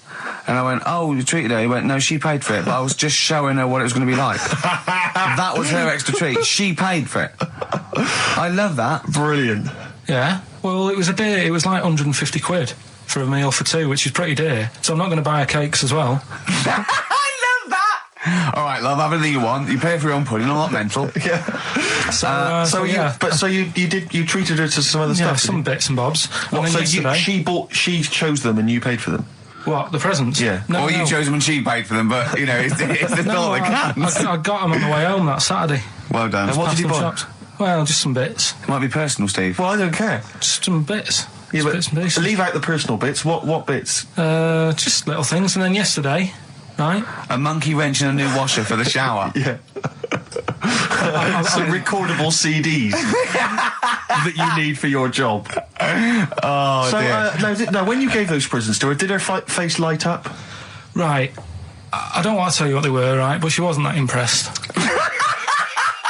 You're going to tell us what they were now, Tell Carl. us what they are. You even know what they are. She told you on Christmas Day. Hold on, wait a minute. But it doesn't matter what they are. It does matter what No, they it are. doesn't. It doesn't matter. does, Carl. It's you, mate. Of course it doesn't matter. Oh, God! Have you just remembered? Yeah! Right, but there's no need. I've got to tell him, Carl. I really want your permission because I don't want to be I know it's not, but we know it's not that embarrassing. It's really quite sweet. Yeah, but in a way, right, the way I look at it is, right, Christmas, even when I was a little kid, right, is not... Please let me tell him, Carl. Well, let me just tell you first, though. Let me tell you why I didn't go all out on the old present front. All right. Justify yourself. Right? First of all, I've covered it up since then anyway, right, with that present, because I bought her some shoes yesterday, and she did say, I'll give you the money for them, but when I get home, I said, it's all right. I said, you can have them, right? So not only did I buy her some food on Christmas Day, I got her shoes. She's probably had a And they feel like a horse. Yeah. It's sort of like, yeah, there you go, there's your shoes, there's your food, right, bed down, see you later. Yeah, but what I'm saying is she's done... fed and clothed Yeah, her. did you comb her hair? She's done well this year, right? So, the thing She's is... done well this year. It's like you're a single parent living on a council estate with a smack problem, and you still managed to buy them some Lego. When I was a kid, right, it wasn't about what you got. I remember one year when I was about 8, right? Oh, it's going to make me cry, isn't it, this? No, it's not. I'm just saying the way it is, right? I woke up at about 4 in the morning. And I was like, oh, what I forgot? And I couldn't sleep. I was that on edge. It's the excitement of Christmas, isn't it? It's like, oh, what's wrapped up? I need to know. Yeah. And it's the fact that people are saying, no, you won't know until tomorrow. Yes. That annoys you and winds you up. Okay. So I got up at 4 in the morning, Yeah. opened my presents, and then went, right, I know now, went back to bed, had a great sleep. Yes. Right? So it's nothing to do with the excitement of what you get, it's the excitement of not knowing what you've got. And then what happened when you got up to go down with the presents? What you're saying to me is that you could wrap up a brick because the thrill of Christmas is in hoping and being excited about what it is, not the actual gift itself. Yeah. Is that what you did? That's- did you get a brick? No, let me tell you now what he got. He got her a present, right? And she said, she came and said, yeah, he got me. It was an industrial-sized packet of condoms. It was a joke gift. No, it No, it wasn't, wasn't a a joke. joke. It wasn't even a joke. I went home that Saturday after the year, past Boots, thought, might have something in here. They were on, like, some value. Right, you passed the Were they makeup. used? Right, but Passed anyway. the makeup. You passed all the other. Past the feminine makeup, stuff. past the lovely vanity cases. Yeah. The foot spas. Exactly, Yeah, the yeah. bathroom Oh, hold products. on. How much are these, love, for 100? Yeah. $4.99. Yeah. Do I get them reduced if I buy in bulk? So how many did you buy? What was it? I don't know, probably about 100. Right, okay. And is she allowed to use those with anyone? Did you wrap them? Can she just go out and have a wild Well, time you don't with need to wrap. They're already wrapped, aren't they? Oh. And then what did she say when she opened them? I No, just- wait. Carl, what did she say? Right, play a record and we'll come back to this. Oh, you're worse than my father, that's genius. Made famous, of course, by Jimi Hendrix. Yeah. That's All Along the Watchtower, as originally done by Mr. Bob Dylan. On XFM 104.9. So, Carl, just take us through the moment where you gave this gift. Firstly, you went into Boots, right? You thought, all right, 100 condoms, brilliant. Okay, did you wrap it I up? don't know if it was 100, probably 80. Right, okay, yeah. Right. You don't want to go mad, do you? Wrap them up. I'm just resting easy knowing that he's not trying to breed. Right? No. Yeah. So I got her them. I got her Grease on DVD because she's Okay. always watching that. Yeah. Right? Yeah. So just think of when her mum said, what did Carl get you? Some condoms and grease. I was going to say, I'm glad he said on DVD. And, she was surprised anyway, right? Because Yeah, I bet she was. no, when she got she was thinking like jewellery. no, So right? that showed her. That surprised you, hasn't it? All right. So hang on, wait a minute. You thought it was a holiday, didn't you? Yeah. Look at your face. You don't know me at all. So hang on. So did you give these on Christmas Day? Right, what happened is she got in from work that Saturday, right? And I said, look under the tree. Knackered. Oh, at least it's Christmas. Yeah. At least I'm going to get a little bit. Yeah, go on. I said, look, you got some stuff under the tree, right? So Did you give her a sugar lump? Right, she was really chuffed with that. But she said she was a bit puzzled because I didn't know we had any wrapping paper, right? So I ended up using wallpaper. You didn't take it off the wall though. You had some. No, it was some left over, right? So she said, why have you used wallpaper? I said, well, I didn't have any paper and you were getting in a bit and I wanted you to have a surprise. So she said, can I have a feel of them? I said, no. Presents. She thought, right, I've got the right thing. Yeah. Right. And then Christmas Day, I said, no, don't get carried away. It's nothing really good. You know, we said we weren't going to buy each other much. So there you go, open them. Yeah, go on. And Can I just ask, had you received your present from her yet? yeah. So what had you received? What did he have? Had some shoes, Nice. right? Getaway game for PlayStation. Nice. Which is all right. I'm just totting up Just the talk value the of value this. of those, Go on, yeah. And just also think about how much fun and pleasure you get from them. Yeah. Although, of course, condoms, I can see the Well, see the appeal. Well, okay. Yeah. So yeah, I think but I can. also add to that bit 150 quid for a meal. If you're going to start Minus. totting up, 150 quid for a meal. I bought some shoes, 72 quid. Yeah, that was after the event, though. We had a cat. We used to get through loads of cats because we lived in a.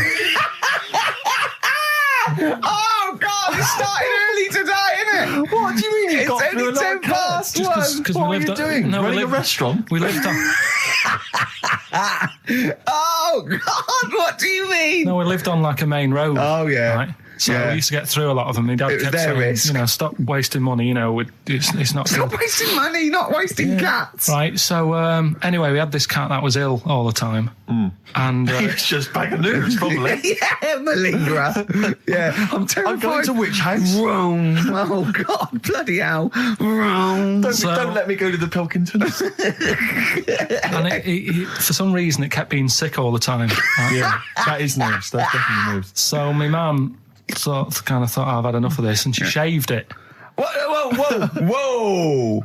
Whoa. Now, I know you're not vets in your family, but what correlation did your mum think there was between you being sick and shaving it? Because it kept being sick, and it was a pain to wash, because it kept getting So caught she up. wanted a dry wipe cat. So Why didn't she just varnish it?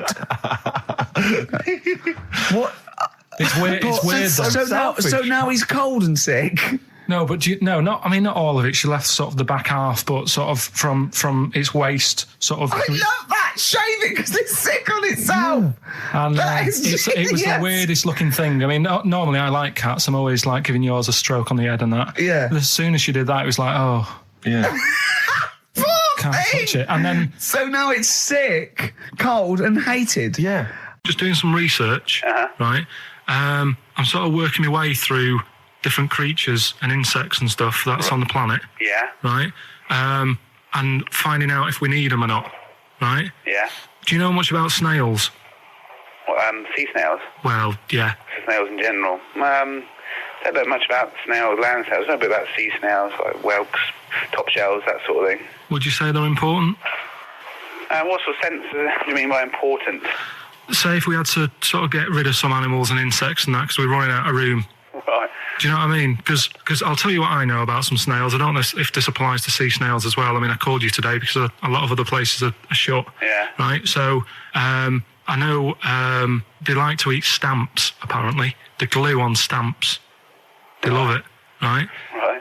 Apparently a lot of letters and stuff aren't getting to where they're meant to be getting because snails are crawling into letterboxes and eating the stamps. That obviously doesn't apply to the sea ones, but that's a problem they're causing. All right. Were you aware of that? No, I didn't know that. Bet you're glad you answered the phone today. Right? They love beer, Beer, yeah, who doesn't? and also, I don't know if this is right, but I heard that they sleep for 13 years, or can do. Right, I wouldn't know if they can sleep for 13 years or not, but I mean, sea snails are pretty important. Yeah, they do quite a good job in the sea. They graze on algae and But they provide food for other animals. I mean, you can say that about any fish, you know, or any animal. Why do they exist? would you be upset if, you know, someone said, we're getting rid of them? Oh yeah. You would be. They're an animal, you know. I wouldn't. Forget being like favouritism and all that I get for them, right? There'll be other things knocking around you can sort of spend your time looking after. You'll still have a job. Don't be worrying about that. Because I'm not going to get rid of all the fish. Jellyfish need looking after, so you're safe. Yeah. But do we need them? Come on, there's loads of people saying, come on, we've got to move on through the animals, and you're holding them up saying, well, I want to keep them. Well, who's saying we need to? That just sounds a bit crazy to me. Just imagine. Do you know what I mean? And they would come to you because you work in an aquarium, so they'd be asking for your advice, Right. and you're slowing it down. Well, they asked for my advice, and I'm giving it to them. So you know, that's what I think anyway. Yeah, but snails, you know, I mean, like I say, they drink beer and that, you know. What do they do apart from some food for a whelk? They were around. Their descendants were around a lot longer than we have been. Yeah, they've been around a long time, but what have they done? Well, they've survived that long, so they must be doing something pretty good. Well, apparently they sleep for 13 years, so really, even though they've been around for ages... I think that sounds a bit... I don't think they sleep for 13 years. Not all of them, just the tired ones. So, snails, do we need them? Well, yeah, I just think they've got to, just as, you know, it's not for us to say, do we need them or not, we can't just... So you think we should keep them? Yeah, definitely.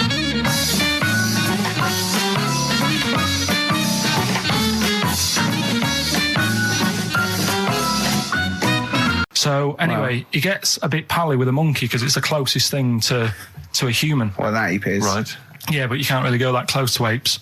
Was he dangerous? What do you mean? What type was it? Do you Just mean it was let a him tell the story. Was it a chimpanzee? I reckon it was a chimp, yeah. Yeah, it was you a don't chimp. even know, It so was a that's chimp. an It was a okay. chimp. Yeah, but it doesn't matter, does it? So he It's the gets story. pally with him. Right, so he gets pally with Well, him. did they go on and holiday together? Well, no, I mean, it starts On the off. pool together. It starts off just checking each other out and probably sharing lunch and that together. Yeah. Right. Anyway, this goes on for a while. They're getting on well on that, and then after a while, right, the monkey starts sort of imitating him a bit more and sort of walking upright. Oh God. Yeah. Right. So he thinks, oh, that's a bit weird. Anyway, they get on really better and what have you. So he thinks he could live at home with me. Because we're getting on the storm. Yeah. Right. So he takes him home, and before Is you this know the it, beginning of Beneath the Planet of the Apes? I think it is. I think you've seen this on video. I'm worried because he's already imitating him and they're moving in together. I'm thinking it's maybe a bit like single white female. Single white zookeeper. Oh, brilliant. right, so anyway. So he's moving in, and it's getting used to sort of the normal human life. He's having a cup of tea in the morning. Yeah. PG tips. He finishes the day off with Oh dear. Finishes the day off with what? He with does, a he doesn't little have him brandy. move a piano at one point, He does he? finishes the day off with a little brandy. Yeah. What, he pours himself one. Is he wearing a smoking jacket? I'll tell you what, Carl. You're a maniac, mate. No, this is why it attracted me. It's amazing, right? So he's having his brandy and that, loving his life. Next thing you know, he sort of I don't know if he loses it or he gets shaved, but the top half of his body is hairless. Right? Apart from his head. Right, so he's got a nice So it's the head. opposite of the kid. Well, Yeah. this is what I'm saying. That would happen. Right? Well, hang on, but so you don't know if You he don't was even shaved know. or if it's How did it say? Then the hairless. What? I'll bring it in for you, the story, and then you All right, can well, see if okay, I've keep gone go- wrong. keep going, keep So going. anyway, so Wow. so this is going on, and he's having a great life. Then the zookeeper starts getting a bit annoyed because he's having a better life than the zookeeper. The zookeeper's in the zoo. This is such So the rubbish. zookeeper's still got to do a day's work. The monkey's at home, he's partying, well, he's it got gets his to a other point when he chipmates says round. there's no point you coming in to the zoo because the whole reason of you being there was because you're being kept there. Right. And he didn't want to bring the memories back, so he said, you stay at home. So You are you're talking such. Just let him finish. God, I don't know if I can sit here and listen to this drivel. Let me. I'm fascinated. it's It nearly sounds over amazing. anyway, right? It sounds extraordinary. Carl. So he's walking up, right? He's having a tea in the morning, finishing the day off with brandy. Gets a bit out of hand. Only tries it on with the zookeeper's wife.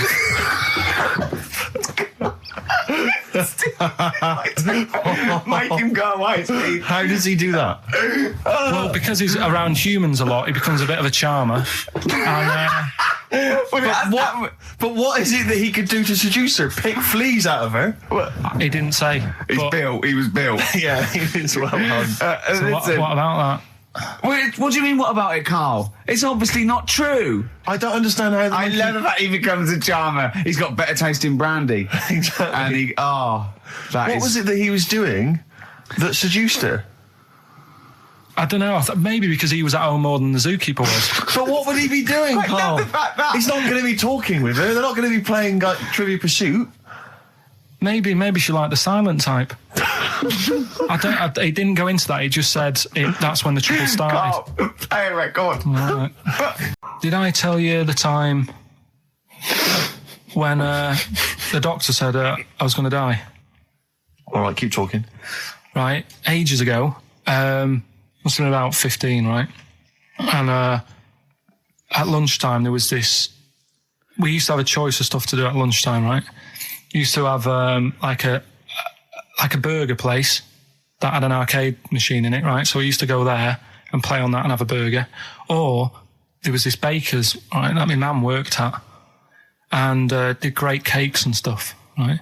So she used to like bring some home and that, but she couldn't always bring them home every night because, you know, they'd cost money, and she used to get them for free. And they used to say they'd rather chuck them away than give them to the staff because there's a chance that the cream might be off.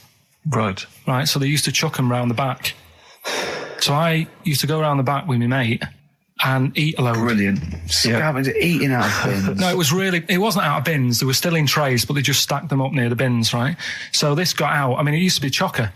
Once the school found out, everybody used to go there, and it'd be like, well, have a cake. Headmaster Chronicle fighting the kids off. Right, so I'd have, you just eat, I don't know, 6 jam donuts or something, and then you'd spend your dinner money on the arcade machine. Brilliant. Right? So it was a good afternoon, really, right? So you do that, and this one day I must have had 6 or 7 jam donuts, a few Congress tarts. What's the Congress tart? I love them. I can't get them in London, right? So I'd have some of them. If anyone can get a Congress tart for Karl in London, please let him know. So anyway, this day, that was just a normal day. Do you know what I mean? Once, twice a week, you'd have a load of cake. In your life, yeah. Yeah, So normal anyway- day in your life. Were the frog boys there with the webbed hands and the big heads? So- and the horse in the settee? Yeah. But the day after one of these days, I had really bad cramp in my belly. Right? I was like in agony, could hardly walk. So I said to my mum, You could hardly stagger to the free cakes. So I was in absolute agony. I said, I don't like doctors, but you'll have to get a doctor in because I don't know what it is. I can't walk. She gets the doctor round. I won't say his name, but he said, well, doesn't look like he's got long left. Blimey. So I was a bit like, hang on a minute, I've only had a few cream donuts. Yeah. My mum was panicking. Sure. He went. My dad came in from work. She said, something's really bad with Karl. I think it's serious. The doctor said he ain't got long left. So he said, what? He said that and just left. So she said, yeah. He said, I'll have to call him then. So he called him up, said, what's all this about? Karl hasn't got long left. How long's he got? So he goes, I was only messing. It's just had some bad cream. Can you believe that? Well, the thing is, I like the fact your mum didn't ask any questions. I know. She didn't but go she into doesn't. detail. Can you explain more, Doctor? No, I got to show off. But she doesn't. She doesn't like talking. I don't want to diss you or your family, but I imagine if I was there, I'd have known the doctor was joking. Yeah. That's all I'm saying. I mean, I sound very arrogant there, but I imagine he went, what's he been doing? Yeah, I had about 6 cream cones. Oh, right. Oh, wow. He hasn't got long to live then. I'll see you later. Yeah. That's what I think the doctor did. Yeah. I just like the idea your mum just let him go. Yeah. Terrified, thinking, well, I'm not going to probe him. He's that's it then. Dad comes in. Hi, honey, I'm home. Anything happened? The doctor said Karl's going to die and then left. Did he? I'll call him.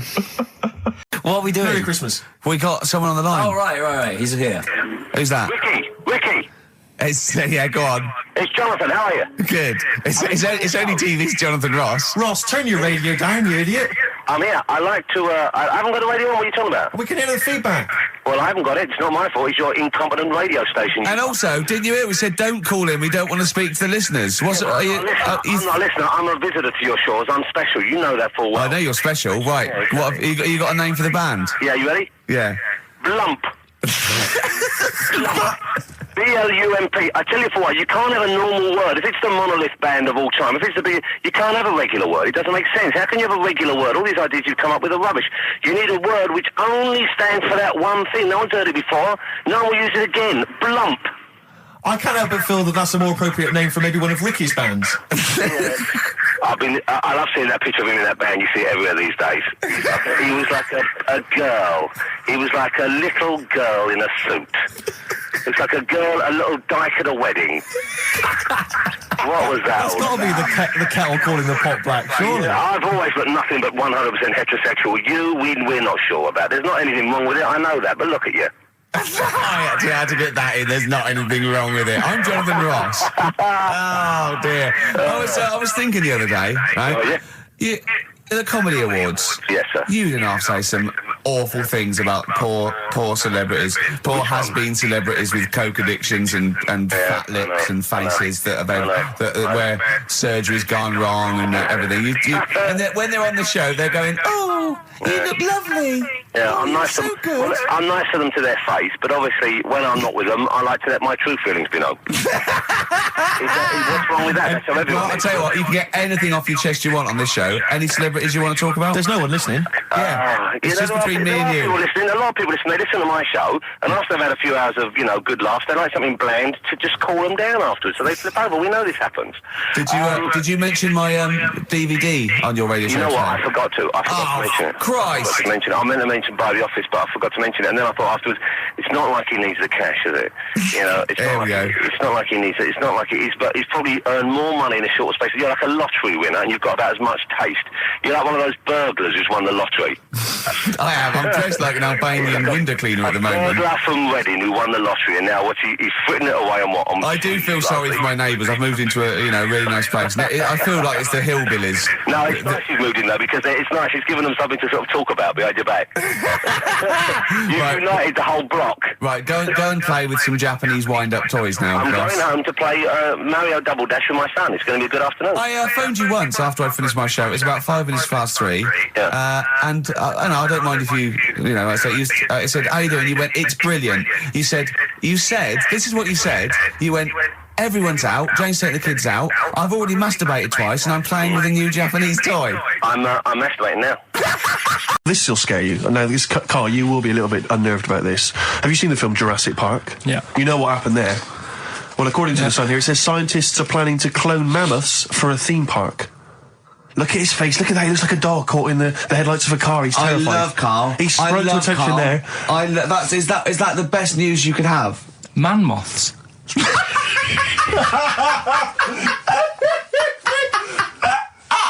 Right, Yeah, man moths. I Man love moths. the fact that that's why he was so excited that they bred a man moth.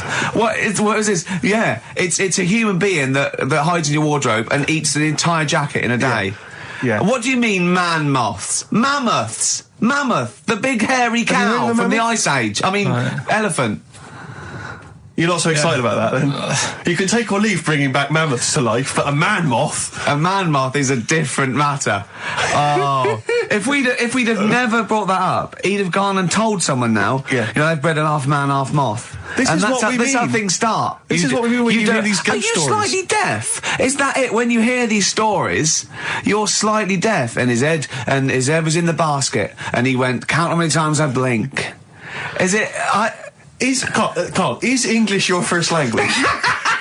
Are you actually foreign? Is that the thing? yeah. Should we speak when we say slower? foreign, we mean not of this planet. Yeah. Should we speak slower? Would that be a help to you? No, go on. Next What do you one. make of Do that? you think that's Seriously, good? Would you think that's good to bring back mammoths? prehistoric animals? These giant elephants. They're slow, aren't they? It's not as if they're going to like get out and run fast and they can't capture them. They'd probably be a like fence, to be elephants, honest, aren't Carl. They'd probably be a fence. they? No, but I'm Big saying, but you're asking it as if like, oh, it could all go wrong, but it couldn't, could it? Well, Really? but the point was about Jurassic Park is they thought it wouldn't go wrong. They thought they had it all under Yeah, but control. that was and they Have you didn't. learned Dinosaurs. nothing from Jurassic Park, Carl? Dinosaurs would say, oh, think about it before you do it. But with a airy elephant, it's not going to. Not a concern for you. Would you go along to see him? Would you be interested in that? If it was in the area. He's great, isn't he? I'd love a queue, Nothing right? impresses No, him. but what I'd like to do is Carl sitting like Yoda in a little cave, and I'd just like to see people like Tony Blair and Stephen Hawking in a queue, and they go and say, "Carl, got a bit of a problem." And thinking of cloning a man and a moth. Problem? Not an issue. No, if I'm in the area, I might cruise around and have a look at it. Otherwise, just don't send it near my clothes. Oh, that's fantastic. News. Right, well, this one, it's... I'm not going to take the credit here. I heard Christian talking about this on breakfast, right? Because it's a good story that happened. Basically, I don't know if I told you about it last week when we were having our spaghetti, but I think you did. Right, I know what it is. I know what this is. Okay, I've not heard this. right, there's a little midget. Right, there's a circus. I'm loving it already. Circus going on somewhere. I think it was in America. And Is that present day or old times? I'm talking like in the last 3 weeks. Okay. Right, little midget. Circus, really packed out show. People are loving it. Steve, you'll ask the same question I did. I know. So there's a little midget jumping up and down on a trampoline. That's what circus is. Right? I'd pay good money to see it. So everyone's clapping and he's getting carried away. Because he can't believe they're loving it. I didn't know they'd like a little person on a trampoline, but they love me. But you know what it's like when if there's a crowd of people sort of encouraging you to sort of go higher and stuff. Yeah. And I'm sure he knew it was getting out of hand. But he was jumping and he was coming down, they're all going higher, and he's going really high in the air, right? So he's doing this, crowd are clapping. There's a hippo, right, just sat next to the trampoline getting ready to come on and do his act. Oh, right, I thought he was in the audience. Getting ready to do his act, Steve. So He's a ventriloquist. What do you mean he's sitting by the trampoline waiting to do his act? Because it's why does he sit in the dressing room and they go, 5 minutes, Mr. Muss, 5 minutes, Mr. Muss. So anyway, right? So the hippo's there. He's getting annoyed, is he? Because the midget. He's going, how can I follow this? How can I? This is really annoying. They're going to be, no. So he's thinking, he's already done the trampoline. My pogo stick act is never going to work. Yeah, go on. So there's a hippo waiting. See, it's a great story, and I just know he embellishes it or it gets slightly wrong. Go on. So there's a midget jumping up and down. The hippo's getting annoyed. The crowd are going mad. The midget's loving it. Can't believe his luck. Although you think he probably knows he's dicing with danger. Yeah. So next thing you know, they're all saying hi. He gives it one big, heavy sort of landing on the trampoline, goes really high, but goes off at a funny angle. Oh, hypotenuse. Okay. Yeah. And sort of flies up. Hypotenuse! Sure. Flies off at a funny angle. Oh, dear. Hippo's there, swallows him whole. Crowd are clapping, thinking that's why the hippo was waiting there. Rubbish. Rubbish. It's not rubbish, though. But no, maybe there was an accident in a circus with a midget and a hippo, but at no point was this hippo waiting to go on, going, come on. The midget flew off at hypotenuse and landed in the hippo's mouth and was swallowed whole. This is what you embellish it. That is great. And what's that? I have to say though, Rick, when I heard midget, trampoline, hippopotamus, I was thinking accident waiting to happen. Yeah. So. Yeah, maybe. I mean, it is that you should never put those three together. Never. It's a recipe for disaster. Everyone knows that. Midget, trampoline, hippopotamus. Are you mental? You're asking for trouble. Well, you know when he told me it, he said, and the midget, he didn't mention the hippopotamus, and he said the midget went on, and soon he fell off, and the hippo ate him.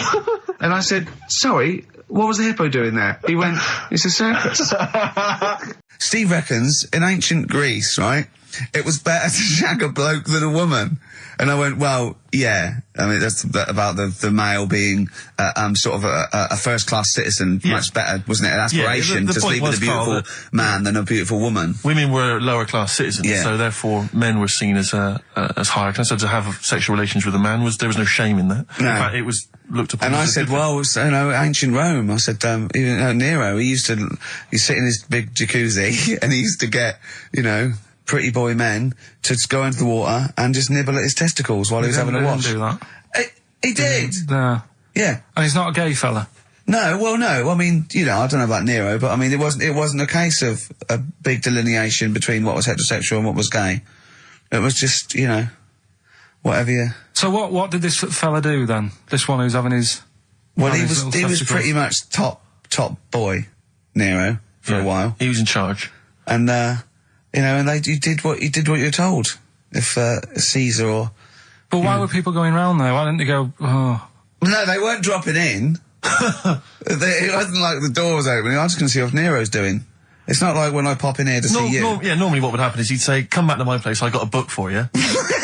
Yeah. You pop in, but he'd come out in his pants. Elton John would be on. You'd have probably been like a delivery boy or a stable boy or something. And you'd have popped round there and you'd have gone, there, right, Nero, there's the tablets of stone you wanted. And they go, Pilkington, why you are here? Pop under, I don't know why he's French. What is that? I don't know why he's French. Just pop under the water and nibble at my testicles and you'd have done it. Because he was Nero. I wouldn't. He would have. There's no way I would have done. Yeah, well, you would have. What have I done? I've dropped a pizza off. Yeah, you pop around to Nero's place with the pizza. Right, I'd say I've done my job. Right? Yeah. That's not the sort of tip I wanted. No, he'd have said, get the little baldy chap to nibble at my testicles, and you'd run the water. I wouldn't have done it. No, Well, you I put my head on the wall. I wouldn't have done it. Can I just say this, Steve? Not only would you be nibbling at his testicles, you'd have been going mad. You'd have been noshing him just for extra. You'd have been doing everything he wanted. You'd have been going, he'd have gone, I didn't ask you to do that. You'd have been going mental. They'd have been chewing, slurping, smacking, poking. You'd have chopped, you'd have gnawed his packet off. You'd think you were eating Walker's crisps. There'd be bubble. 4 million tons of concrete, please. They're an absolute death trap. Yeah, what do you mean fill them in? Do you know what a volcano is? Just a hole, isn't it? That's happened. Well, it's more than the happened back hole. It's in- more a portal to the magma in the centre of the Earth. Back in 1730 it happened, and they still haven't sorted it out. Well, when you say it happened, volcanoes were made a lot longer ago No. than 1730. No, but the one that did Lanzarote in. Right. Sort it out. What would you suggest? How tidy can they up. fill it in? It's joined. It's all joined. No, but what I'm And saying is, it was the a- big it was- plates of the Earth are all joined. It All was the a disaster, magma's wasn't it? joined. With the Trade Centre thing, that happened. They cleaned it up, sorted it out, they've moved on. That's what I'm saying. Whereas Lanzarote have just gone, leave it. It happened back in 1730. You misunderstand me. How, in the name of God, can you fill in a volcano? You ignorant twit. No, but it's not just the holes. They've actually left the lava everywhere. That's what I mean. It's not just the big holes. There's lava everywhere. But it's molten rock. They can't just pick it up like they're like a carpet. Put it in the holes. The holes are there ready. Just push it all in. That's what I'm saying. What exactly is there then? Is it just a kind of moon-like kind of surround with just kind of dust and rock? That's exactly what you see. I was there when the Mars thing went wrong. Yeah. I would have just sent a camera crew there, filmed a bit of that, right, and say, here we are. This is it. Ignore the little coffee shop in the background. Right? This is Mars, because that's where it's like just loads of dust. Yeah. Holes everywhere. Tidy it up. Little round-headed aliens complaining. It's Whinging. just like Mars. Yeah. So, is there what's the best bit about the holiday? Come on, pretend you're Judith Chalmers. I have been doing. I would have done all. I would have said that. Don't bother. Right. I mean, the hotel was good. Yeah? That was all right. What was that like? It's all right. Just, clean. That's all you want, isn't it? See, that's not quite what Judith Chalmers does. She doesn't go, what's the hotel like? All right, yeah, clean, innit? All right. What was it like? Was it, what was it? 3-star, 4-star? Did it have a swimming pool? What was the room like? I had a swimming pool and that. Yeah? Yeah, it's good. I think it was one of the better ones on the island. Okay. Nightlife? Wasn't really in it. There was a bar, there was some bands playing. Yeah. Not very good. Food got a bit boring. Yeah. It was always the same food every night, but they sort of themed it and made out as if it was different. So, like, on Mexican night, it'd be chicken with a nacho on it. Right. And Chinese night, sort of chicken with a little prawn cracker on it and stuff. Sure. But that got a bit boring. That's me just turning on my phone, because I want to read to you a text that I got from Karl. I think you sort of sum up the holiday in this text, don't you? Do you remember it? I can't remember. Let's have a look. Let's have a little look. Let's go Instantly, through what it. did Suzanne, your girlfriend, make of it? Similar view to you? That they should fill in the holes? Yeah, it's just that thing. You see, I went on a coach trip, right? And you go and see the volcanoes. Like I say, there's 36 of them. Yeah. Which, how many do you need? And when we're on the coach going round all these volcanoes, the fella on the front's going and look out your left window at the moment, and there's a volcano. And if you quickly look out at the right-hand side there, there's another one. Right. And on the left, there's just like, all right, we've seen it. Sure. Do you know what I mean? Yeah. And that trip, we'll talk about that trip in a bit. Right, this is the text I got from Karl, right? All right. Been up to a volcano. Been in some dead artist's house who built his house in the lava. They said they would show me science with volcanoes, but all they did was chuck some water in a hole and it shot up in the air. No dwarves in the canteen, no scousers here, but there is a Swede woman with a big head. She looks effing gormless with a cap on. We're going to have people just killing themselves. What? Because my auntie Nora, she same thing, pumped her with loads of drugs. She used to have a cabinet next to the bed is like boots. She's got loads of stuff, right, for all sorts of stuff. And I mean, she's not that old, but she's on loads of stuff, right? She's a bit coked up, is she? She called up my mum once. And, you told us this. Go on, tell it again. And she said, "Oh, how are you doing?" And that. She's all right. Bit worried though. My mum said, "Wow, what's up?" She said, "I've been breaking wind." So she goes, "Well, She says, "No, but this one is going on and on and on." And she was like, she was like, what do you say? What's like passing wind, farting for 5 minutes. one thing, not like, you know, trumping and then nothing. Yeah. Continuous. Continuous drone of a fart. Yeah. I don't think she had... How big was she? She must be the size of a barn. No, she's not that big. She's good for her age. No, but I mean... Quite slim. No, It's but just- fine for 5 minutes. Where's all the gas? Was she circular breathing? Was she sucking it in with her mouth? It was just, I don't know that much about it. But she called up my mum. About 2.5 minutes in. Could you hear it in the background? 2.5 minutes in! 2.5 minutes in, she called my mum up, and it went on for a further 2.5 minutes. Oh. And she just stayed on the phone, did she? Where The whole was- time going, well- can you hear that? Well, Did she hold the phone next to her arse? Listen to that. She was off the ground. Trying to work a tune down. she was actually hovering. She was 4 Yeah. foot off the ground when they found her, the ambulance Yeah, men. the cat's dead. Don't light a match! Don't light that cigarette! Yeah, it's like that advert. The kids come home from school, switch on the light. Yeah. There they see Granny hovering. Turn the light on. Be careful if you have an elderly woman at home. Yeah. Drugs make you fart. so that's what I'm saying, you know, just let these people... What are you saying? No, wait a minute, what are you saying? I'm saying let people enjoy the life they've got left. No, you're not. You're saying don't put them in hospital, leave them at home to die. No, I'm not. Give them a Rubik's Cube and let them die. What do you reckon you can do then without an head? How many steps? Nothing. There'd be muscular spasm, right? Yeah. It would twitch a bit. It would, yeah. You could not distinctly take 32 steps. The body... Well, don't... Yeah. Is the doctor still on the line? Yeah. The fella that bought 6 parrots. Yeah. And, you know, you could Incredible. have 32 steps. Right, so A you don't beheaded believe man that. doing a bit of line dancing. Right, you don't believe that, but something that you do believe that a cockroach can live a week without an head. It can. Slightly different kettle of fish there. Why? Wow, insect to human is what I'm thinking. Yeah, that well- difference. There's not that much difference in Well, of some course there insects. Do you know that a snake has a heart and lungs and kidneys and stuff? Go on. No, well, I'm just saying. So? You're making out as if like they're a totally different like being. Species. I am making that up. I mean, call me Rick, old-fashioned. Do you know what you're talking about, mate? I don't want you embarrassing yourself, Rick. Yeah, I am suggesting they're totally different beings. Yeah, that is. Yeah. Now, Carl, the cockroach is a very different thing. The interesting there is that it lives without its head, because a lot of it's on. There's some of them are phototropic, chemotropic. Some of them just literally have irritation and muscle memory. I mean, they do have a central nervous system, but it's very different. So if you lose the head, it bypasses a lot of that anyway. All this is running around. The reason it dies is because it can't take on water. But it's very different to a man, right, having consciousness and then losing that, and the body still going, no, I think I remember what I was going to do here. Yeah, so I'm going to recall, I carefully walk along walk the white line. 32 steps along this white line. Imagine you just looking down going, oh, missed a bit.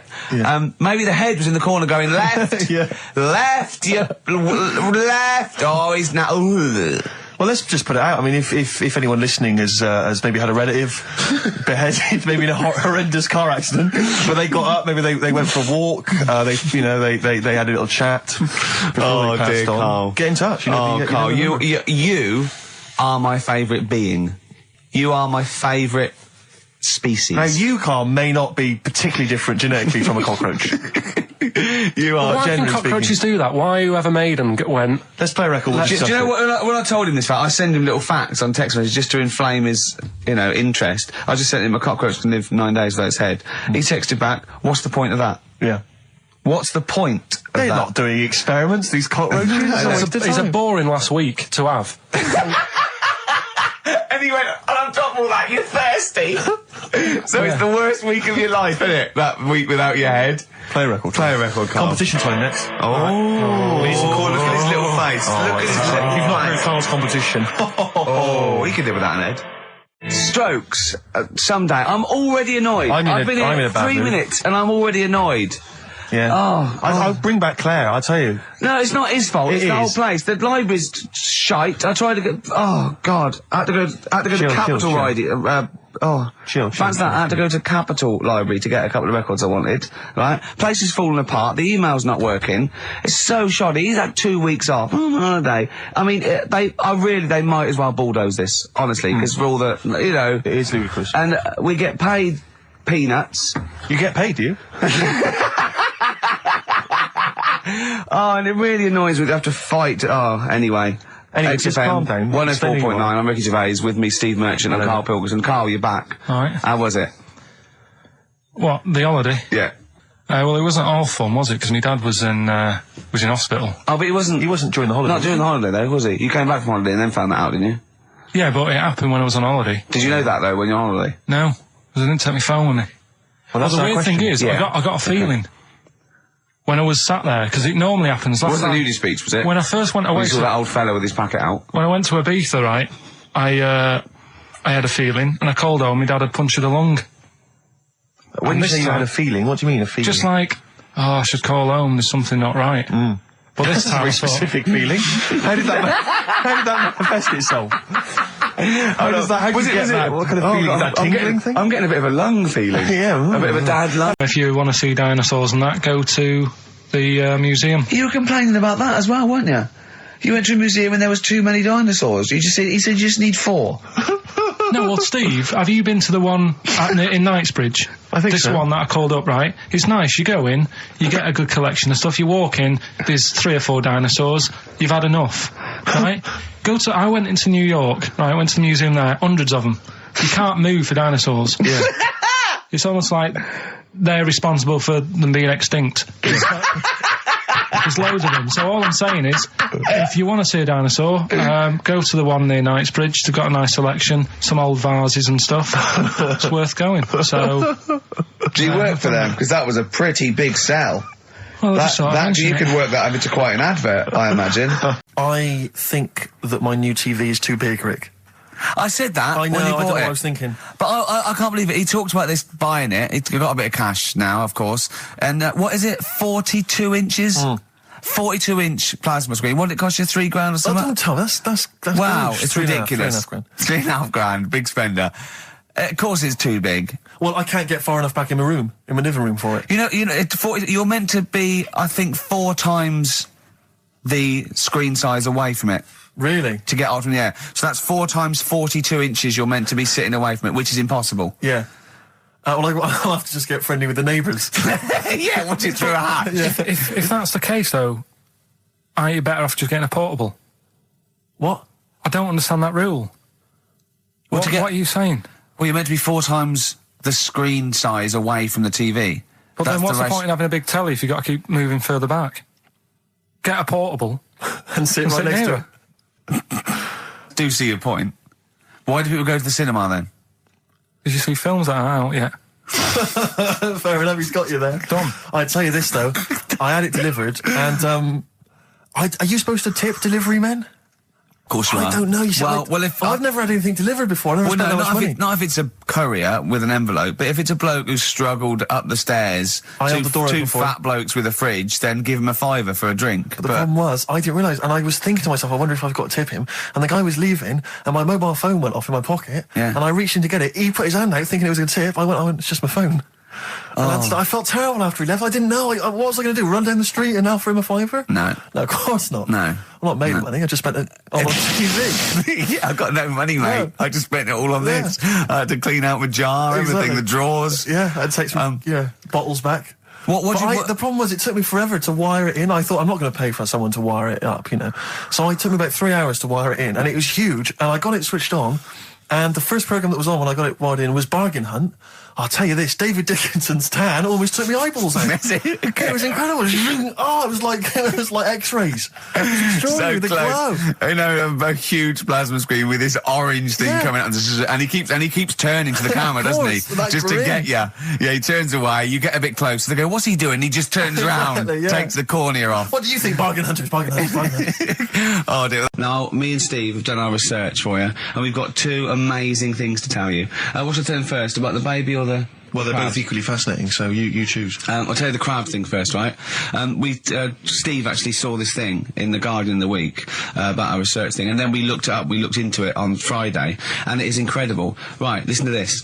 There's a thing in a bay in New England, right, where it's like the biggest. They make silicon chips and stuff for computers, right? And because of the data protection thing, after they've done them, because they have to destroy the plates, right, where the information's sort of put onto them, but there's still flakes of silicon. They sort of grind it down straight away, and some of the flakes got into the bay, okay? But some of the information is still on even the slight granules of silicon.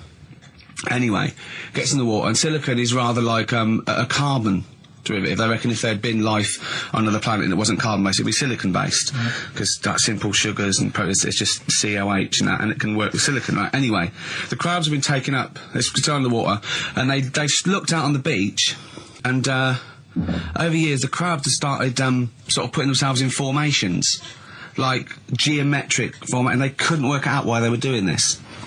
And when they put them in the experiment, they sort of like chopped them up, and they found they'd taken on silicon, and it had sort of got into their brain, and they were downloading information.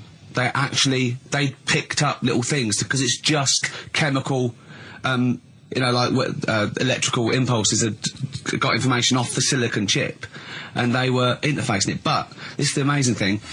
One bloke sort of thought of this, and he thought, well, if it's a simple computer with a brain, if it's just a simple sort of electrical thing, then maybe there's sort of, you know, we could get it down. So what they did is they made a thing called a biointerface, and they put it into the crab's brain, just a really simple brain, so it's measured on Mangala, right?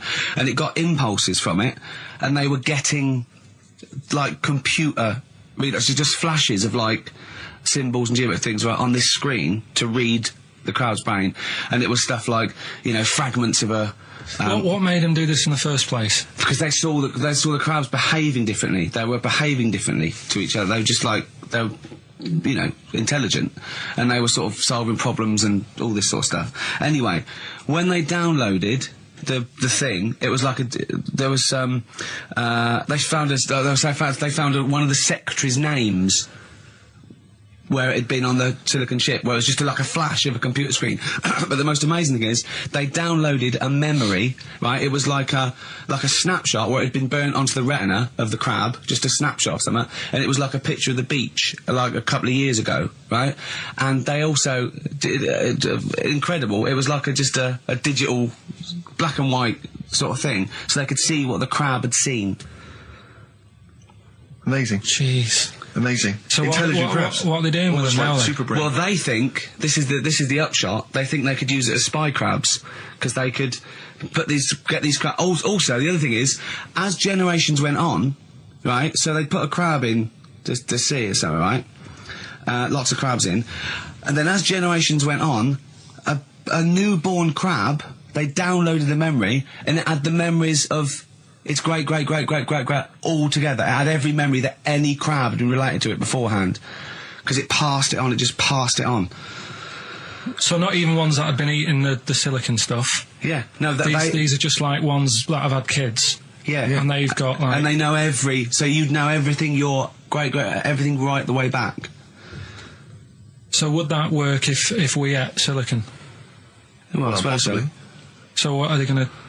Well, they can use them for all sorts of things, though. I mean, that's what's incredible. I mean, I don't know how you train it particularly. I don't know, it'd be quite tricky to train, but I'm assuming if they can do it that way, then presumably they can give it like certain silicon information, which they can then plant in it, if you like, within its sort of food. Also, if you could get them onto enemy beaches, you'd have like 1,000 digital cameras just sneaking around. You could get like, you know, Osama bin Laden or someone just crawling around. They don't understand the information they've got. No, they don't know they're doing it. They just download the message. So they're not like you could torture them and they won't be able to sort of give you the information, because they wouldn't know what information they had, because they're just. But the first crab they downloaded, they just kept seeing the same picture of a big crab feeding it, which they. Really?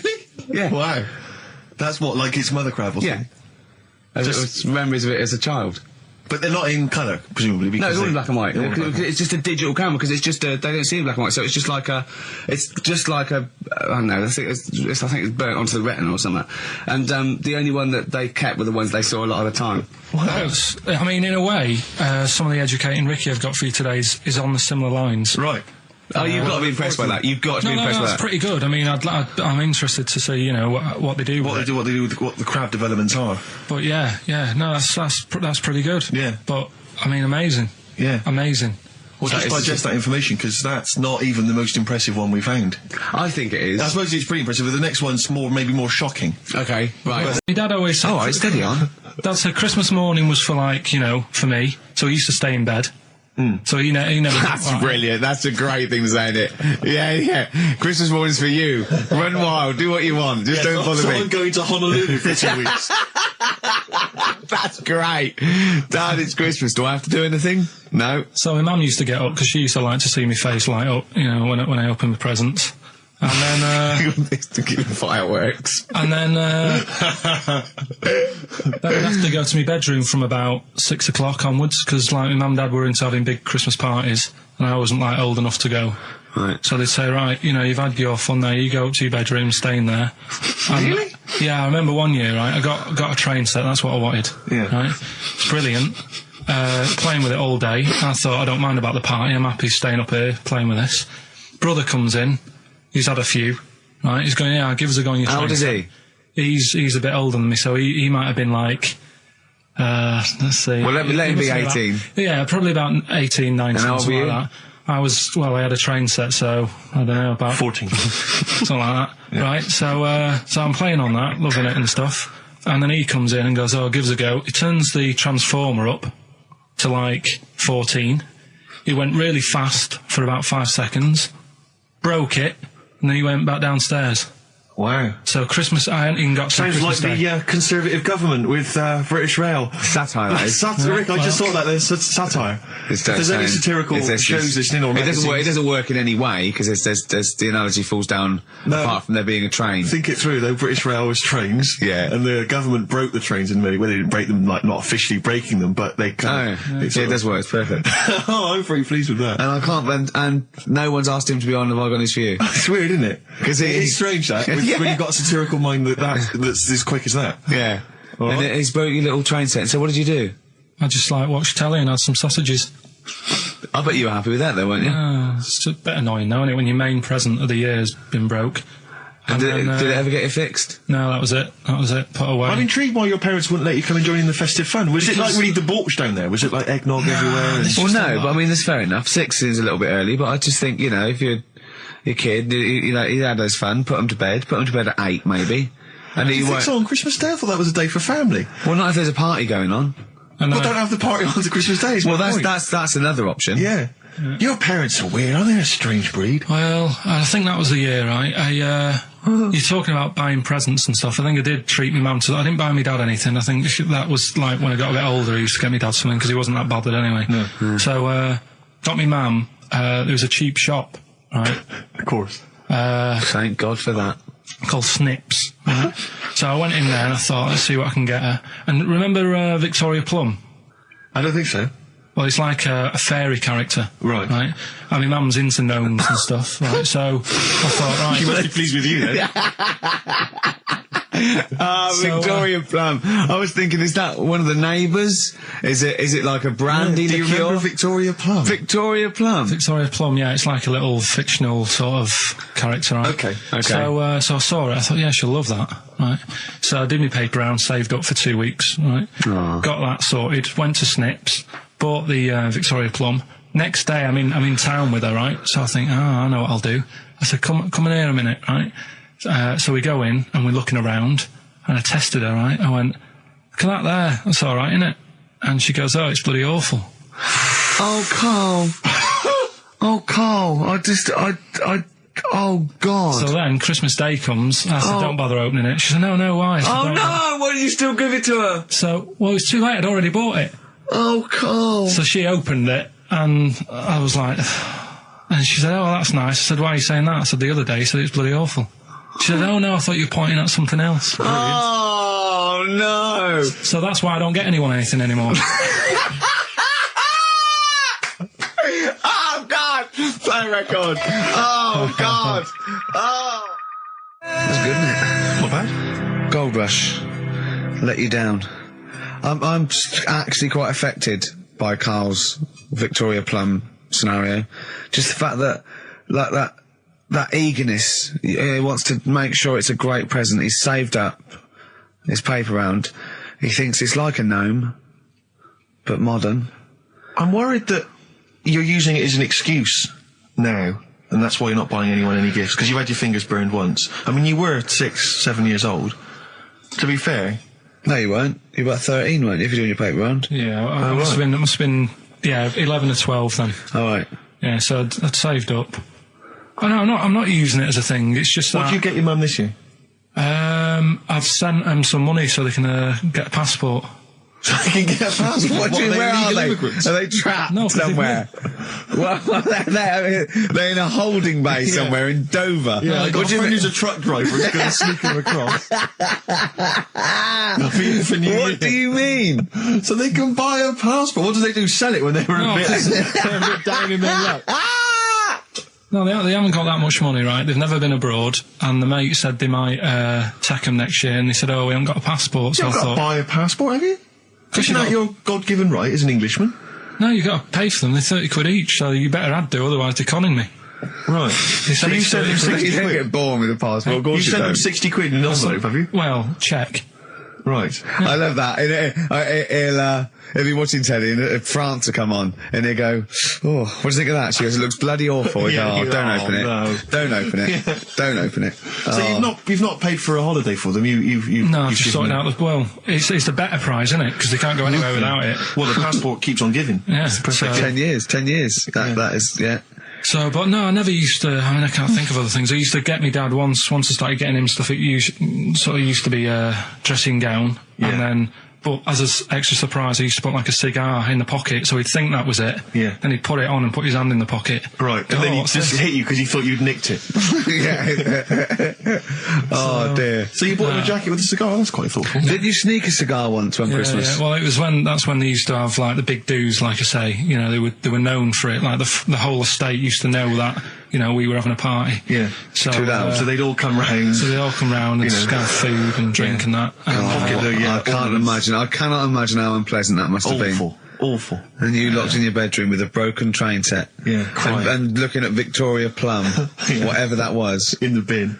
Oh, in the bin, yeah. And hear a mum saying, and he got me this. Got me Isn't this piece shit? of rubbish. You could hear him just throwing it against the wall and laughing. And all the neighbours laughing. This is the dilemma. Me and Steve, yesterday, were trying to convince Karl that it would be a good idea to buy Suzanne a Christmas present. Okay? Now, why aren't you going to buy her a Christmas present? Explain, Karl, why you don't think you should buy her a Christmas present. No, well, I've told her I'll get her one, but in the new year. We're going away on holiday and that, so Yeah. there's no point taking stuff away. Yeah. Going to Lanzarote next week. Just get something in the sales after Christmas for the, yeah. Yeah. Right. And me and Steve were trying to explain to Karl that she would love it if you bought her something on Christmas Day. Yeah, but she knows now. But Knows yeah. what? I've told her. So No, she's well, I'm getting going out. to tell you. Do you know, right, this, dear listener, this was Karl's worry. I said, I bet she's got you something. And Karl was worried in case he got her something and she hadn't got him something. Yeah. He'd be livid. He didn't want to be down. He didn't want to be a present down. Yeah. Look at his face. So buy her a nice necklace. Don't spend, just spend 100 quid, you know, just a little token. We're going away. We're taking her away on holiday. You're not taking her away, are you? What, you're paying for it, are you? Yeah. Are you really? Well, half and half and that. Right. So you're paying for you to go on holiday? That's good of you. So the gift is your company, really? She's done all right. She's done all right. Why do you talk like you're 60 years old? And you've been working down the mines? I don't know, she's done all right. Do you go over to her and say, Suzanne, you're bloody lucky? I mean, You've fallen on your feet. to Look be who fair, you've Rick, got. What? I'm not sure she has done all right. I don't want to be critical, but... Oh, dear. So what are you going to get in the sales? What are you going to get her? Yeah, it depends. I'm thinking. I mean, I'll give her the choice. You can have Kingsley and or Bob Marley. Right, I'll let her decide there. Oh, dear. I can't wait to see you. Where are you going, Lanzarote? Yeah. Where's that? Don't know. Suzanne sorted it out. I said, Lanzarote. I said, is that Africa or is it Spain or Portugal? Just thought you don't know. I went, what do you mean don't know? I goes, well, what's the currency? I went, don't know. I said, Suzanne booked this one, did she? Yeah. I thought, where is it? Is Lanzarote African or Foreign. Somewhere foreign. I was looking last night, and doesn't look that good. There was like one of the highlights of the things it says you've got to do is go and have. Apparently, they've got restaurants in caves. Good evening, Steve. I've got something here brought in. It's just a normal soup. It's Rooster's Pride. What flavour soup is that, Steve? Oh, I know you brought that. And it's a genuine article, and it's cock soup. Can I have a closer look at that? Maybe there's some more humour I can draw. What, you want a closer look at my cock soup? Just a cock soup. It says here, delicious, appetising. 3 to 4 servings. You know what I'm thinking of when you're talking about the soup? I'm thinking of innuendo. I'm just thinking of a man's cock. Penises, yeah. Let me just... It's the darkness. Use Rooster's Pride cock soup as a snack with crackers or toast. Still thinking of a normal knob. An appetiser, again, or a soup base. That doesn't really work as an innuendo. That's disappointing. We'll work on that, though. It's on XFM 104.9. I'm Ricky Gervais, with me, Steve Merchant and Karl Pilkington, and a few new characters. Steve, I can't believe that. I just said, I know you love Moyles and his sort of wacky stuff, and Chris Moyles, Edmonds, one of the greats, and Edmonds, and just all the. Well, I'm going to go along the same sort of vein. I've come up with a couple of. Can I show you one? I'm excited. Okay. Well, it always starts with a sort of doorbell. Okay. So it goes ding dong. I go, oh no, hold on, Steve, hold on, Karl. Who's that at the door? Yeah. Hello. Oh, hello. Oh, look, it's Camp David, the right queer gay. Oh, hello. You look all gay today. Is that because it's nice weather? Oh, no, that's not what it means. Oh, have you got a girlfriend, Camp David, the right queer gay? No, but I've got a boyfriend. Oh, bye. Right. Oh, ding dong. Oh, it's another one. Another comment. Hello. Oh, look. It's Holy Fuck, the little funny Chinese fella. Wait, that's his name, Karl. That's his name, Karl. Karl. Hello, Holy Fuck. Harold. Yeah. Right? Yeah, that's fine. Mr. Fuck. You can call me Holy if you want. No, I prefer to call you Fuck. Yeah. Right? You're right. Nothing wrong with this so far. No. Have you got a girlfriend, Mr. Fuck? Achoo. Oh, you haven't got that SARS, have you? Yeah. No, that's my girlfriend's name. See? Yeah. Just before you go, Mr. Fuck, I've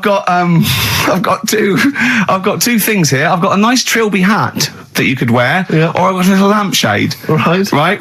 Which one do you want to put on your head and walk around? I presume the Trilby. No, but it's not. No. Yeah. Lampshade. Lampshade, of course. Bye. See you later. Yeah. I thought they were genius. Can I be honest? I'll be honest. I thought they were brilliant. I thought they were. You didn't steal them off Chris. No. They're original. They're original. Sometimes characters. Chris Moyles has done stuff as good as that. I know. Yeah, I know. But no, these are all mine. So there you go. We'll be hearing more from Camp David, the right queer gay, and Holy Fuck, the funny little Chinaman. What? All right, Karl. Yeah. Is that your sort of humour? It might not be your sort of humour. You just should have run it past me before you did it. Yeah. What one are you worried about in particular? The not Camp David. Well, say his name. No. Say his name. Which one? I don't know which one you mean. The Chinese fella. I forget who that was. What was his name? I can't remember. Well, if you can't remember, it can't be that good, so we'll leave it. We won't do it again. Right? I'll tell you what I've got, Steve. Oh, what? I'll tell you what I'm thinking. Go on. Right. Do you know, like, TV programmes sort of get rested in the winter? Ding dong. Oh, no. Hang on, who's this?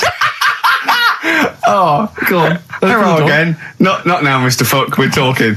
Bye. Is that Holy Fuck again? Yeah. Look at Carl's face. Right, okay, that's it now. I'm not answering the door anymore. Right, okay, go on. Right, yeah. Ding dong, ding dong, ding dong, ding dong. He's trying to get in. Don't be impolite, Rick. Come on, Rick, he wants to come in.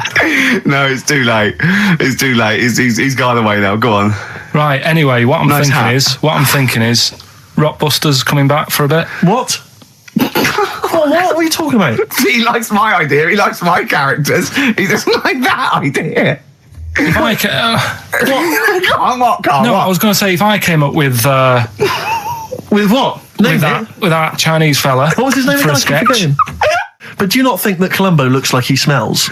Would you imagine he smells a bit? He's a brilliant detective. Well, he's got that dog and he smokes cigars, so I imagine he smells. He stinks I reckon he doesn't clean his clothes enough. Oh, I think he has. I think he gets up and washes, but I think he puts I just think he's too absent-minded. I think he's too busy thinking on solving crimes and stuff. What do you think? Do you think his wife makes him clean his pants now and again? I think they're quite a bohemian couple. I'm not sure she's really interested in that. I think she's got her own mind. Maybe she's a painter or something. No, maybe she's losing it a bit, and he's a bit embarrassed by it. Yeah, that could be true. And she's probably incontinent, so while she's ironing his trousers, she just all over them, and he goes, "Oh God, she's shatting my pants again. I gotta wear them out." Yeah. Yeah. So that's what. Oh, ding dong! Who's that? Who's this? Oh, hello. Oh, look, it's David Gray, the bent piano player. Oh, all right. I thought it was going to be Columbo. That would be the joy. Ding dong. My wife loves you. No. Hello. Oh, I don't believe it. Look who's turned up, Carl. Let me see what we've got Is here. Dickie Anderson called in yet? Sadly, nothing from Dickers. I think I might make him one of my hilarious sort of comedy characters. What do you think he would sound like? What would he sound like? I sort of probably like that, I think. Ding dong. Hello. Hey, it's Dickie Anderson. I can't believe it. Your show's rubbish. Something like that? I mean, I think you should work on them perhaps before You're saying there's not a lot of substance to these I'm guys? just saying that, once the novelty of the doorbell has worn off... I don't think you understand comedy on radio, Steve. I'm not sure I do, to be honest. Listen to Noel Evans, listen to Moyles. You'll see you don't need to riff with it. It's just, you just do the doorbell and just say they're here. Right. That's all you need to do. Sure. So, that's the main thing. Well, so we've had a couple I'm of thinking of some responses. more characters as well. We'll keep working on those. Yeah. Marcus has emailed. He says no to Rockbusters. He hasn't heard it, but it sounds rubbish. Believe me, you couldn't be more right. Well, does The Office sound good as a title? All right. This is someone else. Don't bring back Rockbusters. Please, can we have more Holy Fook? You're not pronouncing it right, Steve. I know. I was just a bit edgy there. It's Holy Fuck, the little Chinese fella. Holy Fuck, the little funny Chinese fella. Ding dong. Oh, who's that? Oh, it's a posh bloke who doesn't care about poor people. Hello, posh bloke, what are you doing? I'm in my Rolls Royce and I don't like the homeless. Oh, posh bloke, don't be a... You want to do that? Satire. That is satire. Yeah. There's nothing like it. It's political as well. I'm getting in there's so political many. things. Don't even begin to show off. I was showing that some foreigners are funny. I got in the fact that, like, if you notice that Chinese people wear different hats to us. Yes. So that's political in a sense. Yeah. So, if I'd have done a character called Tourette's Boy, friend of the little Chinaman, and it went, ding dong, oh look, it's Tourette's Boy, friend of holy fuck, holy fuck, you'd have been annoyed. Do you know what I mean? Oh, who's your mate, Tourette's Boy, holy fuck? You'd have been annoyed, wouldn't you? Is that a character from Lenny Henry's show? I can't remember whether it's Chris Moyles or Lenny Henry. Yeah, one of them. Back to form there, Oasis, and Little by Little. This is XFM 104.9. I'm Ricky Gervais. Who are you? My name's Steve Merchant. Good to see you. Thanks. With us, the producer in the studio is Karl Pilkington, and he'll be doing the buttons. Yeah, you made a good effort there, but once again, got bored. Words are your enemy, Rick, and they defeated you once again. Just run out of steam with the sentences. Every week I think, well, I'm really going to make an effort now. I've chosen some records. Yeah. That's it. That's as far as it goes, isn't it? Yeah. Maybe you should write out what you're going to say at the top of the show. Write that out. Get a nice big crayon. I like to keep a little bit of, a little bit of something, a little bit of spark, a little bit of liveliness to it. Sure. How are you? Good to see you. Yeah, it's great. It's great to it's great to be out of the house again. Yeah. Oh yeah. Just I was going to say, because we've been doing this for a long time now with a little break. But XFM are bringing new listeners all the time. I've heard 4 or 5 a week. Really? Yeah. New listeners tune in to XFM 104.9. Beware. Yeah. And we might take it for granted the people that know who we are, know who you are, know who Karl is. Sure. Now, if you're a regular, then you know exactly who we are. But for those of you who don't, I'm Ricky Gervais. Ricky Gervais, BAFTA award-winning actor and writer. Steve Merchant, all those. A friend of yours. Yeah. And this is the important thing. Karl Pilkington. Absolutely. Our producer. I say producer, he was the bloke who was lumbered with a job. When I said, listen, I used to run the desk in the old days. I used to press the buttons and run the desk and everything. And now I said, listen, I've been on the telly. I do not press my own buttons. and Karl said, well, I don't really work weekends. And they went, well, you do if you want to keep your job. Absolutely. And we were lumbered with him. And then we discovered that he's not just a little dork, a little manky sort of idiot. Sure. He's got nice shirt. He's got, you know what I mean? He's got something else. Absolutely. He's got He brings another dimension, yeah. Yeah, and he started having a little chat, and we discovered that he had quite a lot to say. Well, I think you're absolutely right, and I think I was wondering maybe we should maybe play another tune, but after that, I just think we should re-familiarise our radio audience with Karl, and any new listeners, just somehow kind of let them get to know the real Karl again. Well, if you are new, you'll find that we like some old songs, some new songs, some chitter-chat. We get serious sometimes, there's some tears and some laughter. Yeah. We kicked off with Oasis' new one, Little by Little. We're going to go back in time now to Iggy Pop and his Stooges with I'm Bored. Coldplay and In My Place on XFM 104.9. I'm Ricky Gervais. With me, Steve Merchant. Hello Steve, there. Lovely to be here. Yeah. Karl Pilkington there, pressing the buttons. Great to be here. Yeah. How long can you maintain it?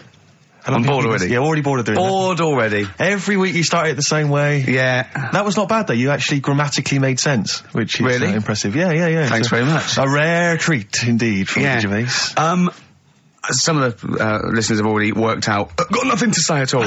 Sure. Haven't prepared again. No. We did come in half hour early to prepare, but instead me and Karl were playing. You had to flick the football into the bin. Right. We had 5 goes each, or the world was going to end. Okay. And that took up. That took up a good 25 minutes. Yeah, I liked it when we came back, and then we started just trying to beat each other in the corridor, and I beat him. I scored a goal. He was gutted because he thought he fancied himself at football, and I beat him. And I was knackered and sweating. Yeah. As I walked back to you about 5 minutes ago, you were looking at the records.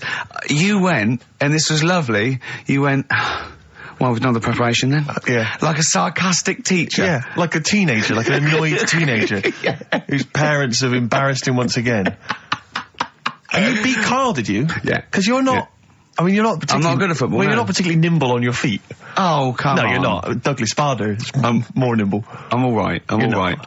But Karl's sort of, I think he's got more skills than me, but he hasn't got the aggression and the weight. Yeah. So I just pushed him aside. Yeah, good work. Yeah. Good work. I'm going on holiday. Can I just remind you, when we were in the office recently, we've got a little office that we write in, we work in, and many moons ago, we were doing some work. This was when we were writing the first series of the office, and I was typing away. I was just typing something up we'd written, and I read it back to Ricky, just check he was happy with everything. I was reading it back, and as part of the thing, there was a knock in the script. It said, knock, and so I was acting out for him, and I knocked like this, and I realised he wasn't listening. He was in fact asleep underneath his desk, and I knocked like that as part of reading the stage directions. I knocked. He thought someone was coming in. He leapt up, plunked his head, zipped up, thought someone. I said, Rick, it's not. I'm just acting it out for you. He just wasn't paying attention. He wasn't listening. And can I just throw in? So recently we're in another office. We're typing away. I look round. He's got his shirt off. It was hot. He's taking his shirt off, right? So he's sat there, 41-year-old man, or whatever you are, 40-year-old man, there with his shirt out. Beautiful. I mean, I've seen most parts of your body now at one point or another. I think from the early days when we used to work at XFM, you started showing me bits of your anatomy, which is something he does to people he likes, friends of his. I'm sure you've seen most of it, Karl. No. And so, It's not that sort of relationship. Go he on. was sat there, and there was a knock at the door because we'd asked someone who worked in the building to bring us something, and so I had to delay it by sort of not opening the door so he could get his shirt back on. Yeah. So he was running around trying to get his shirt back on. So What would they have thought? What would they have thought? they'd have walked in, he'd have just been the sat thing there, is- stripped to the waist. Didn't they sort of think, hang on, what's going on? Look through the keyhole. No. Well, it was ludicrous, because as they came in, he was flustered and he kind of was just leaning against the window, just looking like... I often stand here with my shirt back to front. I was getting like Bernard Manning. You see Bernard Manning, whenever he goes into the house, he has to go upstairs to take his trousers off. I'd love that. The fact that in your house, you've just got your pants and your vest on. That's what you want to do. Yeah, but it's all the time. It's not just, I mean, you haven't done that with me, taking your clothes off and that yet. But, like, last night we were sat in the pub and I was saying, right, let's not even worry about new features then. Let's get the current ones, going. Like Getting what? Good. Like, the one I was trying to work out, the cheeky freak of the week. Think of that! Yeah, but I was Think of saying, that, though, as a normal conversation. Yeah, but I'd looked online, right? I didn't find that much. I found, actually, I'll tell you what I found later. Brilliant. We're looking for them, right? And then at one point, I think you said to me, Go and, you know, what about the Guinness Book of Records? Yeah, you know, they'll have like the best freak in the world or whatever. Yeah, ever. So I said, yeah, bring one in. Now, you've got one at home. Yeah, I've got a couple. But you couldn't be bothered carrying that in today, so I had to go out of the pub that I was at. Yeah. Nip into Borders. Yeah. Buy a Guinness Book of Records. Yeah. Out of my own money, $18.99. Yeah. Bring it back, and then you said, I don't know if I want to do this feature. So it cost me 20 quid for that. I had to buy a video for Silence of the Lambs film clip. I'm actually out of pocket at the end of this. But do you want to work with me is the thing. If you want to work with... people would pay that sort of money to work with me, Carl. You're a lucky bloke. Think how many people think, Carl, he gets to drink and sit. Yeah. Well, you making a cup of tea and I surprised, didn't I? Little surprises. Steve, you know, last night, do you know when I left the pub in a bit of a mood because I was just fed up with not getting anything done? Yeah. Walking down the road, I was thinking, how can I get out of this? How can I stop having to work with them? I'm thinking, I wonder if I leave, I wonder if they'll be funny and they'll go, and then my boss will be giving me stick. I'm thinking, how much notice have I got to give out? And all this is going through my mind. I'm walking home and I got in, said to Suzanne, I'm sick of it. She's going, you need to do it when I get a new kitchen. And I was like, yeah, but how big does the kitchen need to be? I was saying, do we need a big kitchen? Can we get a small one? Have we got enough for a small kitchen? Do we need so many cupboards? Can we just have wood instead of steel? Say cheap as chimps. Yeah. Rockbusters springs to mind. Yeah. 15 Taiwan. 15 Taiwan. Let's just remind people what 15 Taiwan was. It was a little feature that I wanted to give a run, you know, give it a little run, see if people like it. The premise being? No, there's no premise, it's just a title. No, we were going to get 15 sort of ornaments, you'd explain them, and then people would call up and say, that one's from Taiwan. See, Carl, you just explained why I didn't think that was a good idea. Yeah, by explaining the good... You know the funny thing is, Steve, right, I was walking down Regent Street on Monday, walked past one of these big stores, right, and they've got all famous quotes on the windows, right, and one of them was something like, an absurd idea is often a great idea. Yeah. Do you know who said that? Go on. Einstein. Yes. Which made me wonder, if you were his mate, would he ever have done E=mc²? Or would you have said, don't bother with that, it's not going to work? Because that's all you seem to do, everything I come up with, you put down. Yeah.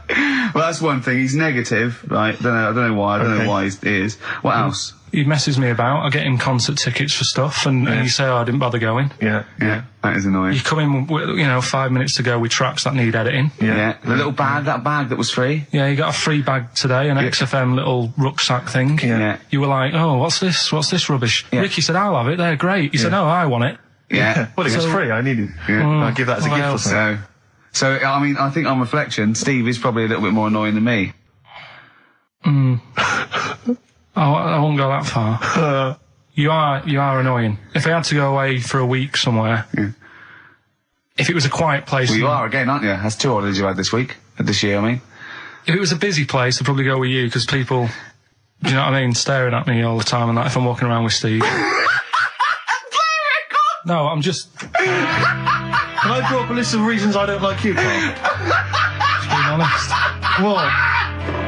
I'll tell you, because the list of reasons I don't like you is incredibly long and getting longer. Just saying. Do you want another slap? There's a star. Ash, XFM 104.9, Ricky Gervais, Steve Merchant, Karl Pilkington. Carl. Alright, let's start again. Yeah? I'm going to be the same, but let's start again. So what I mean is stop being grumpy and let me carry on being annoying. Because Steve's not going to change. He's not going to suddenly start going, you know what, Carl? I think your ideas are really good. Do you know what I mean? Remember when he came up with that idea, that game show idea? And you went, well, it's not an idea, Carl. And he came to me, he said, I've had it with Steve. What was it? He went, how did The Office ever get on telly? Well, what was the idea again, in summary? I don't want to talk about it on air, because someone will nick it. No, they won't. They will. Donald McIntyre's already got Cheap as Chimps. I bet they're in the making of Rockbusters as we speak. Yeah. So I'm not going to tell you any more about it. Bob Holness is probably nicking that idea. Exactly. Well, cheeky little... Right. Song's a phrase coming soon. Is it? Yeah. Yeah, what is it this week? What's the phrase? We're, remember the story I told you ages ago about my neighbour having a horse in their house? Oh, yeah. Having a horse.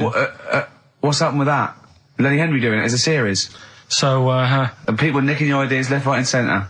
Well, that's the phrase we'll be using anyway. What? My neighbour had a horse in her house. How many words is that?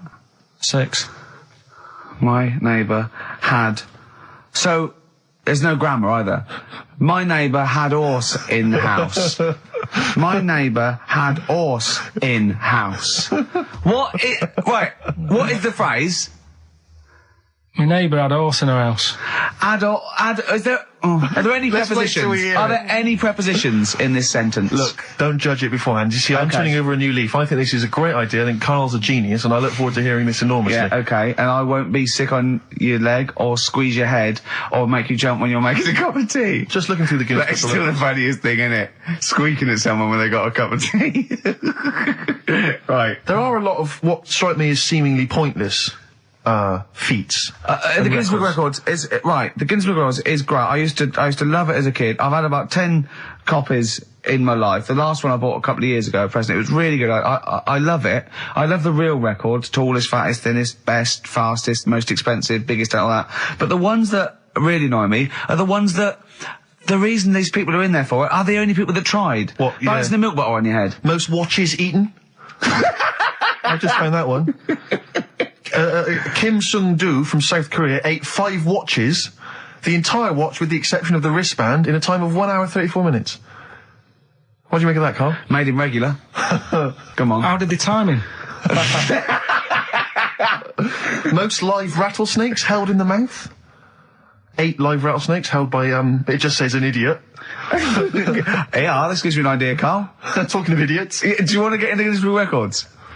No. Carl, come on, that'd be brilliant. There's things in there that are just absolutely anyone could do. Like that one in Big Brother, I was watching it, and it was balancing sugar lumps. I want to go. How many people try that? If there's schools around Britain going, listen, we've got to get in the Sugar Lump Award. It's grassroots level. There's not enough kids balancing sugar lumps. How can we compete in the world market?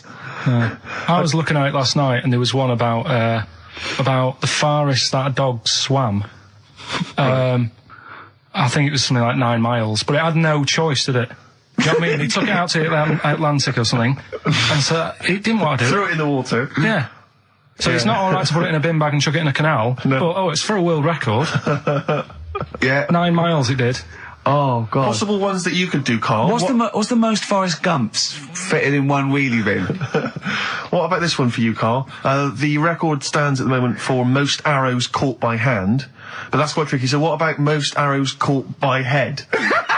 Yeah. And you would just fire arrows at your head? They wouldn't, it would just skim off him. Do you think so? Yeah, the roundness, it would never actually get any sort of, connection. Fastest human crab. Could you do that? I'll do that. Can you form the crab?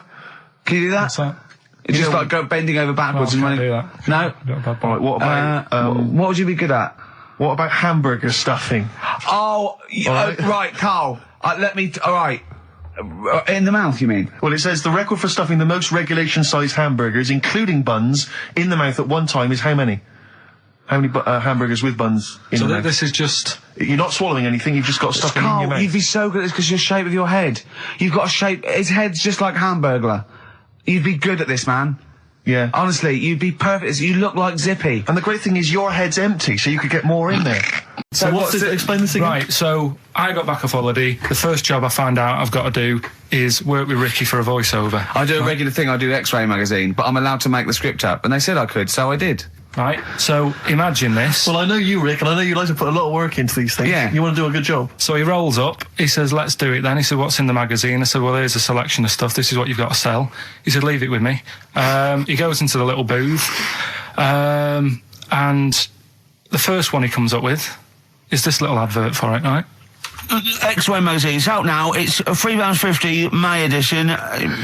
Music of Tomorrow, Dandy Warhol's picture, and there's a free CD with all the Placebo and the Donners, and Smog, and Nightmares on Wax, and Alpine All Stars. Only £3.50. It's out now. Buy it, innit? Have you got a sore throat there?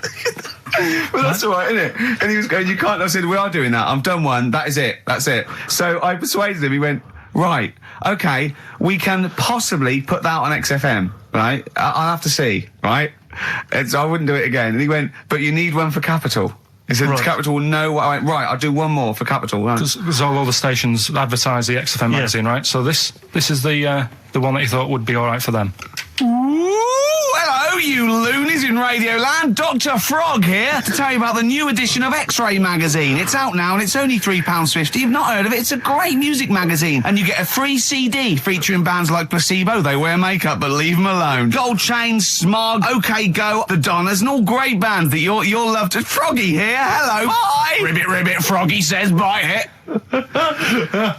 Oh, well.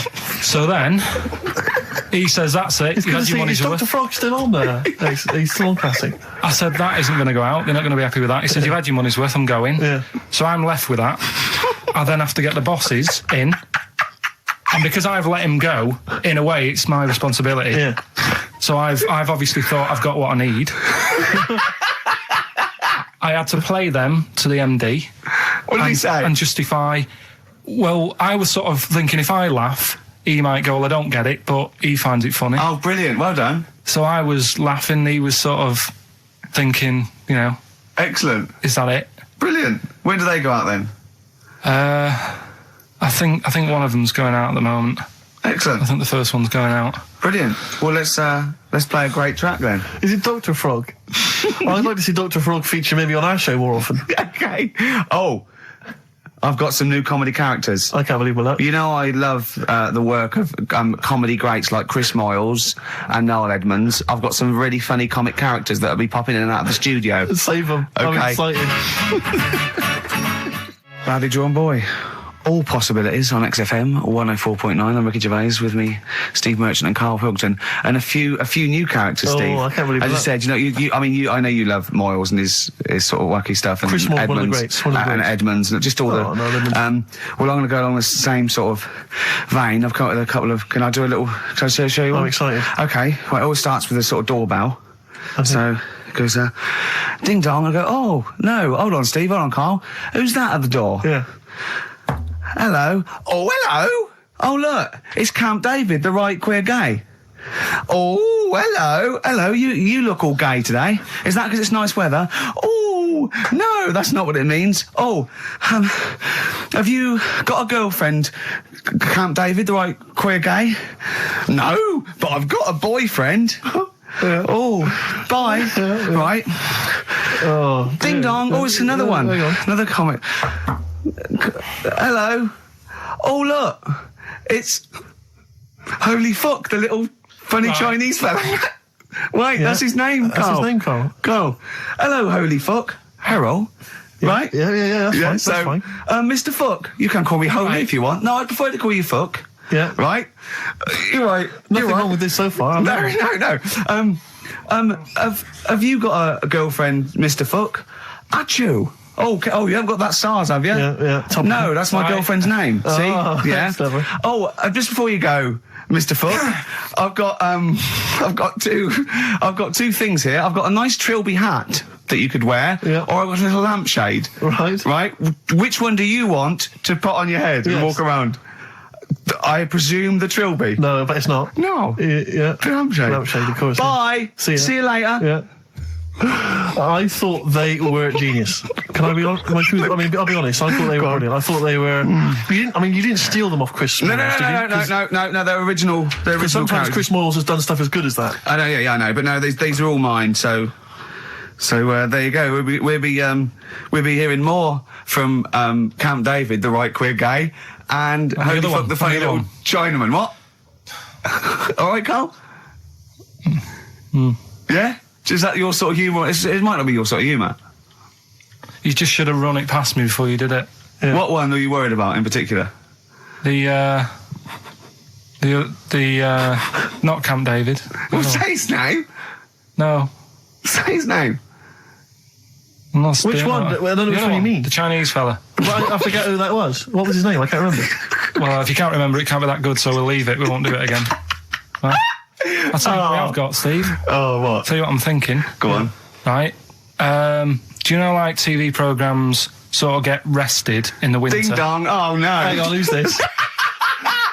Oh, Go on. hello Go on. again. Not now, Mr. Fuck. We're talking. Bye. Is that Holy Fuck again? Yeah. Okay, Karl. Look at Karl's face. Right. Okay, that's it now. I'm not answering the door anymore. Right, okay, go on. Right, yeah. Ding dong, ding dong, ding dong, ding dong. He's trying to get in. You've got. Don't be impolite, Rick. Come on, Rick. He wants to come in. No, it's too late. It's too late. He's gone away now. Go on. Right. Anyway, what I'm thinking is, Rockbusters coming back for a bit. What? What are you talking about? He likes my idea. He likes my characters. He doesn't like that idea. If I Go on, what, Carl? No, what? I was going to say if I came up with With what? Name it. with that Chinese fella. What was his name for a again? I keep sketch? forgetting. You wouldn't have liked it. Let's do Rockbusters and see how it goes. I know you weren't a fan of it, but Hang on. Yeah, I but thought- to be honest, Carl, he dissed Cheap as Chimps, and then we know that's a brilliant idea. Hang on. Sorry. We all agreed that Rockbusters was a piece of old toss. no, I didn't. I said it needed And that's why resting. we stopped doing it. I said it needed resting for a bit. I don't remember that conversation. What do you mean it needed resting? We abandoned it because it was appalling. You it started off as a nice idea, but you just gone crazy. None of it made any Let's play a sense. record and come back to this, shall we? What do you want to play? Bit of sugar. Oh, Yeah, brilliant. That'll cheer us all I up. don't know why you were thinking of bringing this back. I'm genuinely worried about this. Well, Is that the doorbell?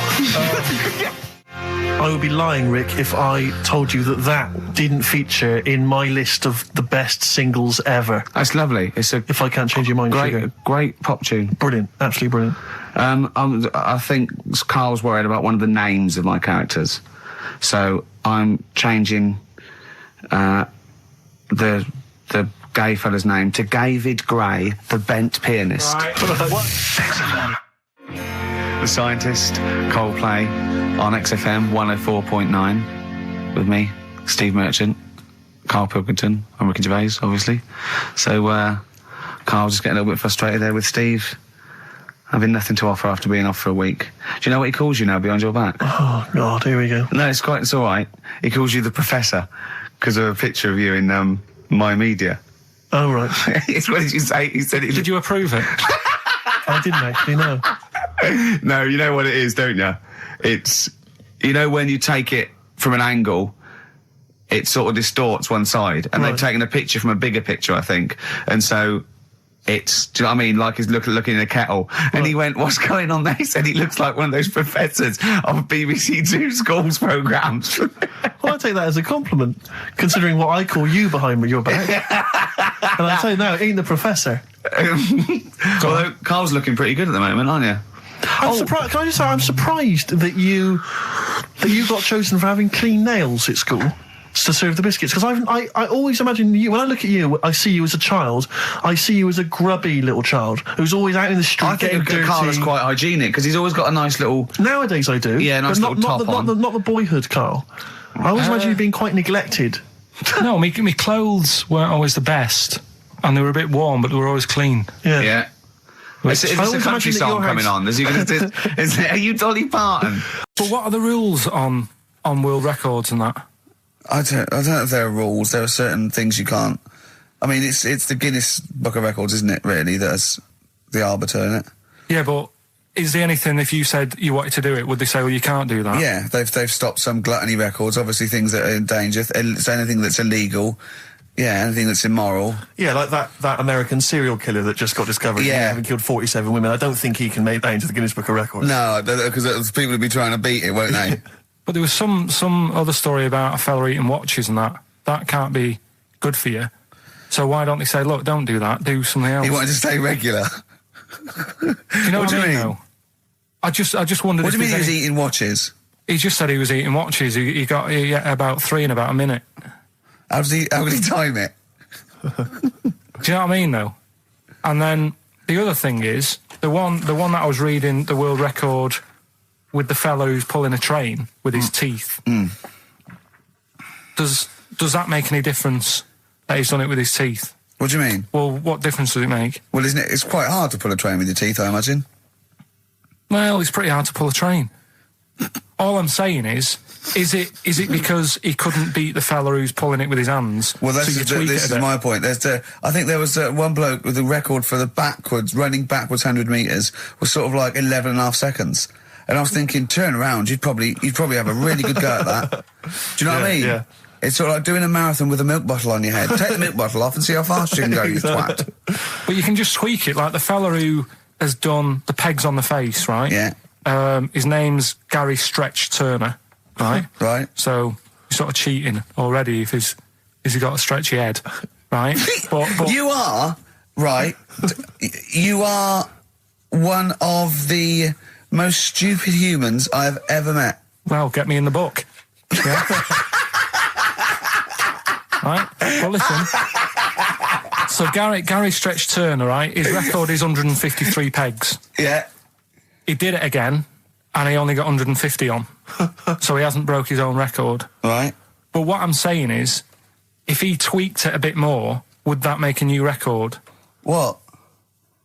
Well, if he said, I've got 150 pegs on, but at the same time as eating a burger. I see what you mean, yeah. He'd be the world record breaker for pegs and eating burgers at the same time. Yeah, just change it a bit. If you know you're not going to make it, just do something else. I'm assuming the rules are set at the beginning, Carl. That's it. That's where they say, right, you're just going to do the pegs thing. You're not going to introduce burgers halfway through, are you? Definitely not. And then they have a go. Well, do you know what happened to me on the way in? Go on. A homeless person called me a dickhead. How did he know? Do you know him? Is that why? He's like the local big issue fella. Oh, yeah. And he knows me. He sees me walking up and down the street. Oh, that's how he knew you. Right. So normally I have a bit of a chat with him and that. And I walk past him. And, you know, I can be a little bit cheeky with him because I've been cheeky with him in the past with stuff. You pinched his arse. No, just, you know, saying stuff like, God, you're always there. I mean, you got home to go to and... stuff like that. Yeah, just breaking the ice. No, he knows, and he laughed at that, right, last time, so I thought I can be a bit cheeky, right? So he goes, do you want a big issue? I said, no. He said, come on, I've got loads of them, right? So I sort of said, when I was a kid, and I used to do a free paper around the free papers one, I said, just put them in the bin and go home, right? And he went, yeah, but how am I going to get any money doing that, you dickhead? You see, I can see his point. He is homeless and having to sell newspapers to get 50p or a quid or whatever. Yeah, and sometimes I treat him, right? And today I didn't have any money. I had a takeaway last night and I normally give them a quid. And I felt bad not being able to do that because I didn't have any money on me last night. Right. I couldn't look him in the eye. Did you explain this to the homeless person, the traumas of the takeaway without the tip? Did you explain that, you know, you've had it hard as well? I go, look, you don't know... I had food delivered to my warm flat. Yeah, it was a nightmare. You don't know what that's like. You don't know what the trauma is because you can't have food delivered to your flat because you haven't got one. So please don't look at me like that. You should have said. But most people ignore him. At least I gave him a bit of acknowledgement and sort of... took the mick. Yeah. I didn't think I was. I just was being friendly. No, I know. You got to be careful with the homeless because this is true, and this is you know when the clocks went back recently, so you got an extra hour in bed. Yeah. And I was at Cash Point with a friend of mine, and there was a homeless person sat by the Cash Point, and you know we would get some money out, and she said spare some change, and my friend sort of he's a bit awkward, he's just trying to make conversation with her. He went, oh, clocks go back, extra hour in bed. Oh no. I gave her £2. I felt so bad. He didn't do it intentionally. He didn't realise what he'd said. Just making conversation. It's tricky making conversation with the homeless because there's so many areas you've got to avoid. You know. Do me that. When you were playing Game Boy, right, and you'd looked in a hole, and you were reading your book, what is she doing? She'll make things seem more interesting to me. Do you know what I mean? So like when we're at the Owl and the bus driver said, "You got an hour here," I said, "Why have I got an hour here? I go to a funeral with someone who I loved in the ground and don't spend an hour around it. Why do I want to...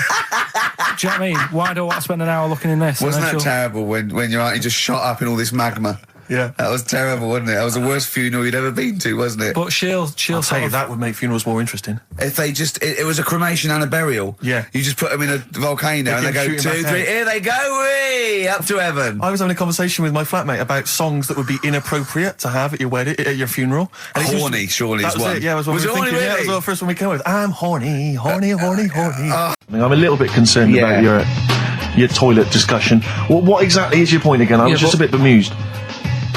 You see, it's a tricky one. All I'm saying is, right, there I was at the pub quiz. I go to the toilet, not thinking about anything. I try to go, right, there's a little gay fella next to me. I love this little gay fella.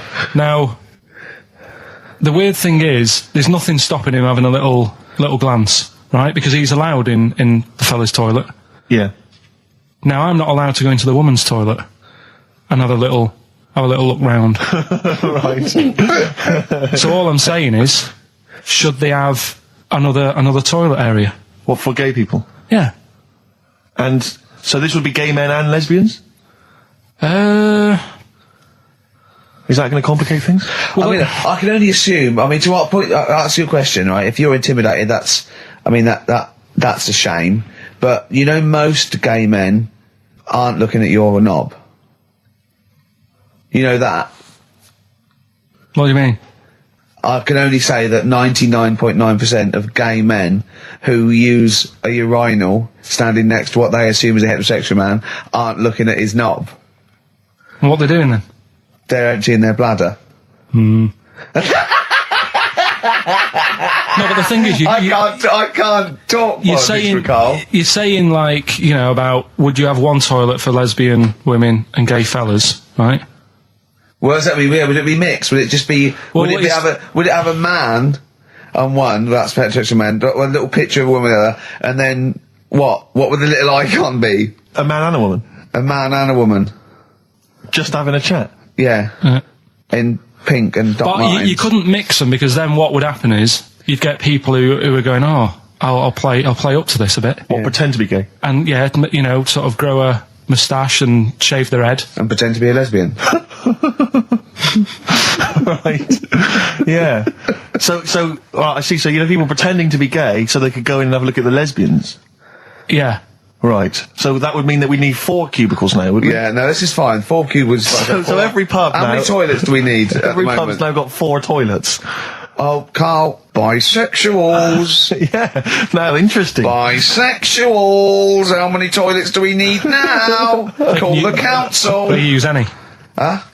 No. No, because they're interested in everything, aren't they? Because a little bisexual fella will be looking at your knob. Right. With them, what you do, you just have a door, you open it, and there's one urinal there, so you can't get a queue.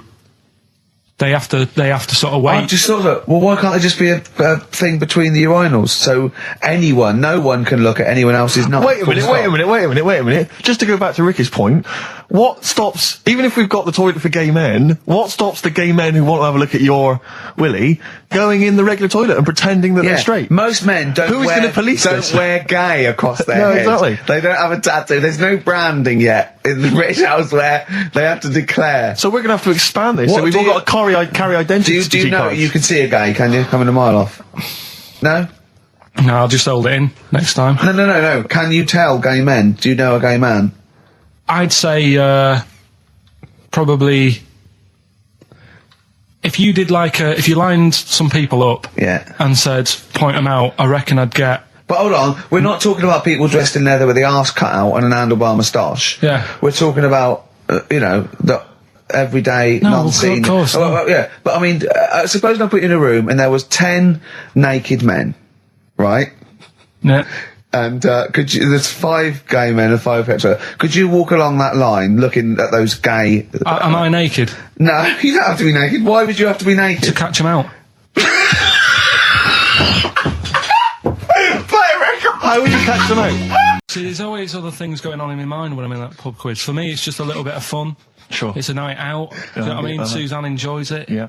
Bit of a get-together, we have a chat beforehand. Yeah. We have a bit of fun. Yeah. But there was other things on my mind. Well, Carl, I could do that here. I don't have to lose a tenner. Wait, what were you thinking during the quiz then, when the questions were coming out? What were you thinking of? Well, what it was, right, just before the quiz started, I had to go to the toilet, right? Because the rule is, right, people who don't go to it, once it starts, phones off, no more toilet. They take it dead serious, don't they, right? Yeah. So, I went to the toilet. Now, I'm not being out of order here, it just got me thinking, right? I went to the toilet. The gay fella in there, right? There was a gay fella in there. Gay fella in the toilet. Now, how could you tell? How did you know? Just typical, everything about it, right? Everything about it, right, yeah. Oh. What, large handlebar moustache, leather cap. Butt plugs, amyl nitrate. Could I just say that these views do not reflect the views of the management of XFM or me and Steve. Or most of the people in this country. Go on, Carl. What's your problem? Yeah, but this is what I'm worried about, really. But this is why I only got Danny Minogue right. Right? Because this was floating around my mind. Went to the toilet. Icon, now, isn't she? go into the toilet. They have like men's cubicle and they have women's cubicle. Yeah. Now, without sounding out of order, is it wrong for me to think gay men should have their own little cubicle? Call in. They should have their own... Well, not cubicle, you mean an actual toilet, I suppose. When I was at the urinal, Yeah. normally, you know, there's a fella there and then you go, all right. And there's no pressure. But I couldn't go. I was thinking, should I wait? If I go into the toilet, it'll look obvious. Yeah. I had loads of pressure and But this was what were going you on. worried about? Sorry. What were you so concerned sorry, about? Viewers. I'm so Well, sorry. it's like, right, listen, when I was a kid, right, and it's all right for you to go into women's toilets when you're a kid, it's like, oh, it's a bit cute, right, as long as you're not, like, over 15 or something, right? Right. But when I was a kid, I went into a toilet, and women, when they use their little cubicles, they don't shut the door. Some of them just sit down on the toilet, Yeah. right, and you see everything, and... No, seriously, that's probably one of the first times I saw, like, a woman. Yeah. That, right, and my Auntie Nora when she was staying over. What happened with your Auntie Nora? She was, she's into wearing caftans. Into wearing what? You know, caftans. Oh, yeah. What are caftans? Big, bellowy sort of dresses. Right. And, yeah, I used to sit on the floor at home in front of the telly. Sure. She was on the chair behind. Yeah. She did a bit of a, sort of a Sharon Stone scene. Oh, God. Yeah. Did you see it? There was no underwear. No. What age were you? What was it like? What age were It you? was like a ripped tennis ball. So. What? Right, we're off air. We're off air. Either that or put us in for the Sonys. New Year's resolution, Carl? I don't know. I don't do it. Really. Don't So what worry about about something like, I don't know, start smoking? Do you know? There must be something. No, it's a waste of time, isn't it? Don't bother with that. Right? You Any- see? Me, no, I've never really made any New Year's resolutions. I just be good to people. Just treat everyone as you want to be treated yourself. Give to charity. Hate crime, racism, famine, sexism. I know you're going to keep to all those, except the give to charity. That's... Me and Carl find that a little bit hard to believe. Never gonna happen. Well, you've always got to break at least one of your New Year's resolutions. Exactly. Yeah, well, I think I'll be nice to Carl. What about learn more? I was thinking that. I want to I'm learn always more. teaching you stuff. I've got... I watched... I'll tell you what, Christmas telly was dreadful this year. I don't know if I've hit that age where I think... But I think consciously I thought this is worse than usual. Yeah. And I ended up watching Discovery Channel and History Channel again, and I watched 4 episodes in a row of this fantastic documentary, 1418 War, narrated by Dame Judi Dench, and it's brilliant. I just can't get enough of it. I hated history at school, and now I want to know everything. Yeah. And I think that's mine. Learn all the stuff about stuff. I like learning though. I always Yeah. say that to you. I'm always looking up stuff. When I was on holiday, even though it was sunny outside and they had big holes to look at if I wanted to, I stayed in and watched Discovery there and was watching stuff about scorpions and that.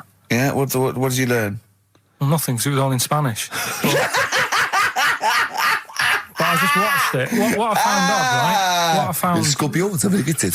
It's only about poison you get with. What I don't understand is with scorpions, right? They have like this sort of weapons, don't they? They have the poison and stuff, right? Yeah. Which can kill a man. Yeah. But there was a couple of little animals and that were its sort of enemy, Yeah. and it stung them, and it didn't kill them. So what's the point? Well, firstly, not all scorpions kill a man. Some of them, This one did, they said. Yeah, well, they range from like bee stings to so much venom it can take down a horse on things like spiders and snakes and scorpions. So it depends. But a scorpion that will kill a man would kill a rabbit. So I don't know what you're talking No, about. there was a snake that it stuck its thing into, and some sort of beaver, and they were just like running about. There's nothing funny about that, so why are we laughing? Well, the snake wasn't running about, was it? Well, it was slithering about a bit. Yeah. What was the beaver doing when the snake... Just sort of, I think it ate it in the end. What? Ate what? Ate the scorpion. Just wandered off. Well, it wasn't a beaver. There you go, There's you've no learned that. way it was a beaver. All right, an otter. It was, This is what you've pieced together from a show in Spanish. well, I'm just saying though, how come it can't kill something that small, yet there's someone on holiday that's no sort of danger to that scorpion. We're not going to harm it, right? And yet it can kill a man. So you Shut say, up, but I Carl. don't believe it. Shut up, mate. Seriously, this is gobbledygook. Taught you something again, though. That's what I'm No, saying. what have I'm you always- taught us though? What is that? What is the fact that's come out of that? A scorpion can kill a man, but the beaver was dancing with a snake. Then it Well, ate that- it. you do that That's all the not time, a though. fact. You That's put not a everything down. fact. New Year's Eve, I taught him something, right, about dead people. No, you know, the things that taught me. I was saying you're talking shite. He says they found out your soul weighs an ounce. Your soul? Yeah, your soul weighs an ounce. Right, who found this out? I read it. Your arsehole weighs an ounce. Yeah. There's no such thing. A soul weighs an ounce. You're talking drivel. All right. Have you got any monkey news? So what did they do? They measured. They weighed someone who was alive, and they will wait for you to die, then weigh you again. There was someone You've who- lost an ounce. Yeah, it must be your soul shooting off to heaven. It was someone who was really ill, and they said, we can't do anything for you here, but we've got a bit of an idea that we want to do. We've been wanting to do this. Stuck him on some scales. He said, right, you weigh 9 pounds and an ounce or whatever, because he was wasting away. He died, 9 pounds. And there was also a fella in the week who said that women shouldn't be wearing trousers Why? because they don't look good in them. What do you think? What do you think about that? It's rubbish. Yeah. These are the only things that have caught your eye over the last couple of weeks. This is the entire news. Galileo did something with light. A French fella said women shouldn't wear trousers. See, that to me wouldn't pass as education. It's not education. I don't know where you could ever use that. I don't know when that would ever be applicable to life. I just like reading stuff that sort of reminds me of. Do you know what I mean? If I read it and it gets me thinking, I think that's a good little piece. But I mean, but surely can't you just sort of like sit near something that vibrates to keep your brain going, or shake your head every now and again? I mean, what does this do? You mean it makes you start using your brain? But what aspect of a Frenchman said women shouldn't wear trousers got your mind working? What questions were you Because I asking? thought that's a bit daft, isn't it? Right? Yeah. Okay, I it was ends there thinking- with me. There's nothing else. There's nowhere else for me to go on that. He closes Your the mind's gap. still worrying. Yeah, go on. What do you think? Let's go through this. Oh, I wish we could download his I know, thoughts. I know. Just watch it. Yeah. Wouldn't it be great, like a DVD? Like a cartoon. Imagine that extra footage on the Office DVD. Yeah, Carl's brain. That would be With a commentary. amazing. Oh, with I a mean is- commentary. Go on. Women wearing trousers and that, right? On the estate that I grew up in, Yeah. on right. There was a woman about 4 houses down, right? Right. Rough. Now, she used to wear leggings. Yeah. Now, they're a bad idea. They are a terrible idea. I agree with you there, Carl. If you're a lady of What the colour? normo persuasion... Were they pink? No, they were sort of black, but with all bits on them. Oh, right. Do you know what I mean? What, Yeah. toast and Just horse bits. droppings. Yeah, go on, yeah. And she used to... she's quite a big woman. Sure. Pauline Quirk, I think Yeah, we well, described her as. Look like a light bulb when It she was is those bending kind of over in women that are leggings. attracted to leggings. Yeah, I know, yeah. They are drawn to them like a moth. They keep to a flame. Yeah. She yeah. used to wear them, and that's what I remember when I read this piece. And she used to work on one of those sex line things. Right. Right, she used to do that. But What was she, an engineer? the weird thing with her was, she had big eyelids Right. Go on. that were too big, and this is what I was thinking. What right? do you mean? What do you mean she had big eyelids? How big do eyelids have to be for you to go? They're big eyelids. What was she shoplifting with them? Would she come out of Dixon's with like radio stored in them? What do you mean she No, had it big was eyelids? It was another one of them popular things round our way. Do you know? Like, What do you mean popular things? few They didn't people go. have it. They go. Oh, I'll tell you what. They're all the rage. Can I get some big eyelids, please? No. It was just like one of them things that people suffered with. Just big eyelids. They could hardly open their eyes. What do you mean? What do you mean? That's one of them popular things round where I grew up. People had big eyelids. They could hardly open their eyes.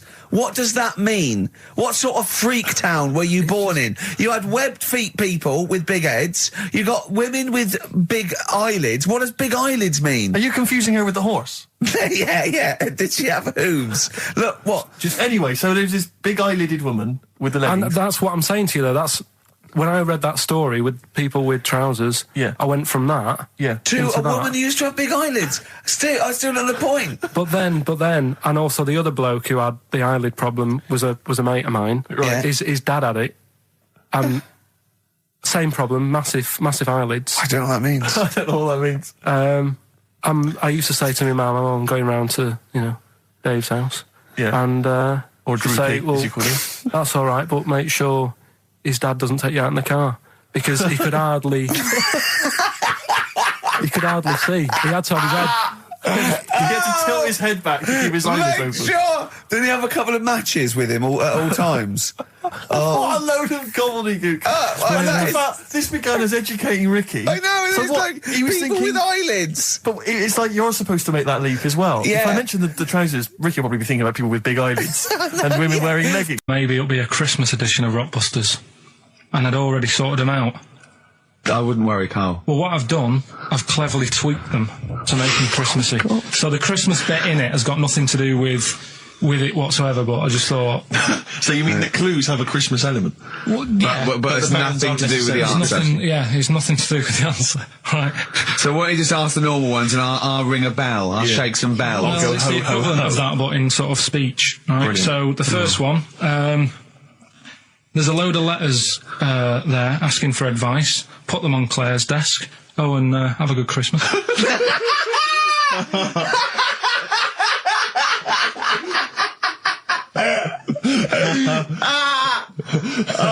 Give it to us again. Oh, God. Right, so there's a load of letters asking for advice. Put them on Claire's desk. Oh, and have a good Christmas. Right, but bear in mind, people, that the Christmas element may not be relevant to No, these that's got clues. nothing to do with it. I don't want to... Okay. You know. And the initial letter is F, right? That's F. All right. Right, the second one. Ask your mum if you should, after you've wrapped the presents. Right, so Ask your man if you should. ask your mum if you should, after you've wrapped the presents. That's S. Yes. S. All right. Okay. And the last one, a couple of people were arguing in the supermarket at the fruit and veg counter, but it's busy in there because it's Christmas. That's probably what brought it on. So that's B. Right? B. Oh, God. So they're the three. Will I just recap? Yes, please. Yeah, I have no idea. so I the can't first even... one. I don't know what to start thinking. Right, there's a load of letters there asking for advice. Put them on Claire's desk. Have a good Christmas. Have a good Christmas. Second one, ask your mum if you should. After you're at the prison. S. And the last one, a couple of people were arguing in the supermarket at the fruit and veg counter. But it's busy in there because it's It's Christmas. busy because it's Christmas. That's a B. So they're the three things. It's email only, this one. Please remember that. ricky.gervais@xfm.co.uk. ricky.gervais@xfm.co.uk. Yeah. Brilliant. Carl looks happy with them. He looks he's really very happy pleased, with and them. rightly so. They're cracking. They're good. Yeah, They're good. Pleased with those. So, All right. Is there going to be more Rockbusters in the new year? We're not sure. I'm still thinking about new ideas that we can do. Okay. Are we starting Ridiculous today? Have you done Couldn't be anything? bothered. Couldn't be Right, bothered. couldn't be hard. Look Right. forward to Ricky Dickinson. Well, he's worried about... He nearly said asked, and he just stopped. Because he's worried, because he's the producer. Yeah, well, I've got to set a standard. Oh, dear. Carl, you have, mate. You have. So that's that. We've still got to come... I'll tell you what, why don't we have a lovely tune, right? You make the tea, we're opening these biscuits from Alexandra, we'll be enjoying that, right? Maybe segue so we can have a nice little, rest. I don't want to talk through it, it'd be rude. And then we're coming back, and as part of, like, Pilkington, Parkinson, and Do We Need Them? Do We Need Them? Carl has interviewed an expert on jellyfish. Brilliant. So we've got that. Plus, of course, we've got a two-part Educating Ricky. You've got Educating Ricky still to come. With a Christmas theme or not? And we've still got things like the Pogues, John Lennon, Joni Mitchell, just David Bowie. Are you suggesting there's going to be some great music and some fun chat? And some fun chat. Lovely. Let's do a classic. Let's do a big stomp in one of the best Christmas songs of all time, shall we? What are you thinking? Fairy Tale in New York. Excellent. Fairy Tale in New York. Oh, it's always amazing. Pogues featuring Christian McCall on XFM 104.9, the Christmas edition. Indeed. David Bowie, everyone says hi. It's quite a melancholy feeling about today's show, isn't it, that Christmas? I think there's often... Carl with his Victoria Plum. I want to see a Victoria Plum. I want to know what it is. Does it look like a little gnome? It's a woman gnome. A female gnome? Yeah. A little gnome. Well, and did your mum collect gnomes? She likes anything gnomes, she likes fairies, she likes Indians. She collects all that stuff. Yeah, and it doesn't matter what it is. What do you mean? You know, like a proper Indian with all the headgear on. Oh, Native American. She likes anything with them on. Like, it can be a fridge magnet. It can be Just a lot of Native American wisdom is around the fridge magnet because they think it has special powers of adhesion. Yeah. Yeah, that's, you read some of their writings, the great works. Snowbird from Mark Heights are part of his covers album. He's so happy that the XFM listeners understand his stupid clues, and he knows it annoys me. We've got some right answers. We'll be giving out the answers just quickly, just in case someone sort of missed one of them. I'll just quickly do them, yeah? Yeah, go on. First one, there's a load of letters. There's a load of letters there asking for advice. Put them on Claire's desk. Oh, a Merry Christmas. Ask your mum if you should. Oh, a Merry Christmas. And a couple of people were arguing in the supermarket. It was Christmas, and that's veg why. counter. And that's B. Okay, we'll give those answers out shortly. Yeah. I just have to show you something, Rick, before we move on. I know we've got another Educating Ricky, but someone just sent this in. Ricky Gervais, Steve Merchant, Karl Pilkington. Well, look at him yawning. How rude is that? Carl, what's wrong with you, man? Have you been up late? A little bit. Girlfriend was away, wasn't she, yesterday? Yeah, I always have a problem with that. I always have, because you don't go to bed, do you, early? Do you know what I mean? You sort of think, I just always find that thing that if, you know, you're used to living with someone, one of you will go, let's go to bed, then you'll go, all right. But when you're on your own, you go, You just forget to go to bed. I just stay up. Okay, stop eating now, Carl. You've ate all the food. That's just a plate. All right. Okay. Yeah. No, I stayed up and watched, there was a thing on about Dracula. Right. What, Dracula? And I found a flaw in it. Go on. Not the fact that he's the living dead and and drinks blood to stay alive and he doesn't reflect. And he can in turn into a mirrors. bat. Well, and you can go on. The mirror thing, you can't look in mirrors, can he? Well, he can look in mirrors, but he can't see himself in a mirror. Yeah. That still doesn't work. Go Okay, on. go on. It doesn't work at all, Carl. It doesn't work Go anyway. on. Well, Centre parting's always really neat. His centre parting's always... how does he do it if he can't look in the mirror? Blood on the floor or something it was called. Rubbish. I love the flaw in the Dracula film is that his centre parting's too neat. How did he do it without a mirror? Oh. Was it a documentary about Dracula? No, Yeah, there was the real it's Dracula. The real called- Dracula. Yeah, the real Dracula. The It's true just a film. It had blood on the floor or something. It's called. Yeah. It's rubbish. We had a little lunch yesterday, didn't we? We did indeed. That was a nightmare. Yeah. I hate going out with you two. I was explaining to Carl, right? I like to excite Carl's imagination, right? And if it involves chimps or monkeys, all the better. Brains he likes, parts of the body, deformity. You know, I know where to, you know, what buttons to push. And I told him about this thing. I don't know if any of you out there know about this, but there's an experiment they did in the 50s, a clinical psychology experiment where there's your two hemispheres of the brain, okay? They're joined by a thing called the corpus callosum, right? Which is just a little flap of skin, like a little scarlet lead that joins your two hemispheres. And what they did, they cut that in half, and they thought it was a cure for schizophrenia, but what it turned out to be, or epilepsy, I think, I can't remember, was that your two sides of your brains didn't function together. You couldn't get information. I was telling Carl all this thing, and one of the things I told him was that they did it on a monkey, and it fought itself over a nut. Like its right arm was connected, you know, by its left lobe of the brain, and it was fighting over itself. And Carl went, instead of like thinking this is amazing experiment, he went, would it have been happy if you'd given it two nuts? Yeah, I know. Well, you started off by explaining it, and I remember you mentioned, because I was watching the two of you as you were describing it to me, you said, of course, one side of the brain deals with symbolism, and as you said the word symbolism, I noticed Carl drift away from looking at you, pick up his mobile phone, and start pressing buttons randomly. And I thought it was the word symbolism that got him. And I noticed it took you just a moment longer. And I think the first thing you said was, when did I lose you? Yeah, I knew I'd lost him. It's extraordinary. And he doesn't even try I to think I said disguise it. nomenclature at one point as well. Right, yeah. And I knew I was dicing with death there. Yeah. But, Yeah. but I told you, you tried to look it up, didn't you, on the web? You didn't find anything about Yeah, it, did you? the spelling of it's what is it again? What's the word? Corpus callosum. Yeah, so I couldn't do it. No, no point. Yeah. Don't bother. Give up. Don't bother. Give up. So if anyone knows any interesting facts about that, I don't expect yours hasn't been cut in half, has it, Carl? That would, again, might explain something. I'll tell you what we will be talking about later. I don't know if you're sort of aware of them, Steve. Go on. Bonobos. Oh, I don't know much about bonobos. I told him about, he was looking for stuff. I said, put in bonobo. He was having no luck with chimp. And they're a form of chimpanzee, but, they're even closer to us, evolutionarily speaking. They've got their social, groups are more like ours. They're more intelligent. And he was loving it, weren't you? So is it human bonobo Carl? Is that how it works on the evolutionary ladder? Chimp, Carl. Yeah. Yeah. Talking about him. So we're talking about bonobos. You're excited about that? Yeah, That's yeah. Coming up in Monkey News? No, I think it's a bit of a monkey bonus.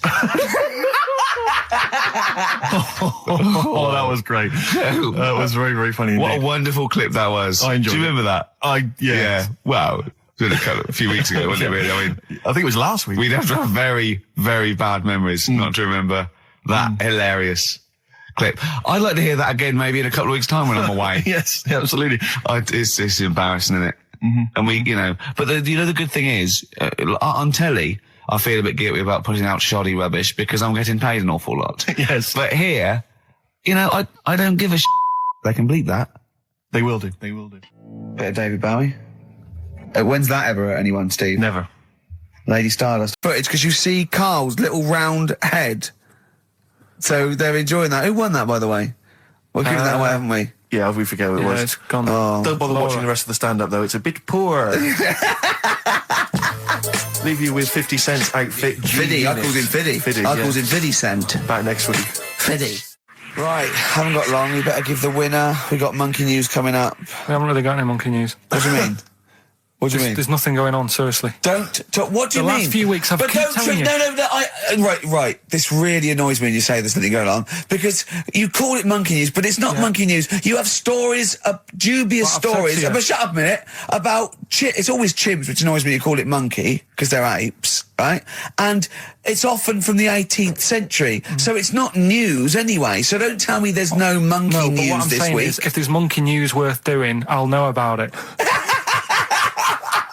And there isn't anything, Right, so let's leave it. Right, okay, you are going to give me some monkey news, Well, right, I tell you, I'm telling you, you are going to give me some monkey news, or we're not leaving. Right, well, my mum sent me some. Right. I got a little letter from her doing the usual sort of stuff, telling me what she's been up to and that. It was a little thing about somewhere in Lincolnshire or something. Right, good. Do a bit of monkey throwing. God, what do you mean? Because some fella got attacked by one once, and sort of to remember him, on this certain day, they go, oh, it was today, wasn't it? And that fella got attacked by a little monkey and that. And the, something about chucking monkeys about. That's horrible. I don't know if they're real, I think it's just like to remember. Alright. But that's the only sort of stuff that's knocking about out there. But it's not, that's not I've got my monkey mum and news. dad on it, looking all the time for stuff. There must be more monkey news than that. There isn't nothing. I mean, there's bits and pieces. There was a bit about Donna Rare, how when she has a kid, she's going to let a gorilla look after it for a week or something. But apart from that, it's dead out there. True. Well, I don't know what that means. She's well, that's it. Well, it's Apparently, not true. She's not going to let a gorilla look after a No, child. it is. Apparently, a fella works with them or something, and This is rubbish! it's not rubbish. How can she let a gorilla look after a baby for a week? Well, forget it. Sorry, have you ever heard her speak? Lou Reed, with a little help from David Bowie there in the background. Satellite of Love on XFM 104.9. I'm Ricky Gervais, with me Stephen Merchant and Karl Pilkington. Now, Steve, you know how Karl won't do anything outside his jurisdiction. He moans about stuff. Whinges He's got constantly. one job. We're doing about 5 things in the week. Always plate spinning. We just turn up and he's always available. He moans about it. He goes, oh, lucky you caught me, right? He's chatting. He just He's one of those people that, whinges enough and people think he's overworked. So he got Mondays off, right? He's just a whinger. Yeah. I haven't He got won't- Mondays off though, have I? Yeah, well, anyway, 2 hours on a Saturday. This is what the phone message he left me Wednesday on my mobile. But I just is chatting about certain things that are going on at the moment. What he does need to know. Duncan, who mentions, is my agent. And, you know, you'll understand a few other things. But this is the sort of message I get from Karl, right? Whinger. Old messages. Alright, 12:10, Wednesday. Just getting loads of people calling me all the time about Yesterday, DVD's signing for BBC London. I don't work there, but I've been dragged into that. I've got a woman on leaving a message from Talk TR going on about, do you want to go and see Pop Idol again? Right? They're just saying you and some listeners can go. So I'm sure you'll love that. I've got Jim Benner wanting you to introduce the tin buckets at the Astoria. So can you just like let Duncan know that I'm doing his job whilst he's sat on his arse with his thumb firmly up his arse? Can you let him know that I'm running around like a here sorting shit out for you? Alright, see you later. Message left So, at 12. do you know what I mean? I know, but that's the kind of phone message he's leaving. Do you remember who he was before you? But he's even annoyed that he gets a phone call. I remember he got a phone call for you to do a voiceover and didn't pass it on. You missed a voiceover. That was thousands of pounds. No, I did pass it on though. I told you. You I did. said a You said woman. someone had phoned. Yeah. That's not good enough. But who's that? Well, she didn't say, and I didn't ask. But Of it's course not my she job to do it. said. She didn't say. Rubbish. So you didn't take the number down? Just when she went, oh, can you tell Steve to call me? And you went, yeah. Yeah, well, I just thought you'd know her already. I should have known. It was a woman, so I should have known. He's having a go, you see?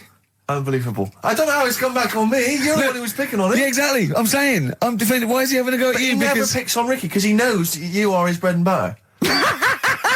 Seriously, do you know what I mean? The only reason he's got Mondays off is because you're still doing this show. Yeah. That's why he's scared of you. That's why he's like, he has a go at you on the phone, but he always picks on me because he knows, you know, I'm a pushover, I'm a nice guy.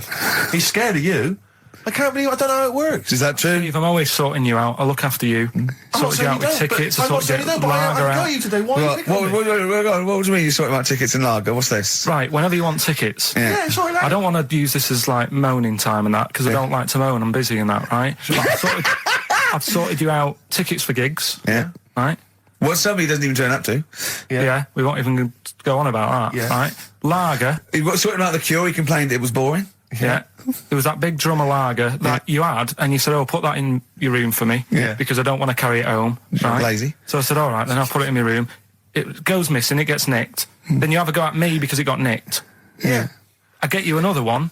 You make me carry it around town for you for half an hour. Then you say, oh, I can't be bothered taking it home. Can you take it back to work for me? Yeah. Yeah. But interestingly, this is like a year ago, so it's obviously it's still pressing on you. Oh, isn't hang it? on. And I forgot the one when we had an argument over 50p. When we went out for a coffee. You didn't want to give me 50p back that you owed me. That was the same day you'd given him about 40 quid worth of lager.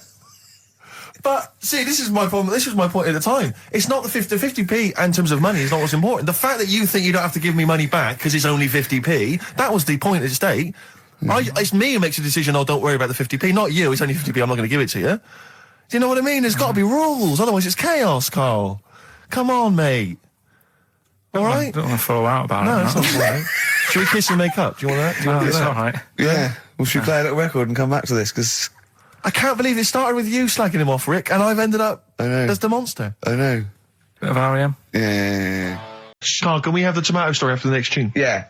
Bit of Coldplay. Yeah, love it. Yeah. Coldplay. The Scientist on XFM 104.9. Right. Competition, isn't it? No, it's Educating Ricky Part 2. Oh, is it? Yep. I wasn't even listening. He's doing all the work. I wasn't even listening. I want to spill some water down on that. Right, what's this one again then? Right. What's the teaser headline? Teaser headline is, What's Tomato with You? Brilliant. Yeah? Go on. How excited were you when you came up with that? You couldn't wait to come in and tell us, could you? I think it's a good one because you won't forget it now, will you? I mean, like the worm one. What's so special about the worm? You know, a lot of people think that if you cut a worm in half, two worms will grow, but no. What happens is if you cut the head end slightly nearer the tail than the tail will die, but the worm with the head will be okay. So, it's exploded a myth, and it taught me something. Right, so the second one, part 2 of Educating Ricky. What's Tomato with You? Yeah. What this one's about is, ages ago, It's scientific. There's never a date. There's never a country, a location. Okay, settle down, children. This is A-level history. Right. Once upon a time. Yeah. When a mental place with swords was a king, forget his name, but he was a loony. So, and it was literally ages ago. Yeah. So, good luck in the exam. Yeah. Right. So, alright, many years ago. Oh, yeah, cleared that up. Go on. They thought tomatoes were poisonous. Right? Okay. Because what Hold on, are they going to be proved wrong at the end of this story? Well, because I don't want to give away the ending, but is it something to do with are they poisonous tomatoes? No. Oh, you're having a laugh. I don't believe it. Go on. They could have been eating tomatoes all this time. Oh, Steve, what's tomato with you anyway? Okay, so hang on a minute. what's Let's just tomato with recap quickly. Many years ago, when people thought tomatoes were poisonous. Yeah. Go on, Well, they didn't know they were poisonous then because they were still eating them. But what was happening? Well, they're not. But they're not poisonous. But hang on a minute. All right, and it's not. I'm just going to listen. I'm not even going to talk. I'm not going to tackle it anymore. If you remember, years ago they didn't have like pottery plates. They had lead plates, right? What are you talking? Just let him talk. Sorry, what year is this? Let him talk. Come on. Plates made out of lead, and what they'd end up doing, they'd say, right, do you want a tomato? And they'd go, yeah, all right. And they'd put the tomato on the lead plate and cut it. And because of the acid in the tomato, right, it would sort of make the lead runny, and the lead would go into the tomato, and they'd say, oh, it's lovely this, and they'd be eating it. They'd get food poisoning, lead poisoning, what have you, and they'd be really ill. So they thought tomatoes were poisonous, so they didn't eat them for many years. And when you say they, do you mean the people of Narnia? Yeah, this didn't happen. Where was this happening? Sort of in Britain and that. You put him on the spot there. Oh, I hope there's no uppity pupils at this school when they go, what do you mean, sir? Oh, if you're gonna... Oh, I'm fed up with you. Do you understand? No. So the... No, you've got... No, right, okay, first of all, Carl, where'd you get this information from? Where did 14 I get times that? as well? Do you know... You can't remember? I don't know where I got that from. I don't know where I got it from. But why don't you think that makes sense? But what? Someone once got lead poisoning from a tomato? Not just one, loads, and then all of a sudden... No. Why is this educating me? Because I'm telling you that tomatoes... I can't take anything away from this. I don't know what to take away from this. What have I learned? Don't mix lead with tomatoes. Why is this educational in any shape or form? What are you telling me? A long time ago in the land of Glunk, right, where the ninnies did slib, right, they thought tomatoes were poisonous because they ate plates of lead. What are you talking about? Yeah, but we all know tomatoes aren't poisonous. Is that what we're taking from the story? Is that the moral of the story? Don't believe these people that I'd never heard of before. What are you talking about, Carl? I think it's a bit weird. It's a bit weird, yeah. It's the same people that were spreading those malicious worm rumours. My hangover's coming back. I've got to get some water. Play a record that was rubbish. I tell you something I do know. Go on. Right? But I can't really get a question out of it. Go on, just tell us.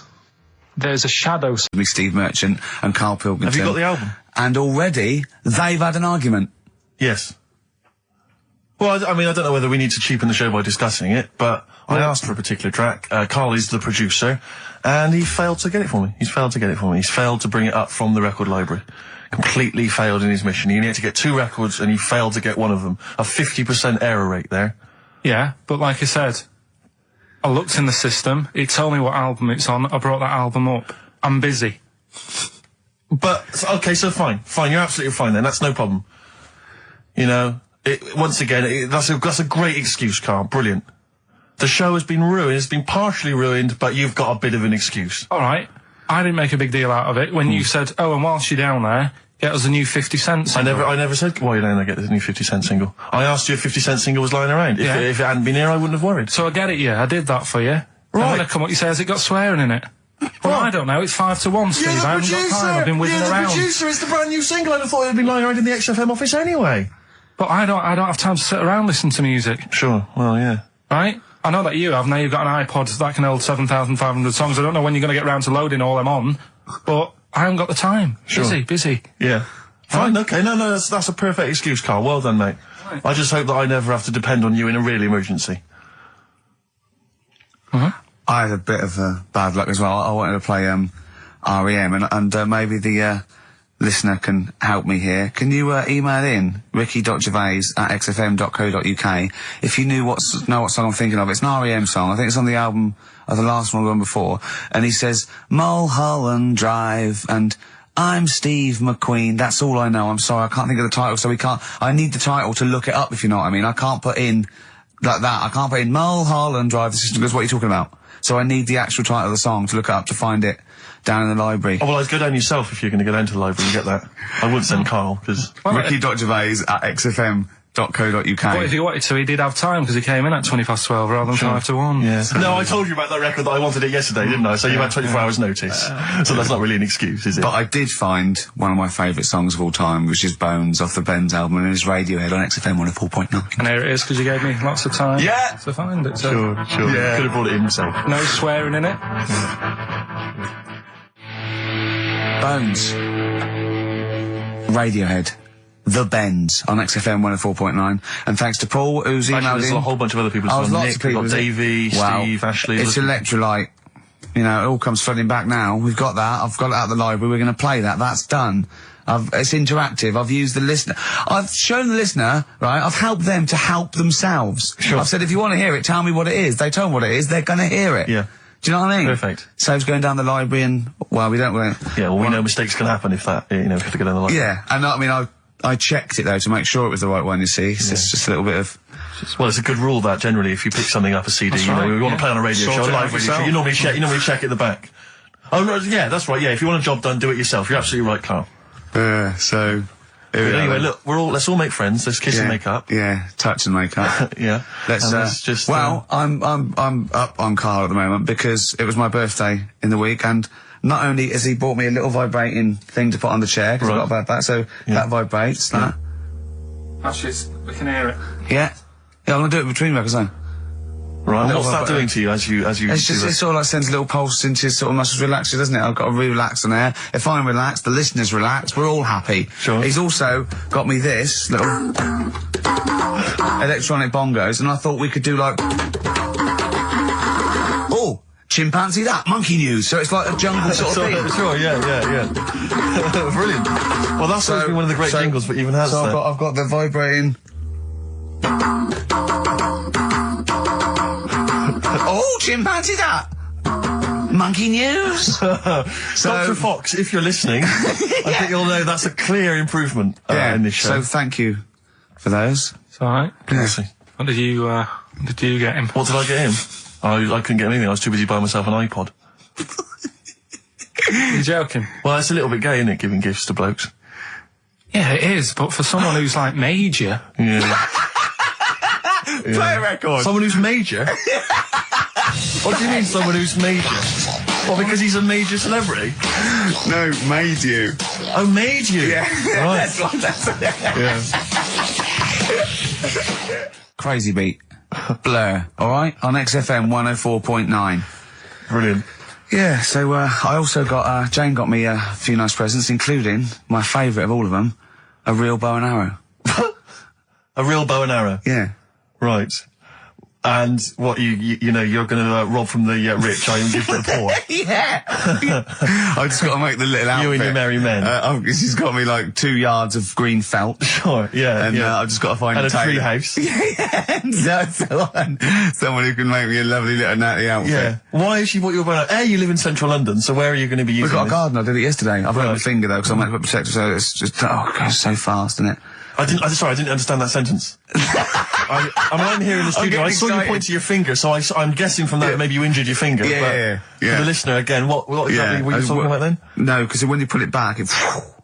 Okay. So... And do you have a target? What do you use as a target? I've got a big cardboard box flat on it, down a tree. Right. I go, oh, it's brilliant. Sure. I'm getting a bit excited thinking about it. Yeah, no, indeed. Because when I make that outfit, I'm going to be running round. Yeah. Yeah. So, and do you have a picture, like a face maybe on the target, like Osama bin Laden, something like that? Yeah. Sure. No, it just says, this way up, fragile. Right, okay. I forget what came in it. But, you know, it's good fun, isn't it, Carl? Bow and arrow, isn't it? Brilliant. Yeah? Would you like a little bow and arrow? Yeah, it's alright. Yeah. I forced out a rifle as a kid. Did you? Yeah. A real one? Yeah, just shooting cans and stuff. Yeah. It's alright. So. Well, a wonderful anecdote. Well, I went out with a drink with Carl in the week, and we went to a restaurant, didn't we, Carl? It's a good night. And we sat there, and next to me, when Carl came, next to me was, what's his name? Ross Kemp. And he was sitting there, and I saw Carl, and I tapped him on the shoulder, Ross Kemp on the shoulder, and I pointed to Carl and him, and I said, it's nice to see you two back together again. Nice. And Carl was horrified. But Karl didn't know that I'd already spoken to him before Karl arrived. Yeah, so I thought it was okay. I thought I could break the ice because I'd met him before. Sure. So he just thought I was insulting him. And in the week we were talking about his little head, weren't we, Karl? And Karl suddenly stopped the conversation and said, if I had hair, what would we be talking about now? I think he'd had enough of everyone talking about it. And he looked good though. It's a special little do. He had it sort of, cropped a little bit more. I like it when he's just freshly had it done. Mm. Do you like? Yeah. Has that ever happened to you, Steve? If you're somewhere, say if you sat somewhere, does someone sort of, is he anyone else who you look like, or would you say you're a bit of a one-off? I love these two. But to be fair, to be fair, he seems to be having to go at me an awful lot more than I do at him now. I mean, he just starts it. He starts it out of nowhere. I think his is sort of a get back for the way you treat him as a producer, not. But he's not a producer. If he produced the show, I wouldn't have a reason to criticise. But I think this is it. But seriously, I mean, it really winds me up now because, it started as a joke, but now it's abuse. Yeah. He got annoyed at Heat because it said Karl, producer, well, not so much a producer as just a bald mank. And he went, can they say that? Yeah. Can they say that? See, that's a magazine, an independent publication that's identified what exactly it is you do. Yeah. There we go then. Go on, bring it on, because here we go. He's looking at me. I know he's thinking. I can hear the cogs I'm not thinking anything. It's vicious. No, that is true. Never a true word. Play a record. Now then, I heard this on VH1 in the week, and I have not been able to get it out of my head, and I really kind of want to get it in everyone else's mind now so they understand the pain I've been going through. Miss You by the Rolling Stones. I hope that's now embedded in your brain and you can ruin a week by having to sing that constantly, irritating people in shops and everywhere you go. Miss You by the Rolling Stones. Good track. Good track.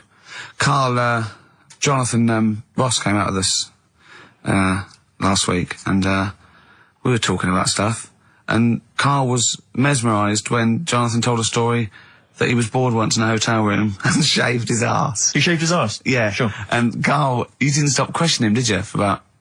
I just wondered, at what point do you sort of say, oh, this is getting on my nerves? Do you know what I mean? Yeah. It's way too long, tugging it in his socks or whatever. Yeah. But it's not, I mean, it is boring in hotel rooms, because I told you before about when I was in Edinburgh, and I had nothing to do, there was nothing on the telly, and you've eaten the shortbread biscuits, and so that's when I read the phone book to see how many... That's when you read the phone book? Well, to see how many Macs were in Scotland, Macintosh, Sure. Yeah. and it was 42 pages. Yeah. Jonathan, I don't know if he'd already done that. Yeah. And, he said he shaved his arse. Now, when we say shaved his arse... Not his cheeks, his... Oh, all of it? Yeah, all of it. Did he say that? Well, I think that's... But other than the cheeks, there's not much left, is there? Then we got to the fact that me and Jonathan, if we pooled our wealth... we could have shaved Karl's arse for £1,000. Right. And he said, yeah, for £1,000 you can shave my arse. Suzanne said, can I say this bit? Your girlfriend said what, Karl? She was annoyed. She says, well, I'm not allowed to go there. Why is anyone else? And of course the whole table stopped and leant in and said, what? He doesn't like me touching him there. I went, what do you mean? This is too much information. It was too much information. I like the fact that you've had this conversation with her. I like the idea that she touched your arse once and you went, woo, hands off. Yeah. I love you, but keep your hands away from the arse. Do you know why he said he's talking about the most intimate part of the arse, the middle arse he's talking about, and I said, why? He went, it's a bit gay, innit? I said, how can a girl touching it be a bit gay? If you stood behind it could be anyone, doesn't it?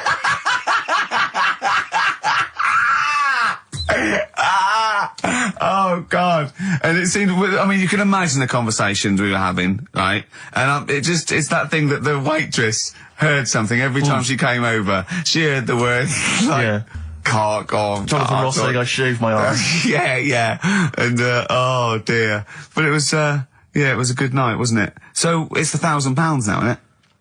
But presumably you give Suzanne half anyway, so everyone will be happy. You've used the arse to best effect. She's got half out of it, so she's made as much out of your arse as you have, in a sense. Me and Jonathan are happy. Yeah, but to be fair, it's his arse on the line.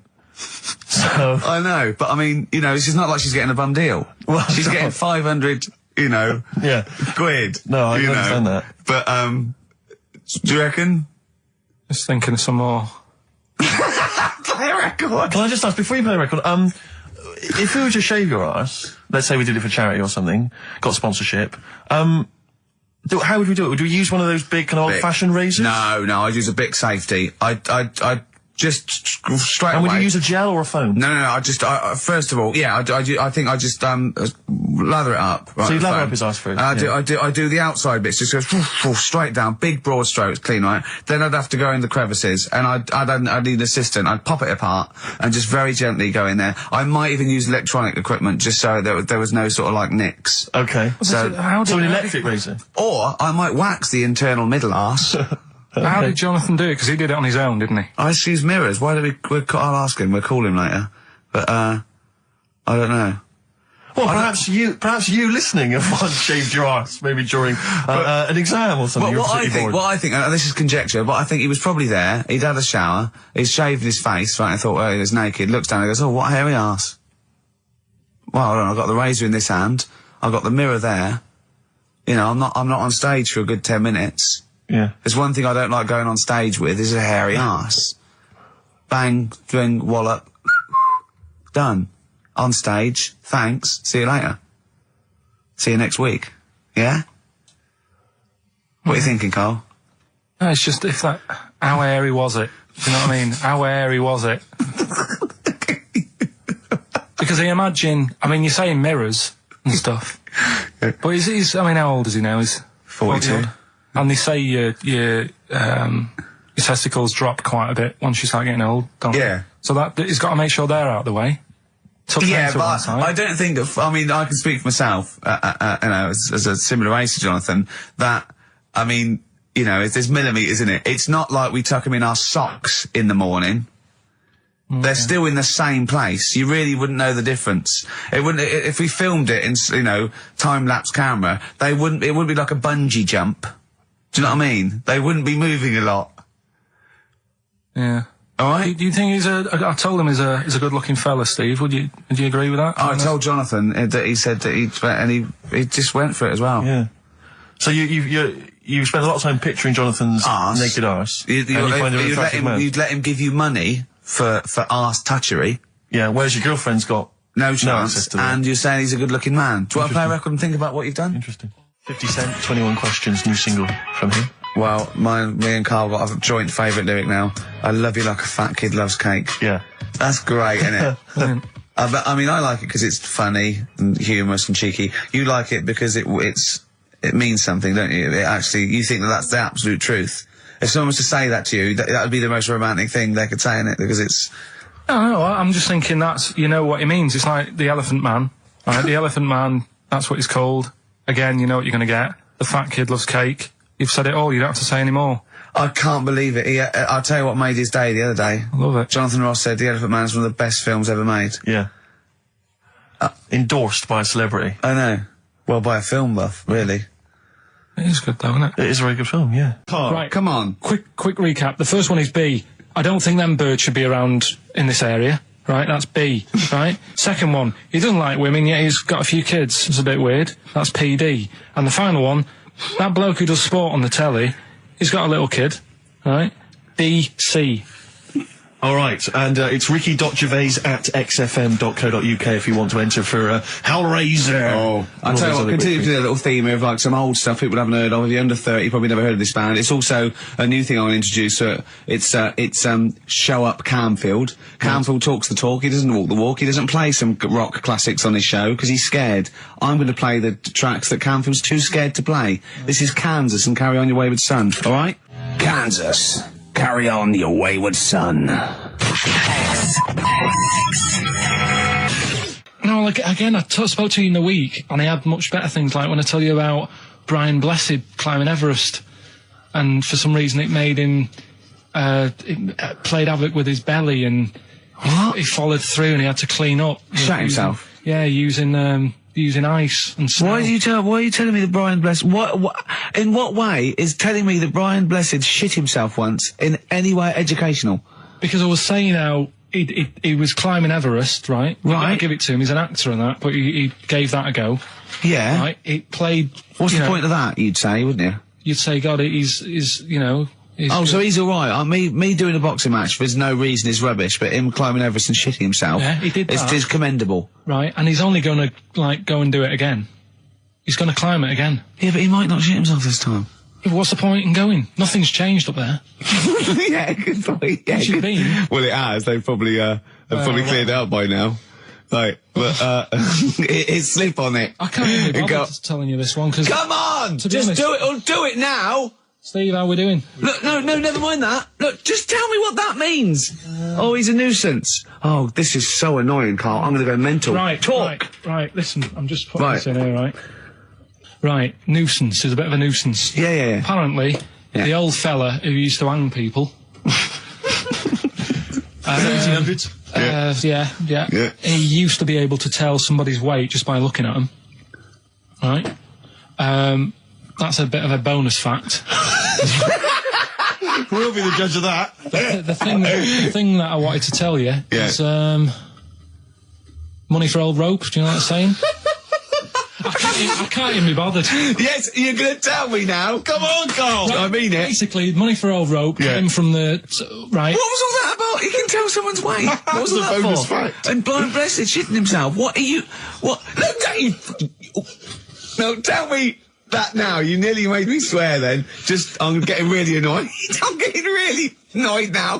Tell me this back, Carl, or I'm going to go mental. Come on, Carl, time's running out. More that people, years ago, when people used to be hung, right? Right. If you didn't like the person who's been hung, you'd go, God, I really don't like him. And so you never forget the time. Because even if they're being hung, we take that as read. Yeah. So they never forget afterwards to get the hangman to get the rope and to cut it up into little pieces, and he'd sell them. He'd sell the little pieces of rope to people.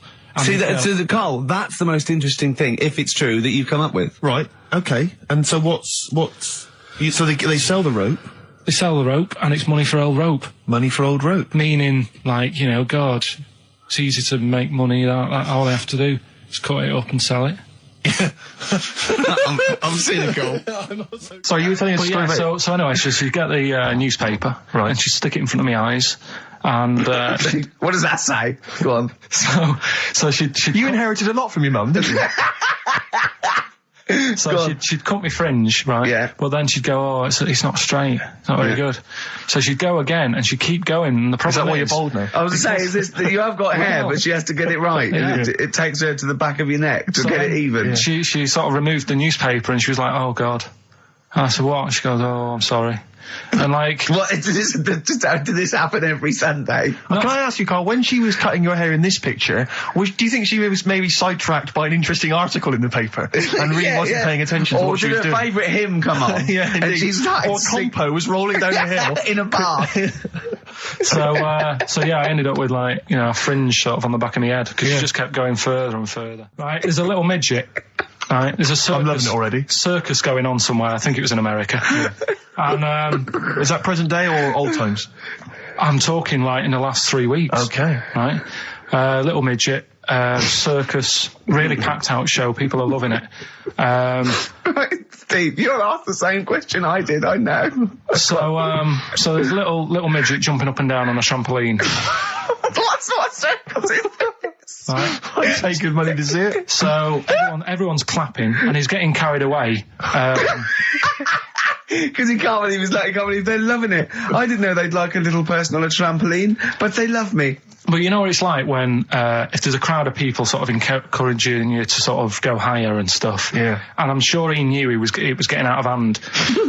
But he was jumping, and he was coming down the road going, higher, and he's going really high in the air, right? So he's doing this, crowd are clapping. There's a hippo, right, just sat next to the trampoline, getting ready to come on and do his act. Oh, right, I thought he was in the audience. There's a hippo getting ready to do his act, Steve. Yeah. So he's a ventriloquist. What do you mean he's sitting by the trampoline waiting to do his act? Because why does he sit in the dressing room and they go, 5 minutes? Mr. Muss. 5 minutes, Mr. Muss. So anyway, right? So the hippo's there. He's getting annoyed, is he? Because the midget's He's going, how can I follow this? This is really annoying. They're going to be, no. So he's thinking, he's already done the trampoline, my pogo stick out, he's never going to work. Yeah, go on. So there's a hippo waiting. See, it's a great story, and I just know he embellishes it, or it gets slightly wrong. Go on. So there's a midget jumping up and down, the hippo's getting annoyed. The crowd are going mad, the midget's loving it, can't believe his luck. Although you think, he probably knows he's dicing with danger. Yeah. So, next thing you know, they're all saying hi. He gives it one big, heavy sort of landing on the trampoline, goes really high, but goes off at a funny angle. Oh. Hypotenuse. Okay. Yeah. And sort of flies up. Hypotenuse! Sure. Flies off at a funny angle. Oh, dear. Hippo's there, swallows him whole. Crowd are clapping, thinking that's why the hippo was waiting there. Rubbish.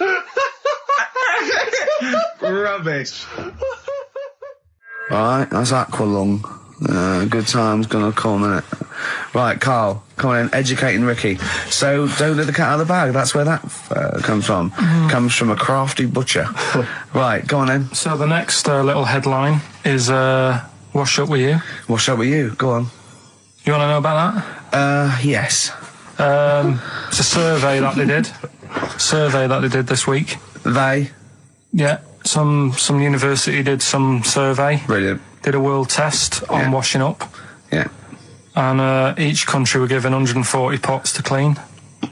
Brits were the quickest. Yeah.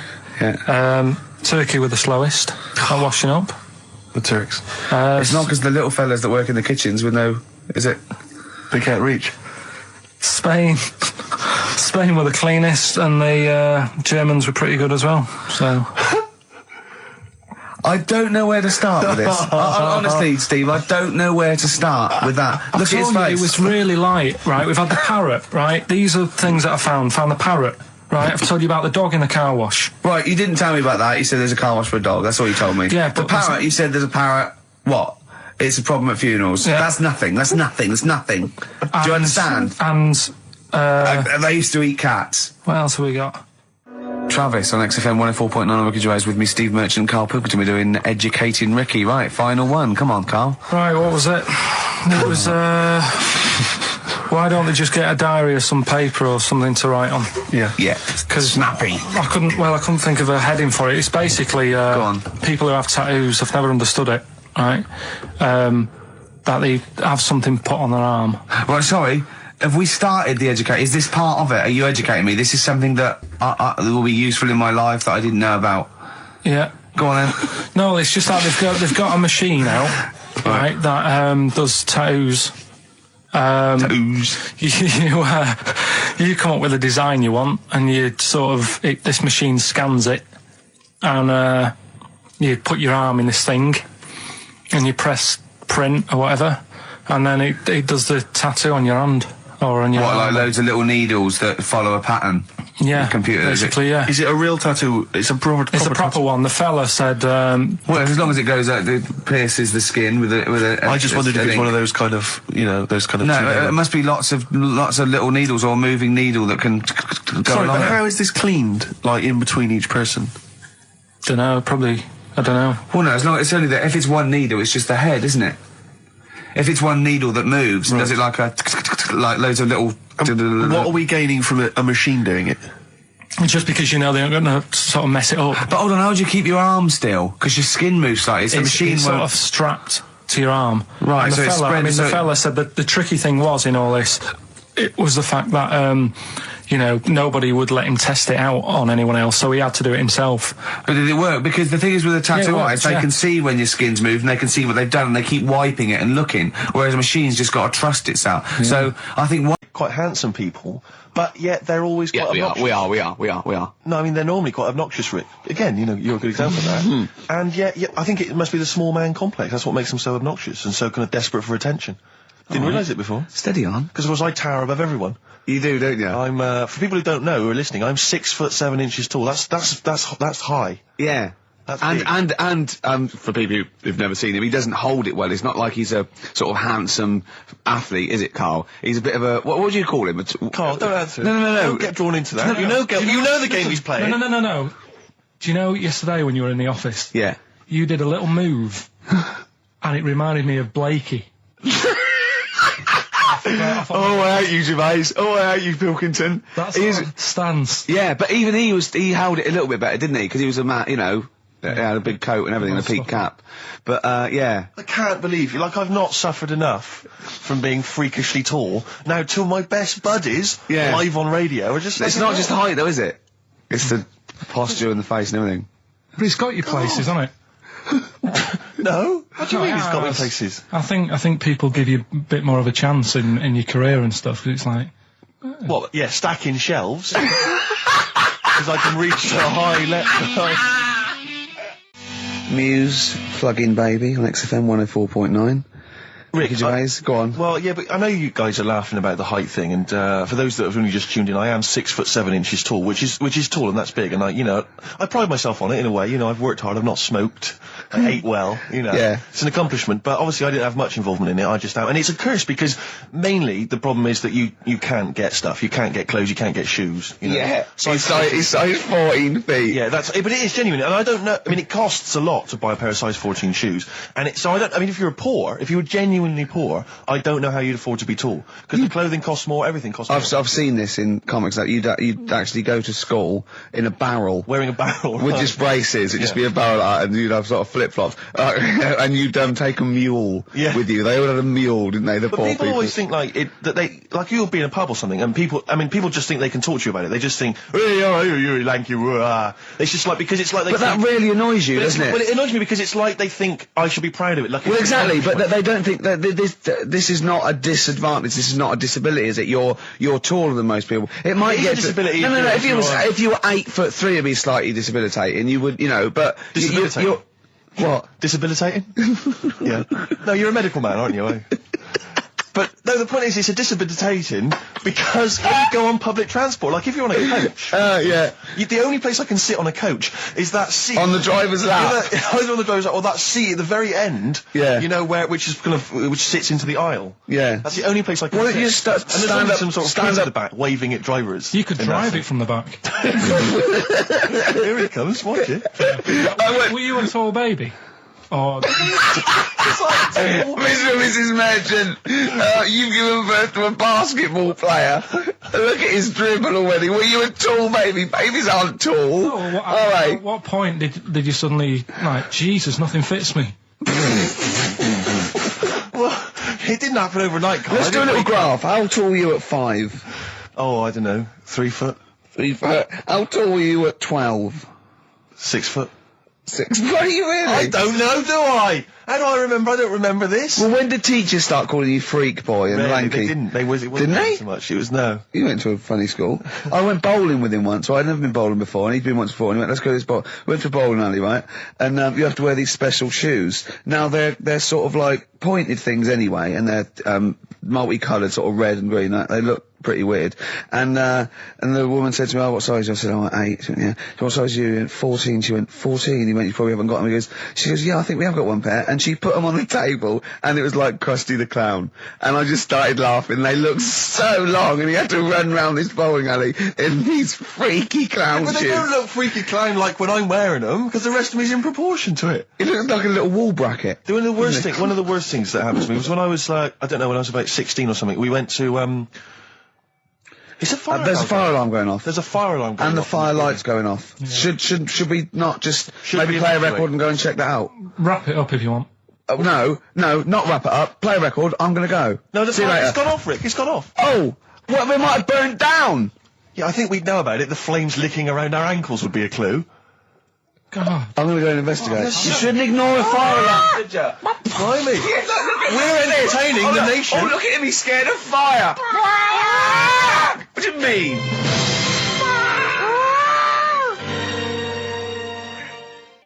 The Lars, and there she goes. What a great start to a show.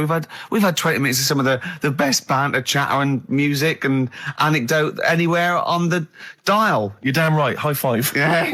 Sweet, man, sweet. Oh, what are we talking about? Well, I love that track. It's lovely. They've got a bit of the Liverpool gene, Paul, haven't they? That sort of doddy. You know what I mean? I like the Scouse sort of look. You know, the Cilla Black and the Stan Boardman. Yeah, it's particularly unique to Liverpool. It's sort of happy in teeth and ears. And it's happy in teeth and ears. Yeah. Oh, brilliant description. Yeah. Happy in teeth and ears. Yeah, that's just 3 of my friends. Yeah. Now, we've got a great track lined up, haven't we, Carl, that I brought in? Simon and Garfunkel. Now, I'm not ashamed. As you know, me and Steve aren't worried about being part of a trend or you know, being trendy or jumping on about it. Steve particularly doesn't worry about, like, looking good or, No, I'm saying, as a compliment, he doesn't worry about walking along like that or, you know, I'm looking good. No. But I'm saying you don't mind the insults freak boy or goggle eye or... swore off a duck's back, mate. Do you know what I mean? Or a new phrase that's been coined because of Steve's face, walk off a frog's back. Who's saying that? Just a lot of friends and that. But I mean... my friends? Yeah, a lot of the people. Can you name names or? I can't really. Big promises you can't. I can't. I can't really. Anyone up. I think it's the Kagol. Looks good. It does look good. It's waterproof, Rick, and it's also stylish. I wear nothing underneath, so it's tight to the skin. It gets sticky in damp weather. Is that why you sort of rustle? Sexy. But what's all the? Is there abuse? What's this? No. They just say. Because I'm a pretty trendy guy, but I, as you say, I cut my own trend. You know, I make my own style. Oh, dear. So just go back to insults briefly. Go on. You know, saying.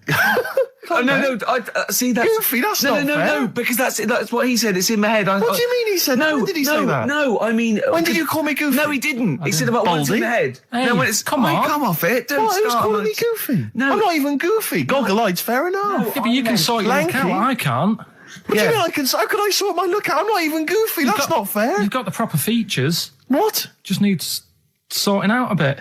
I can't help it if my hair's not good.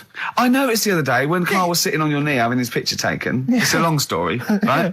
He's got a completely spherical head. It's slightly too small. I'm not being funny because, I mean, you know, I'm not perfect.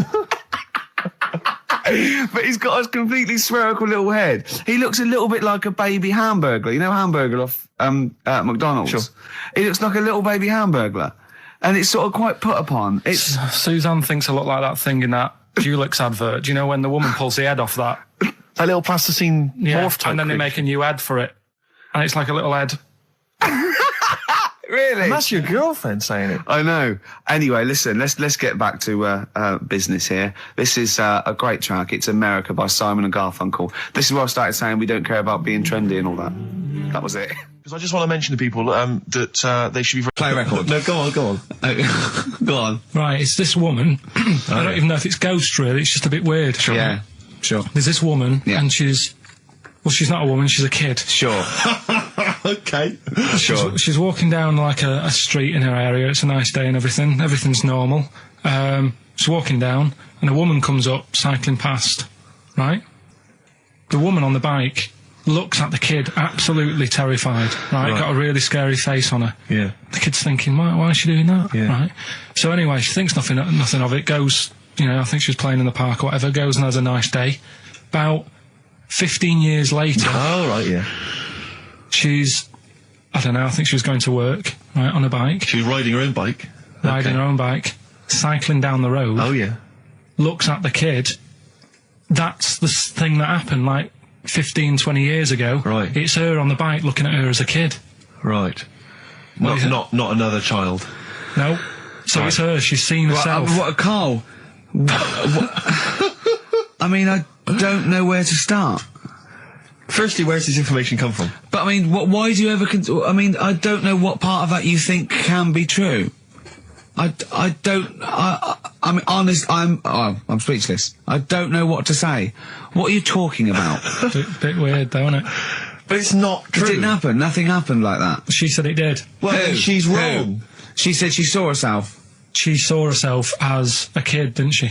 Did she carry on riding and as an adult when she was a kid. Did she stop and talk to herself, or did she ride on by and think that's a bit weird? There's me as an 8-year-old. I won't stop. I'll be late for work. Yeah. If I'm late again, the boss said he'd be in trouble. Yeah. Oh. Well, and where is this information? Did it happen to someone you know? No. You overheard it on the bus? No, it was in the 14 Times. We've had a lot of emails saying, could you bring back White Van Karl? Oh, yeah. Which is that section of the show where we ask the questions that the Sun asks someone various else. Random punters Yeah. Of Karl. But sadly, recently, they've got very politicised and very kind of, basically a little bit depressing. So there's not really anything appropriate. But I have trawled the papers looking for other questions posed in other sections of the Sun. Good idea. I was just looking here at the Dear Deirdre section, which is the sort of problem page. I don't know what your views are on this. I'd love to see Karl. Oh, God, can we get him a job? As Just ask... Oh, my God, that would be amazing. Right? Well, here's one. I'd like to see your view on this, Karl. I'm a happily married 42-year-old woman with 4 kids, yet I've developed a huge crush on pop star Darius Dinesh. Yeah. It sent my hormone levels through the roof, and last night I woke my husband up at 4 a.m. for sex. We've been married for 20 years and he can't believe his luck. Recently I've been having... I want to go to I'll stop you there. Why are you telling me? Right, carry on. Sorry. Recently, I've been having erotic thoughts about Darius morning, noon and night. Yeah. I haven't felt like this since I was a teenager and mad about Donny Osmond. My husband is amazed at the change in me. We had sex twice last night and again this morning. Again? Why are you telling me this? Yeah, go on. He's just boasting. This is not a problem. It's not a problem. What's the problem? No problem. Just wanted to tell someone. Thanks very much. I watched Darius on TV last night, and when my husband came home, I dragged him into the kitchen and we made mad, passionate love. Right, they've done it. They did it then, twice last night, once this morning. That's 4 times. 5 times she's mentioned it so far. Yeah. She's doing all right. My husband. This is a great bit. My husband thinks it might be his new moustache. Or that I'm going through the menopause, but I know You were thinking of growing a moustache? I was thinking of changing it up with the ladies? I love the idea. That's what he thinks it is. He's telling his mates in the pub. You should grow mad with to me. these. Grow The with old these, Tom right? Selleck. 5 times in the last 24 hours. Hooray for sexy Darius. So, what do you make of that then? What are your views on that? Hold on though, if that bloke is reading that paper, that narrows it down It's a gotta bit. be, yeah. Who else did he know? His wife likes Darius, he's had sex 5 times that night, and he grew a new moustache. He's thinking, I wonder if that's me. Maureen. Yeah, go on. But what's your concern? Because I'll tell you what her problem is. She's worried that, the reason that she's now kind of overly excited and she's having this great sex with her husband is because she's actually fantasising about someone completely different, younger. She's having these wayward thoughts, isn't she? She's a bit concerned about that. What's your concern? What are your thoughts? I reckon she's going to start shoplifting soon and coming out in hot flushes. Go on. Just, they're both happy, aren't they? He's getting what he wants. She's happy. I'd say, yeah, whatever, get on with it. Do you think that she should confess? She wants to be honest with him. I wouldn't, because not that many fellas like Darius. Right. So, if you're sort of thinking, oh, she'd rather have him than me, I don't What do you think Darius would think of this? He'd probably be happy with that. I mean, What would you do if you got loads of phone calls, right, from women going, Karl, whenever you're on the radio, I just have to do it. I just have to do it. Your voice makes me... I'd say, right, well, it's alright. I'd be happy with that. Would you? Yeah. I mean, just in case anyone is doing that. What would you do to sort of like egg them on a little bit to help them out? What do you think? What sexy things would you say? What do you think is your quality? What do you think people would find, pretty horny about you? Is it your sort of mank wine, do you think, that? It's the best of. You've been voting in all week, sending your emails. So here's the clips that you wanted. Alright, so, here's the first bit. Yeah. Some doctor or something who was into, like, the way bodies work, they got their head cut off. Who did? The doctor? Yeah, he was doing a bit of an experiment. And he cut his own head off? Yeah. Okay. And it was about, he said, when my head's in the basket, I'm going to blink my eyes. Right. Okay, sorry, hang on, let him finish. And, so the doctor has chopped his own head off, and he's told everyone, I'm going to blink my eyes to prove that he's in the basket, and he goes like, right, I'm going to blink my eyes about, as many times as I can. So quick, count them. And they count, and he got to like 15 before he Right, died. now this is how Karl told me that. Till Nick Frost explained that, Karl told me, he said, right, well, a bloke, right, he had his head cut off, and when his head was in the basket, he went, count how many times I can blink. And I went, well, that's rubbish. He went, no. And Nick went, well, no, he actually said, when my head's in the basket. He went, and Karl went, all right. I said, Karl, do you know the subtle difference? Do you see the subtle difference? I have to say, though, guys, I still don't really understand what went on there. You've both lost me. The story is that a bloke who'd been found doing, You mean that Carl just explained it and that was a clear version? Because I still don't know what you're talking about, Carl. Well, this bloke had his head cut off for experiments against God. He was a doctor in the, in olden times. Yeah. And when they cut his head off... Why did they cut his head off? Because it was... he was crimes executed. against... Exactly, he was executed, yeah. And he said to his assistant, when my head's in the basket, I'm going to blink, count how many times I blink and write it down as an experiment, right? Carl told it to me, like, his head was cut off and he went in the basket. And when his head was in the basket, he looked up and said, count how many times I blink. Yeah. I love that. I love the difference in that story. Yeah. Both rubbish, but, one's possible and one isn't. You believe anything that you're told except when we tell you the truth. What?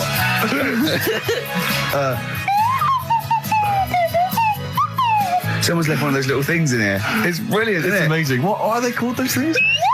I imagine just there, I was thinking of being in the front row at a Morrissey concert and going, can I just play along? They are brilliant. I don't know what kind of sound that is. I don't know. It's only used for when Kenneth Williams yeah, exactly. sees someone undressing. Yeah. That's the only time that is used, that noise. Exactly. That is But brilliant. it's like it was specially created for the Carry On films. Yeah, we need... I don't know what it is, but we need something when I walk in and see someone changing. Well, what about this? There is a Light That Never Goes Out by the Smiths. I phoned Carl up in the week, yeah, and I said, what are you doing? He went, well, even though it's one of my days off, I'm just doing some research on the web. Found anything and said, yeah, I'm doing science. And then he said, you can get wigs for dogs in Tokyo. That's his scientific fact. And I went, what do you mean? Dogs, if they need a wig? I said, if they need a wig, what? Dogs going bald? And he went, like, this is fine to him. He went, it's a stressful city, Tokyo. The world's all right with Carl. He's always got an explanation. I've only ever seen him confused once. When in Edinburgh, he looked out of his window one day and he saw a bloke putting a parking ticket on some rubbish. Yeah. And that genuinely confused him. Yeah. He couldn't work out, could you? It's a bit weird, isn't it? And the woman breastfeeding her 8-year-old child, you didn't like, did you? I don't like that. But the what's the name? Animals with wigs. I kind of thought, after I put the phone down to you, I kind of thought about it, thought, yeah, it's a bit daft, that. Are you sure he's not the ageing pop group? No. The Animals? But when you think, have you ever seen, like, a bald pet? No. It's weird. What do you mean? Because my mum, we had a cat, we used to get through loads of cats because we lived on a... Oh, God, it started early today, isn't it? What do you mean? It's only 10 past one. Because What are you doing? Running a restaurant? We lived on... Oh, God, what do you mean? No, we lived on, like, a main road. Oh, yeah. Right? So Yeah. we used to get through a lot of them. My dad It was kept their saying, risk. stop wasting money, it's not Stop good. wasting money, not wasting cats. Right, so anyway, we had this cat that was ill all the time. And It's just bag of news, probably. Yeah, malingerer. Yeah, I'm terrified. I'm going to which house? Rome. Oh, God, bloody hell. Rome. Don't let me go to the Pilkingtons. and it, for some reason, it kept being sick all the time. Right? Yeah, that is news. That's definitely news. So my mum kind of thought, I've had enough of this, and she shaved it. Whoa. Whoa. Now, I know you're not vets in your family, but what correlation did your mum think there was between you being sick and shaving it? Because it kept being sick, and it was a pain to wash, because it kept getting So caught she up. wanted a dry wipe cat. So Why didn't she just varnish it? What? it's weird. It's weird, though. So now he's cold and sick. No, but not all of it. She left sort of the back half, but sort of from its waist, sort of. I love that. Shave it because it's sick on itself. And That is it was the genius. weirdest looking thing. I mean, normally I like cats. I'm always like giving yours a stroke on the head and that. Yeah. But as soon as she did that, it was like, oh, Yeah. can't touch it. And then So now it's sick, cold, and hated. Yeah. Carl. It must have, I mean, the other cats must have been taking the mick out of it constantly. It's just making things worse. Did it get, I'm hoping that it got run over and was put out of its misery. no, I think it got all right, that one. Or is that the? Yeah, it did get run over. They did. Oh, God. Oh, dear. How many cats do you say you've got through? I'd say whilst I was living at home, I mean, it's still on the increase even though I'm not there. So whilst I was there, probably 5. God. Wow. Oh. Yeah. And were you upset each time, or you just got used to it? It's one of them things, isn't it? Like I've said before, when you first see something, it's a bit of a shock. Do you know what I mean? It's like the Elephant Man or whatever. Yeah. First time you see him, it's that sort of, oh, look at that. Do you remember the first time you saw Steve? No, I'm not being funny. Do you remember the first? Yeah, but I've said this before. It's always, then you get used to how people look and you don't... No. I'm going to burst. You went to Lanzarote. Yeah. People said don't go to Lanzarote. They told you it was Lanzarote. They told you, were they right or wrong? You were right, yeah. Really? Yeah, it's a bit ropey, yeah. Is it? Why? Just, out there. If it wasn't for the volcano they had, it'd been knackered. That's their big draw, is it? That's it, basically. That's all they've got going for them. When you landed, was it really hot? Were you quite excited? You were thinking this is okay? It was warm. It's we can't complain about the weather. The weather was all right. Sure. You know what I mean? That's what I went for. But it'd be nice if there just was something else. Yeah. What did you do all day then? Did you read your ritual book? No, I didn't read that. I read that book. Do you know the book that I bought and all the chapters were messed up? Oh yeah. I bought a better version of that. All right. And I read that. Excellent. And then did it make more sense in order? Yeah, a lot easier to follow. Yeah. And then we went and had a look at the volcanoes and that. They've got 36 of them to look at. How many did you look at before you realised that pretty much you've seen one volcano, you've seen them all? Probably about 6 or 7. Really? Yeah. And then when you got to the 8th, you thought, now I know what this is going to be, Suzanne. This is going to be like a mountain with a hole in the top. Yeah. Really? But it happened years ago as well. It's like, just keep a couple, fill the rest in, tidy it up. Fill the rest in? Yeah, no. Well, getting some builders. No, seriously though. Okay, 4 million tons of concrete, please. They're an absolute death trap. Yeah, what do you mean fill them in? Do you know what a volcano is? It's just a hole, isn't it? That's happened. Well, it's more than the hole. It's more a portal to the magma in the centre of the earth. Back in 1730 it happened, and they still haven't sorted it out. Well, when you say it happened, volcanoes were made a lot longer ago than 1730. No, but the one that did Lanzarote in. Right. Sort it out. What would you suggest? Well, how can they fill it in? It's joined. It's all joined. No, but what I'm saying is, the big plates of the earth are all joined. All the magma's joined. With the trade centre thing, that happened. They cleaned it up, sorted it out. They've moved on. That's what I'm saying. Whereas Lanzarote have just gone, leave it. It happened back in 1730. You misunderstand me. How, in the name of God, can you fill in a volcano? You ignorant twit. No, but it's not just the holes. They've actually left the lava everywhere. That's what I mean. It's not just the big holes. There's lava everywhere. But it's molten rock. They can't just pick it up like they're like a carpet. Put it in the holes. The holes are there ready. Just push it all in. That's what I'm saying. Do you know what a fable is? I've got a rough idea. Okay, it's a thing that uses sort of metaphor, analogy, just to explain sort of morals. I mean, they're very old for a start, and it's all. I'll give you an example of one. A quick one. Oh, the one about the dog with 2 bones. He goes to a dog's got a bone. He sees a reflection in the lake, and he thinks, "Oh, that dog's got a nice bone. I'll have that." And as he goes to get that one in the reflection, he drops the one he's got, and that's one about I think I was told one when I was younger. Go on. I think it was one. This young lad, he's got a dog, right, and he's about 8 years old, and this dog, he's had it since he was about 4, and it's a bit tired now, and he chucks sticks for it, and it doesn't go for it. And he's saying to his mum, "Oh, I want a new dog because this one's useless. It doesn't do it doesn't have any fun with me." So they say, "Oh no, but Rover's a good little dog. You should look after it." And he's like, "Oh, I don't like it. I want a new one." So they buy him a new puppy, and it's running around, yapping about, and he's loving it, and he's playing around with it in the grass. And then one day he goes to the park and he's messing about and rolling about with it, and he falls into the lake, right? And the little puppy's like yapping at him, and he's going, help me, the little dog's yapping. And then the old dog comes and gets his collar, and it pulls him out of the lake. And he goes, "Oh, God, why did I forget about you? You're the better dog." And he loved that one again rather than the puppy. I got a feeling that was Lassie. Well, yeah, that was an episode of Lassie. What's the moral? What's the moral there, Carl? What's that telling? What's that explaining through analogy? Sort of, don't forget the old. So, Look after old people. I remember there was one I heard once about a young boy who got trapped in a lake inside a cage. But he loved his trainers so much. He wasn't going to get them wet. But even though he had to get out there, and even though he thought that was the important thing because it's material value, he actually drowned, and the trainers were no good to him then. Out of time by Blur. Luckily, we're not out of time.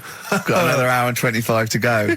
So it's not over yet on XFM 104.9. I'm Ricky Gervais, with me Steve Merchant and Karl Pilkington. We've had quite a lot of emails, as ever. I should just say, because we're very lazy. It's a much listened to show. We're very lazy people, and we rarely reply or read out the emails. But I never read the emails. Absolutely. So I rely, if I haven't replied to them, or my mail, Steve opens my mail and reads my emails. So if I haven't replied, it's just because he hasn't passed it on to me. Yeah. Okay. But I haven't passed it on to you because I know you'll never reply. Sure. So, I'm just cutting out that. But I just want to say thanks for the emails. We do read some of them, and we do appreciate the fact people send in jokes. I appreciate it. I love it. We've don't have to do anything towards it. Sure, we had an email from Jack. He just said he missed the last 2 weeks' shows. Has he missed anything? Not really. No, it's the same stuff. I think last week Carl was having a go at Chinese people not aging well. He had a go at the gays, and he came up with a ludicrous story about a monkey that was impossible. Yeah, exactly. So I don't think Jack's missed much. No. Go on. No. We've just had an email from the Pringles people. Oh, right. Good, because it's finally started to happen. I hear these stories about people given cars and Armani suits and trips abroad, and we haven't had no. But finally, people are starting to, realise what we're doing, our impact on society, and we've got a whole box of Pringles sent to us. Not on those little tubes, the proper tubes, the foot-long tubes. Yeah. So.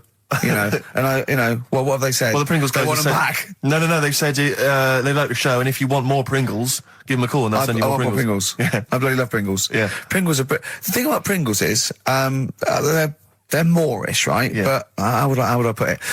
The sort of thing when I open them, and by that when I pop, right? Yeah, I have to eat the. Well, okay, I'm gonna put this. When I pop, I can't stop. What do you mean? I don't. Well, when I pop them open, I can't stop eating them. Right, open. when you pop, you can't stop. Yeah.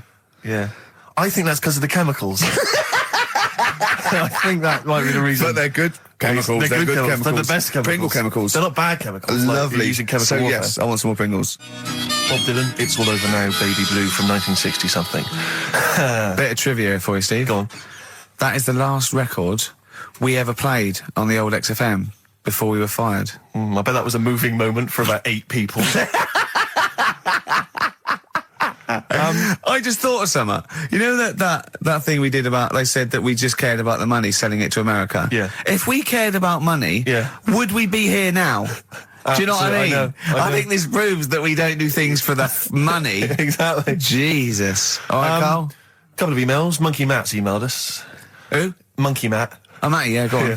He says... How's the Monster? He's all right. He says, Carl has missed a cracking headline from The Sport.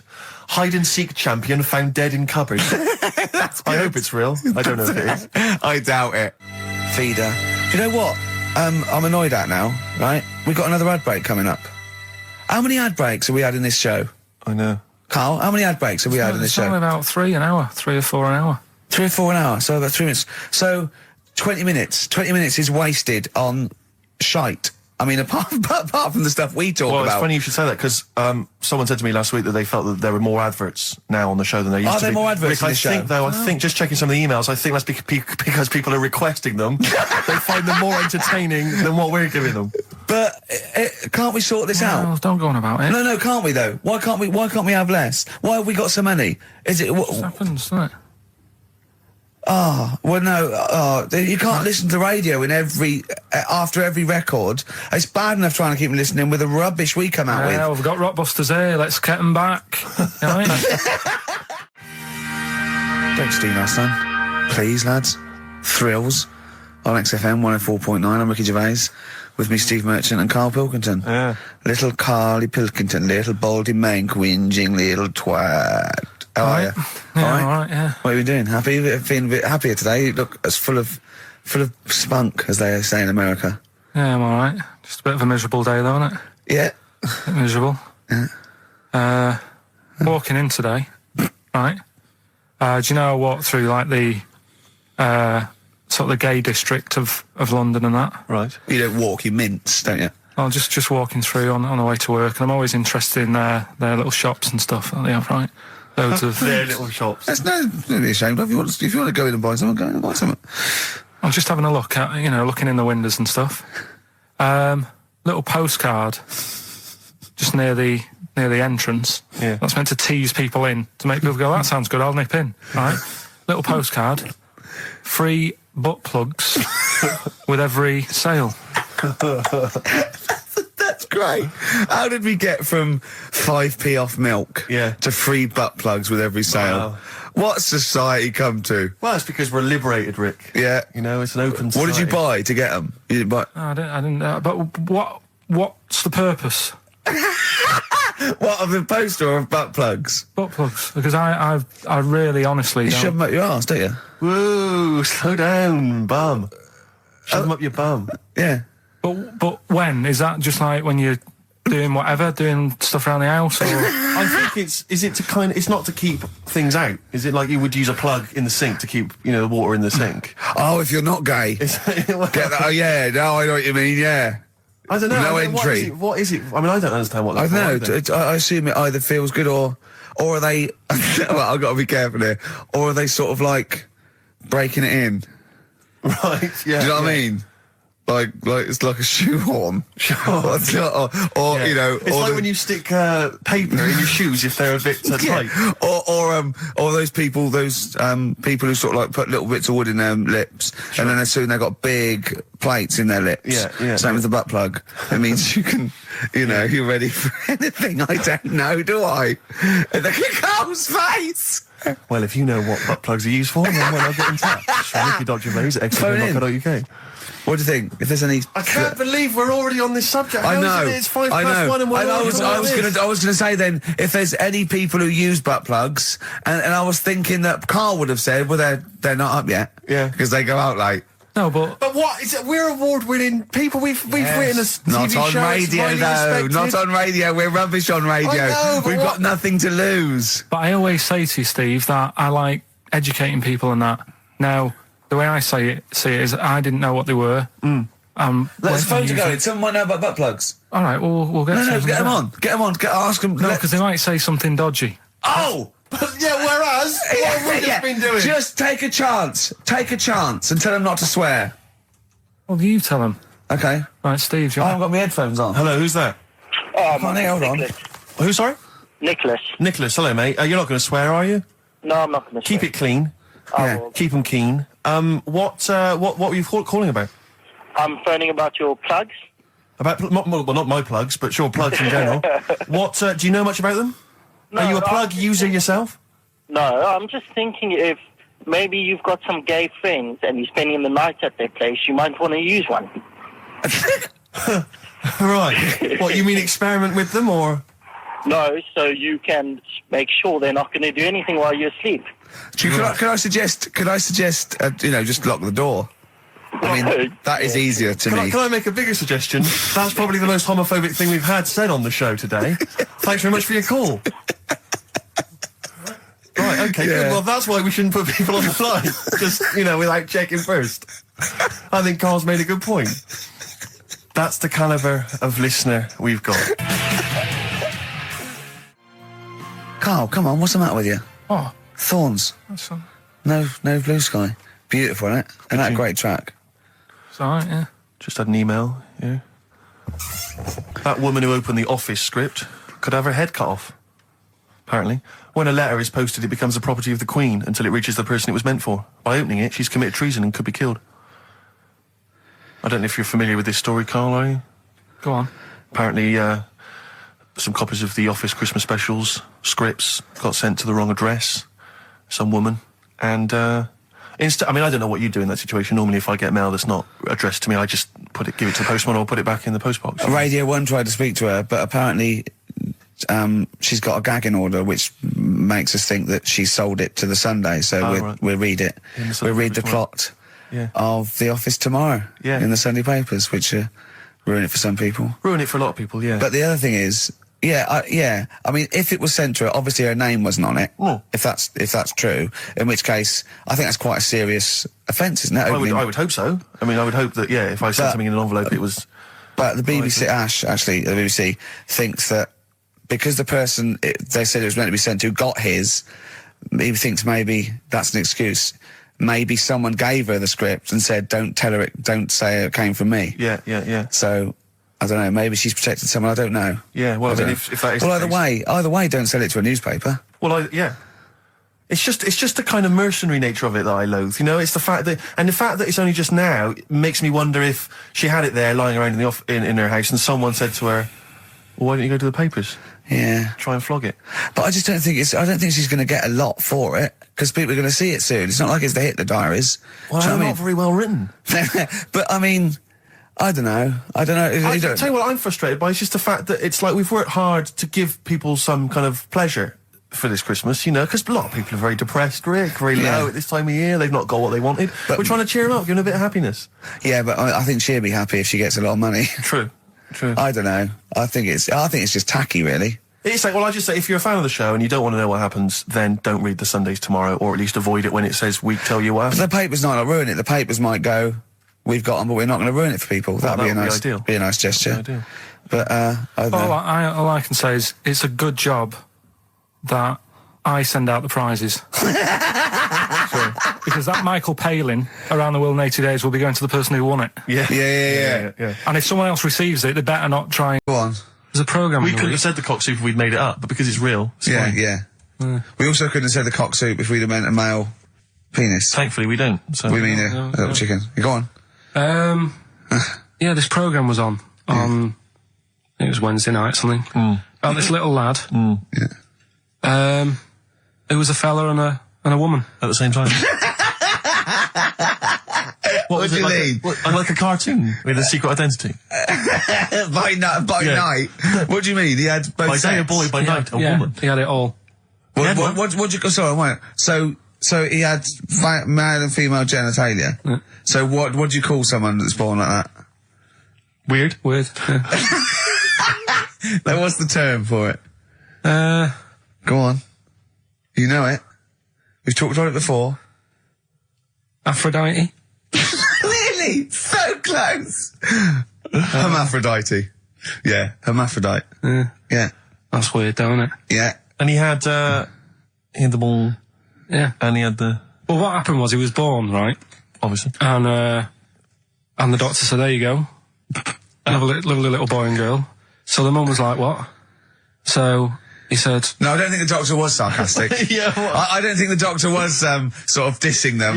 There you go. What do you mean, doctor? I'm gonna have a look. Exactly. There's the cock, there's the minch. All right, see you later. What are you going to call her? Hit. But doctor, what do you mean? Have a look. He wasn't sarcastic. He didn't give clues. Tell me what you mean. Give me a straight answer. He probably went, oh shit, she's got a cock. He didn't go... He wasn't sarky to the parents. No, but I'm just getting across. Do you know what I mean? I always had a little bit just to... Yeah, I know you do. Yeah. You should be a newsreader. Be brilliant. So there's a little kid lying there. Yeah. And the mum says, you know, what am I going to do then? So the doctor... I mean, I'm condensing this. It was like an hour long. Sure. Yeah. So he says, she said, what will I do? And the doctor said, well, he's not sort of well hung. Right. Oh, so he's not sort of well on.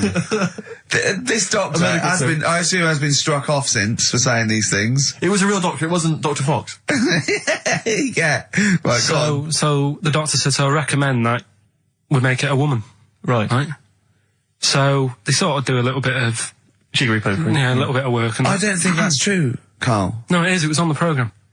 But I think they can tell really what they were meant to be from their chromosomes, can't they? They can tell whether they're X, Y, Y, or yeah, it's not very well hung. No, I tell you what, because back then, when this was going on... Yeah, no, I'm just thinking they might not have had it. The doctors then thought if you had a kid, right, and you thought, it's a bit ugly, maybe it'll have a better life if it was a fella, If it was a girl and it's a bit ugly and you think it's going to get hard time. Right, don't talk shite. What? What?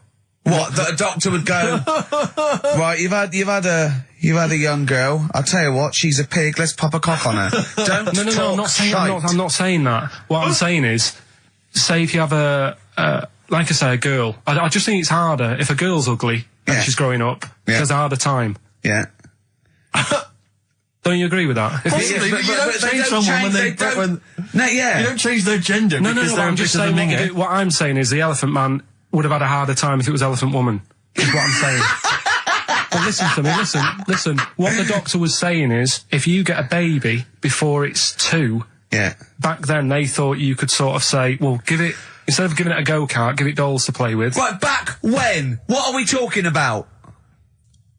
The Middle Ages? We put a song on, come back to this. Yeah, it's Bruce Springsteen, Atlantic City. Bruce Springsteen, Atlantic City, on XFM 104.9. Okay, look, have another go, Carl. What were you saying? As an hermaphrodite, he was born both sexes. The doctor said it's not true, Carl. Opens the door, jams the things, like the little catch, so the microwave works. She jams it with a screwdriver or a knife or something. Yeah. Puts the microwave on, sticks her head in, boils her brain. Don't be ridiculous. Right? Well, why is that ridiculous? Boils her brain. She boiled her brain. She boiled her brain. And this is what's good about the internet. I went straight from that, and there was a subject about brains. And do you know that Russell Crowe, when he dies, is giving his brain to charity or something, some sort of... some people who can do stuff with it. She gave hers to Pot Noodle. Vesta. Yeah. Oh, That's boiling the a sort of skull. Yeah. It's not true. It's not true, Carl. It's the same as the woman who put her poodle in the microwave, isn't it? And all Just urban myths. They're urban myths. But again, where does it start? Someone made it up.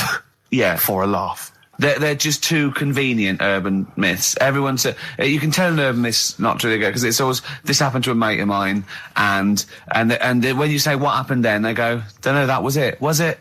Was that it? Was it? Someone boiled a brain and that was it. There was no more story. Well, were there any dates, locations, times? I think it was in Belgium. There's that one that a bloke, right, was going to get a phone call at 4 o'clock to find out if his business was, okay, right?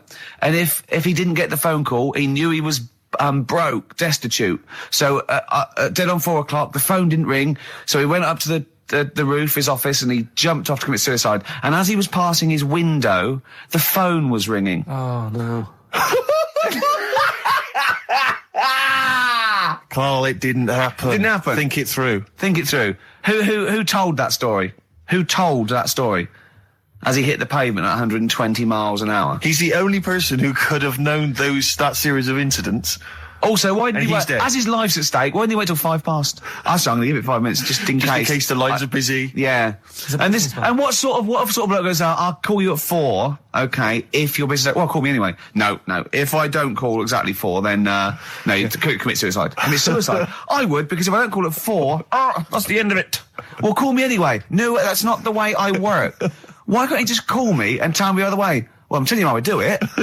If you're bust, I don't call. Can't you just call to verify in case something goes wrong? What if it's engaged? If you want to be engaged, just commit suicide at 4, please. It didn't happen, Carl. The other one, right? A bloke, right? He's on a train station, and I'll tell you how I heard it. He's waiting for a cruise station, whatever, and he shits himself. As you do. And so he goes, my train's in 5 minutes, so he runs across to Millets and goes, quick, Levi's, 36.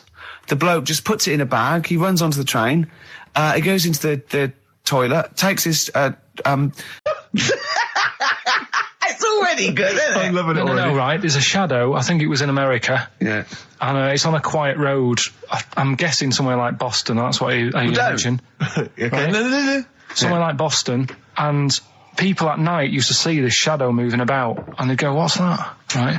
And it got known, the little local town got known for this shadow, but it didn't cause any problems. What are you talking about? Well, it was Just like- you lost me. What are you talking No, about? do you know, like, some places get famous, like, Scotland's got the Loch Ness Monster and that, but it doesn't go cause on. any, Yeah. but it doesn't cause any problems. It doesn't exist, go on. Right, so there's this shadow walking about on the road. And, What do you mean? No, what's he, again? Rubbish. Right, so it's walking Nonsense. about. Where did you read this? Where did you It's see walking this? about. This was on the internet, and I'm Oh, sure. sorry. Sorry. I thought it was shite. I didn't know it was on the internet. Right, so this shadow is moving about, and Independently of an object. yeah, and the local mayor and that is like, yeah, it's a bit weird, but it's not harming anyone. The mayor involved. Was he elected to that post? Hey, Mayor, we got a problem down here. Seems like a shadow. Well, it's not causing any. No, it's just causing any problems. Yeah, go on. But that's the thing. It was left for years, and then it did start causing problems. I see, that's it. If you leave these shadows to go unchecked, Rick, they go crazy. Yeah. You let them run amok in the Yeah. city. Yeah. You've got to stamp What did down it do? on What did it roaming do? shadows. What did the shadow do? It was pushing people off the bikes. It was what? It was pushing people off the bikes. Oh, I'll find out more for that next week. Right, that'll tease oh, them. you're a maniac. We'll do more on that. We haven't had time for educating. Please never have children. Right, listen. Just promise me now you'll never have kids. Okay. It's not his fault. Let me have It's Not His Fault. You got to save this. This has got to teach me something. It'll be an interesting story. Right, it's not his fault. This fella. Yeah. What year? Ages Olden ago? times? I'd say in the 70s. Okay. Would you? Any evidence for that?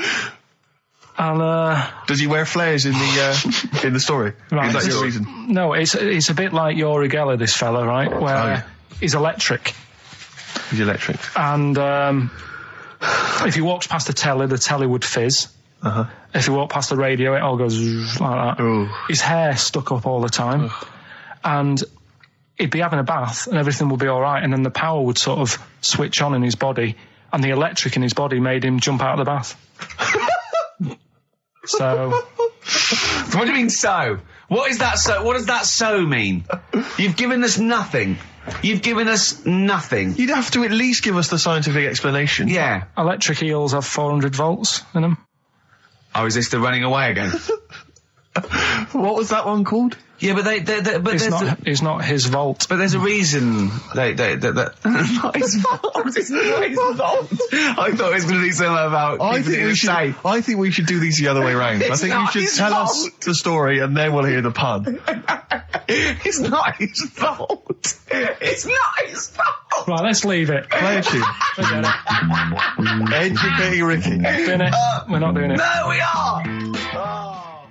Right, anyway, Rockbusters. Yeah, go on then. I give a cryptic clue Yeah. and a letter, and it makes up a band. He Right? never said the word cryptic a few months ago. I love it. Do you know what I mean? I feel it's like our own little Eliza Doolittle. Yes. Right, even Richard will like this one. Here we go then. First one. There's three of them, Go on. and you email in. If this doesn't turn Dickie round, nothing will. This is an email-only competition. Email only. Right, here's the first one.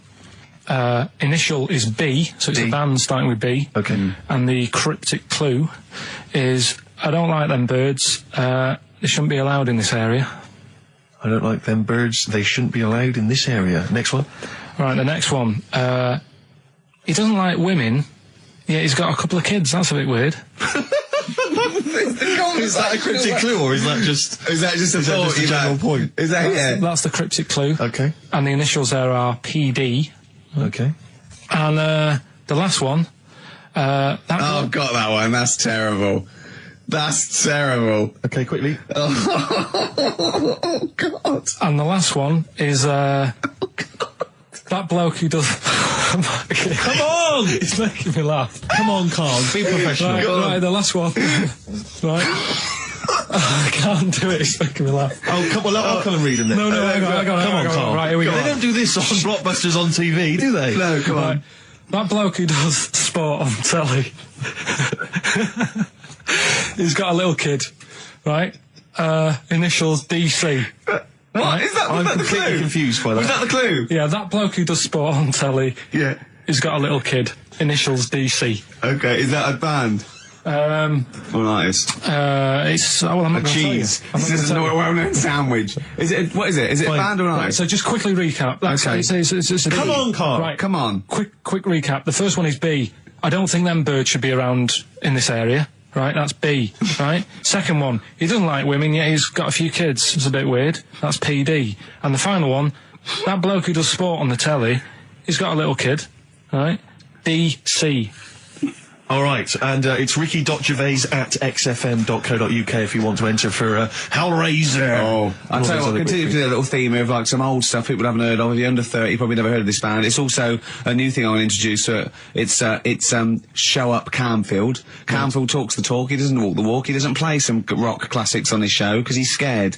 I'm going to play the tracks that Camfield's too scared to play. This is Kansas and Carry On Your Wayward Son, alright? Yeah. Right, okay, Educating Ricky, part 2. Right. I'm committed to this treatment. Yeah.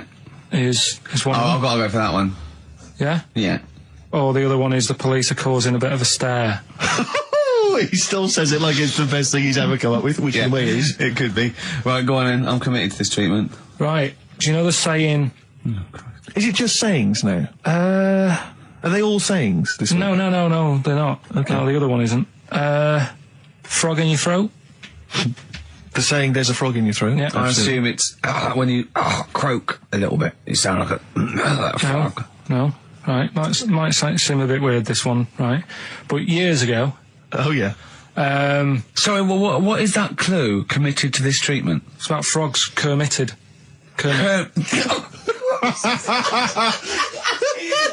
Probably works better with a K and an ER written down. Well, also, if you pronounced it Kermitted, yeah. but not committed. Committed to this treatment! Right, go on then. That's genius. So, yeah.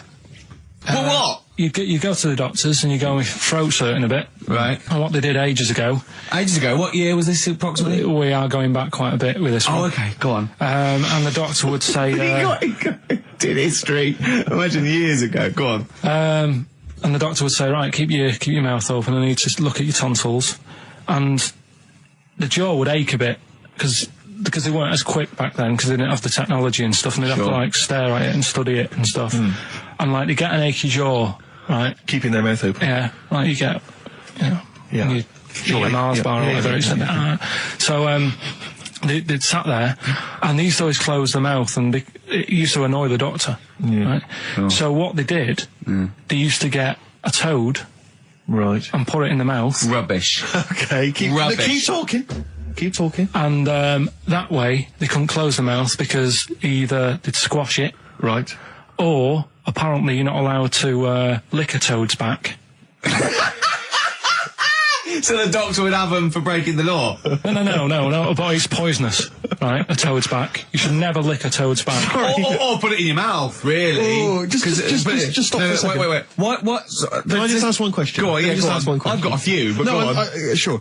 My initial thought is, it sounds like a brilliant bit of sort of medical knowledge there. It's a great idea. Yeah. My only thought is, how does the doctor see past the toad? At your tonsils? What's he actually looking at with the mouth open? Surely the toad is Isn't in it the like way. hopping around in the way?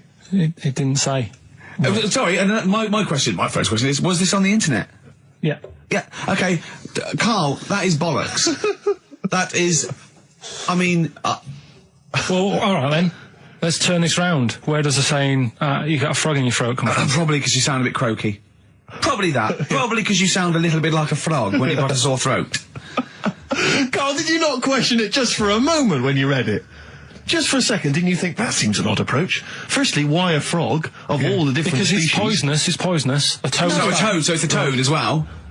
Yeah, well, it worked. I'm committed. Worked. No, my point is it's frog in the throat. I was going to change it to, have you heard the news Toad Day?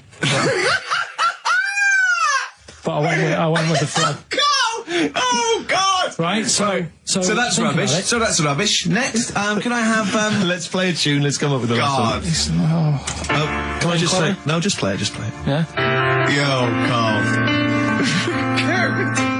Right. Okay. Right. The results of We Blockbusters. ain't got a winner for the first time. Yes, we have. We've got done this loads. feature for. We've got loads of winners. No, we haven't. We've done this feature for 3 weeks. On XFM 104.9. I enjoyed that. Yeah. That was good. It rocks. I hope the audience was playing it loud, like us. Yeah. Ricky Gervais, Steve Merchant, Karl Pilkington. Well, look at him yawning. How rude is that? Carl, what's wrong with you, man? Have you been up late? A little bit. Girlfriend was away, wasn't she, yesterday? Yeah, I always have a problem with that. I always have, because you don't go to bed, do you, early? Do you know what I mean? You sort of think, I just always find that thing that if, you're used to living with someone, one of you will go, let's go to bed, then you'll go, all right. But when you're on your own, you go, You just forget to go to bed. I just stay up. Okay, stop eating now, Carl. You've ate all the food. That's just a plate. All right. Okay. Yeah. No, I stayed up and watched, there was a thing on about Dracula. Right. What, Dracula? And I found a flaw in it. Go on.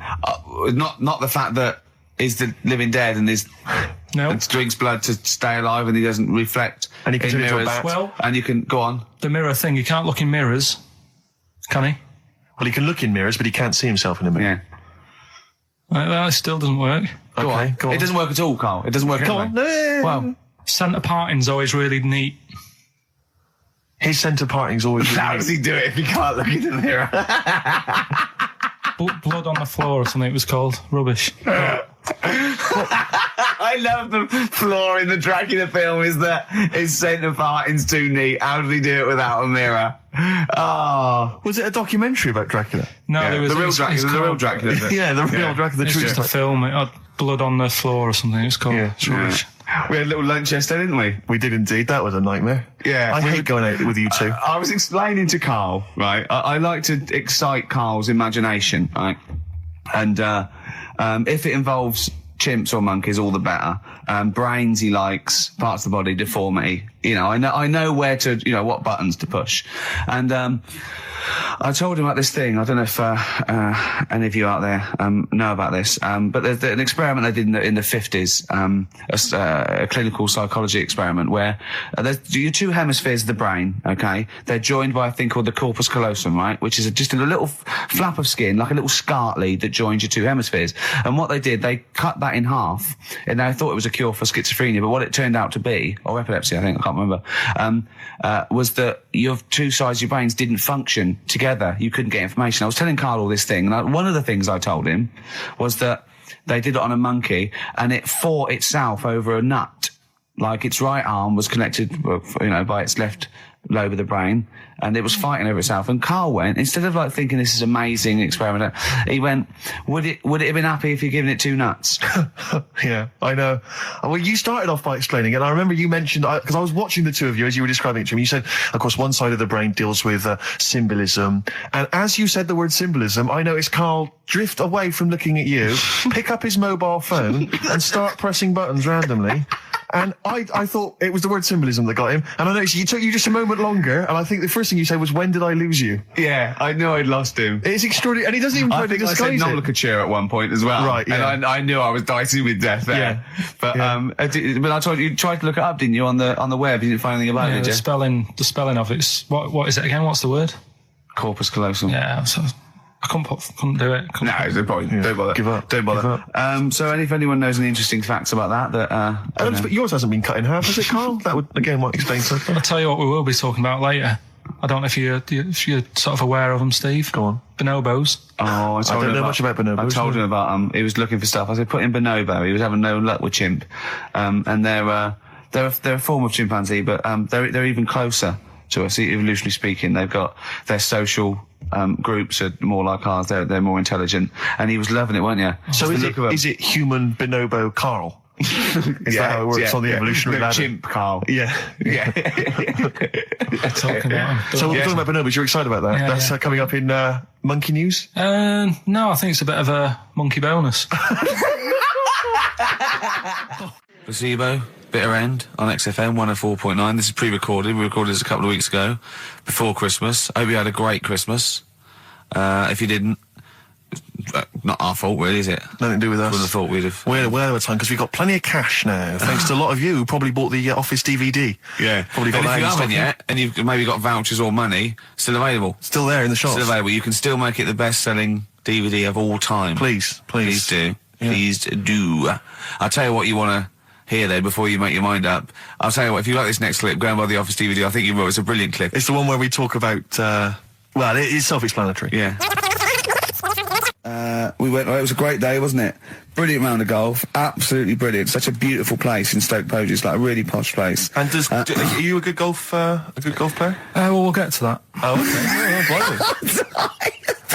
Wow, he bought the shoes especially for it. Oh, I'd love to have seen him in those little shoes. I know, and they were no good because they were metal spikes. We had to change them. He was annoyed straight away. He spent over £22 on these golf shoes. We hired a buggy that was brilliant fun. I was bombing along, wasn't I? I don't drive, but it was great on that buggy. Well, you've been on a buggy with me, and you were a bit scared. Yeah. What I nearly killed us once. I was just taking banks and things, but you don't see sort of bunkers, and he'd scream and go, "Stop!" And he'd put his foot down the brake, and then I reversed. At one point, he sort of did a handbrake turn next to the lake, and then we had to reverse, right? And you just flick a switch and put your foot down. He did that without looking. I look behind, there's a big oak tree there. He screams, "Watch the tree!" Right? He's so Dukes of Hazzard. And I kept jumping in and leaving him behind because I had to go to my ball. Because anyway, so the first shot, I got on my driver. I honestly did one of the best shots I've ever done. It went straight down. It was great. I thought, phew, got away with that because it's always the first one because it's a clubhouse and you want to look good. Yeah. So. He tees up, and I've been saying, buy some balls. He just got 6 balls. I was going, what if you lose me? I won't lose 6 balls, right? He tees up, right? Whacks it. It goes miles, like right angles, straight into these the woods, right? He turns around, he goes, go and buy some more balls. So I'm laughing because it's like impolite to laugh, but he broke the ice for me, and I was falling around. And then his second shot, I go, you're off for 3 now. If you take another shot, he went, oh, right. So it's his third shot. He puts the ball down. He hits the ground before it and misses the ball altogether. And I was on my back, wasn't I? Unbelievable. Actually rolling about on his back. And we were terrible. I went round 107. He went round in like 119 or something. Sure. It was just rubbish. How long did it take? 5 hours. Of course. And there was no one around, luckily. But it was fantastic. So then we go and have our meal. What annoys me, I said, right, I'll go for a run. He went, I'll have a bath. I said, I'll see you at 7:45. At 7:55, I have to call him. He's not ready, so he's let me down there. I can't stand lateness or laziness. Yeah, and he's let me down. Do you know his excuse? He fell asleep in the bath because there was no light bulb. There's no light bulb in the bathroom. So instantly he fell asleep, and he was late. No, do you know what I mean though, Steve? If you're sort of like nice and warm and what have you. I was tired anyway, I've been stressed out for 4.5 hours, right? My life flashed in front of me a few times in that buggy. So it's all sort of wears you down a bit. I thought, right, I've got a headache, you're going for your run, I'm going to have a bath. I walk in, put the light on, for some reason it didn't come on, but I thought, it's alright, I'll just, doesn't matter, you can have a bath in the dark. It's summer, so it's light anyway. Well, there's no windows in the bathroom, so... So you were in the darkness? So I'm in the darkness. I nod off because I'm shattered. He calls up, hassling me. So I said, well, it doesn't normally take that long for me because, I haven't got, like, long hair. I've got a dryer and I can sort of one wipe.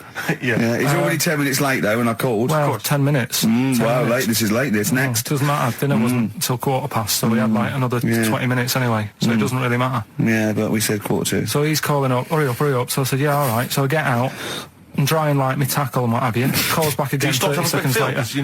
No, I don't, I don't like that. Not gonna do that, no. Give it a wipe. 30 seconds later, come on. So I end up going downstairs to the meal area. Naked. With a wet shirt on and wet socks. I've got headache as it is. Meant to be a relaxing weekend. But anyway, so we have our meal, which is really nice. And then we're sitting in the bar. I'm having a cigar by the fire. Yeah. Like, we're having a rather nice Pinot Grigio. Yeah. He's there going, I've got headache. Is this 1955 that you live in? I know, yeah. It's so right. And we are knackered because he's not used to work. I've seen him moaning, falling asleep. He's not used to it at all. And you've been on your feet for over half an hour. Yeah, right. So we didn't even walk around the golf course. We had a buggy. Yeah. It wasn't even exercise. And now it's Karl's bit. It's the re-education of Karl. He's like Liza Doolittle. And now he's coming to, or Lawnmower Man, if you've seen that film. More like Lawnmower Man, if you've seen the film. You know what I mean. And his homework was to just study quotes, really, on happiness and stuff and general well-being. He's not a big happiness quote fan, are you, Karl? Not really. So what have you done? You've come up with something, haven't you? Right, yeah, I told you, right? Because a lot of these are just things you say every day. They're nothing special. So what I'm doing... Well, you say them every day. Well, the sort of things you come out with and you don't even think about it, do you know what I mean? Yeah. They're on the TV all the time. People on the radio are saying these sort of little quotes. Sure. And what I've done is, remember that programme on Channel 4, Faking It? Yeah. Where they got some, like, posh kid to be on a door and all that. What I've done, I've... Imagine if that was the pitch for the show. Dear Channel 4, just gonna get a posh kid on a door or something? Yeah, Yours sincerely, Carl. Come in. Yeah. TV producer. Yeah, go on. So, what I've done, this little book of quotes, happiness quotes, I've picked 2 that are real. Okay. And I've made one up. Right? And we've got a guess. And you've got to guess. Okay, then, go on. Well, I'll tell you what, Rick, why don't we, when we've heard them, we won't confer. No. You'll write down yours, A, B, or C, and I'll write down mine, and we'll see how it Okay, works. Carl, off you go. Right, and just because I'm looking at this book, it doesn't mean I'm actually reading. No, I know. Don't worry, we're clever. No, we know, we can't see yet. Call my bluff. Yeah, go on then. Nothing is worth more than this day. Okay. Yeah. Yeah. All right. Yeah. The way I see it.